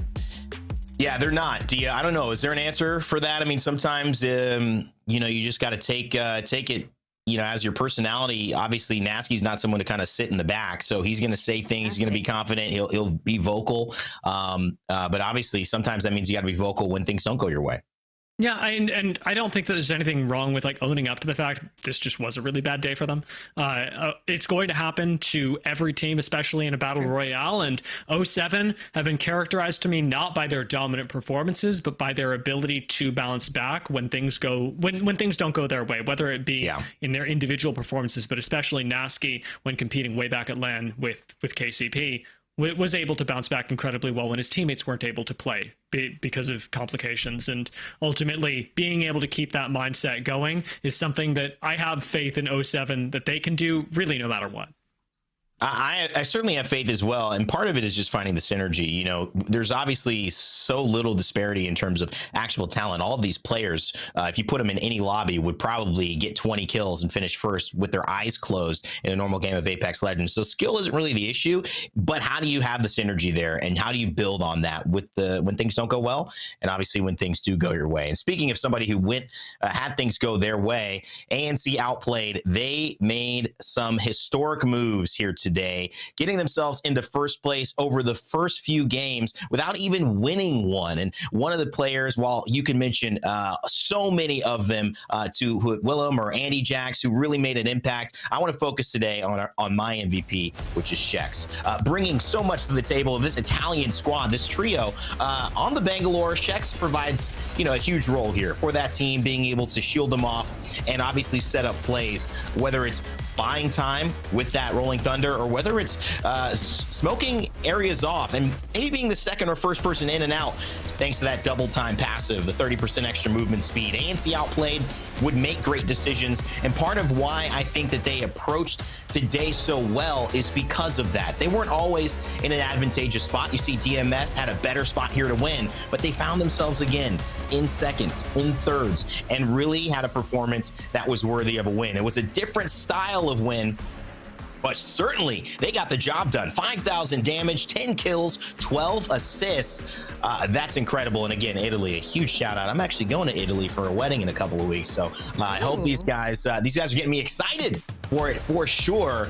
And so let's get back to it, guys. I mean, just exciting stuff. And again, ANC Outplayed. We've been talking about them all day, Tiff, but well-deserved for them and their shout out, their focus today. No, it's been massive, right? A lot of the things that Dia and I were noticing throughout all of our series here today is just what ANC Outplayed brings to the table in terms of their zone calling capabilities, their prowess in getting into that end game and setting up, whether that's swapping out the Watson for Catalyst, all moving on over to Storm Point, moving into the buildings and prioritizing holding those a bit. But at the end of the day, it's just working for them. And I hope to see that consistency throughout the regular season. You know, it's always great to be able to see these teams, the way that they perform and see it work out for them as well. One of the rarer, kind of versions of a day where you could see squads who just have such consistency take it without the explosive wins of a team kind of maybe showing them up. But I think that's the beauty of what ANC Outplayed have put together. And we actually have a chance to speak with one of the members of ANC Outplayed, our MVP for today, Shex. I don't know if we're going to video. We are. Woo. All right, Shex. Hey, congratulations, man, on the win. Thank you. So, I've been mentioning it. You guys have been playing together a long time. All three of you are Italian, I believe. And, I don't know, just with the synergy of your team, the way that you've played, you don't have the most explosive style, but you do seem to be so consistent. And today was just a great day for you all. What worked so well with your team synergy to be able to put up a result and get a win here in match day 2? Our synergy is like we have been playing together for years, like 3 or 4 years already. We know each other in real life as well. And our best thing, that's why what we like to do is play zone. And we're really good at calling that zone. And that's it, consistency. Consistency. You're not wrong. It's been impressive. And the fact of the matter is, you say, yes, calling zone and just playing zone. It worked out from the moment on that first World's Edge game where you guys move in under the bridge with Watson and set up. You are letting those eliminations come to you now. Granted, if anything starts to shift down the line, like what are some of the things that you are going to do to try and remain consistent throughout the regular season so we can hopefully see you in Split 2 playoffs? We're gonna just practice, play Scream all day, watch multiview, watch all the other games, so we can learn more zone, and we just get better. And this one, not so much tied to your performance today or the rest of the split, but like today was much like your performance in Split 1, still one of those that people look at and they go, oh my god, like ANC super on the map, and you have been for a while, but from a zone position, which is really interesting and really different from a lot of other teams in EMEA. But you mentioned that your team has been together for so long, and I suspect that that's really contributing to that. In Apex Legends, however, that's also very rare. You don't really see teams sticking together for as long as you guys have, especially with multiple runs through the Challenger circuit to then make it here. So how is it that through multiple runs through the Challenger circuit, then making it to Pro League and trying to improve there, that you guys have managed to stay together? And what is the benefit of that? How would you talk to Challenger circuit teams that also are looking for that group of 3 to stay together? How do they make that happen? First of all, before we're a team, we are 3 friends. We have a good coach, which is a good friend of us as well. So being friends is the most good part about our team, because we can talk about everything. And from the Challenger Circuit team, I have to say, stick together, get confidence, get synergy, and you'll come to the top. I love it because you represent something that in the fast-paced, immediate gratification world we all live in on social media and sometimes in esports, it is not always common that people stick together and they try to make things work, even when things are working or when they aren't. There's a lot of looking to the grass is greener. So congratulations on being an example and something that people can look up to as to, hey, there is hope, staying together, figuring things out, and showing up at the top of the leaderboard. Congrats on your match day 2 win, your debut win. First time you play, that's awesome. Thank you. And we hope you can keep it up through the rest of the split checks. Thank you, guys. All right, ANC Outplayed certainly stuck to the namesake today. What a great day. And you're right, it's not over, Tiff, but we are ending EMEA here. So it's been an exciting one. It's given us a different look at EMEA. What has it given you in terms of thoughts to wrap up on today and get us ready for North America? I'm just ready for more. And thankfully we have NA just a few short hours away, because when you start thinking about what we witnessed today and how teams are starting to adapt to that POI draft, whether or not they get first or second pick, or maybe they walk away with, you know, a 19th pick on the first round and get their second POI right away. It's just how we're going to keep adapting. Now, granted, things that we got to adapt to is obviously going to be a lot of Bloodhound and Bangalore, but what you're going to bring to the table with your choice of controller legend in the mix, or do you forego a lot of different things and just throw down a Horizon and get crazy? Or do you grab an altar and get even crazier as well? It didn't quite work out for Alliance in the pop-off performance, but I love to see them trying things, Tia. And that's what we love to see in a day like this, where new things get exposed and we see different ways to Apex, the game that we love and we've been watching for many years. Yeah, I mean, one of the most amazing things about Apex, and even at the competitive level, has been that you can really play the style that you are comfortable with, that your team enjoys, and as long as you are working together and communicating with your team, with, in ANC Outplayed's case, your friends, you really can succeed. That's been one of the most inspiring parts of Apex. I'm glad that we got inspired even more in that way through EMEA and seeing the ANC Outplayed story of success. I love it. I love it. I think it's a big lesson in this day and age. You could really focus on something you're passionate about, that you like, your style of game, your characters that feel like they fit your personalities, and still find success. You do not have to mirror what other people are doing at the top. You can carve your own path, and I think that's a beautiful thing, and it's great to see ANC Outplayed represent that one. Zone team, no wins today, but still take the W on this match day number 2. Tiff, Tia, get some rest. We'll be back at it in just a little bit with North America. Thank you so much for the commentary throughout today. And speaking of those who are interested in North America, you might have just been finishing up this VOD. If you've caught up a little bit later on EMEA, well, hit next, because it's coming up right next, or stay tuned because we got about an hour or so before we kick off our North America broadcast. 3 p.m. Pacific time is when it will get started. Now, if you want to keep up to date with everything we're doing, make sure to follow @PlayApex Esports, and of course follow us on twitch.tv/PlayApex or PlayApex Esports on YouTube. You have all the information, the latest VODs, videos, and all the details for how the ALGS is going to continue to move. I've been Rain Day. That was Spider, Tiff, and Dia. Thanks to the broadcast production and everyone involved on EA's side to bring this to you, and of course the players who gave us a great showing, and congrats to ANC Outplayed on their win. Remember to never give up, never stop gaming, and we will see you in just a few for North America. We playing the highs and leaving the lows. Pressure applied, you already know. On 3 we win, whole team bring it in.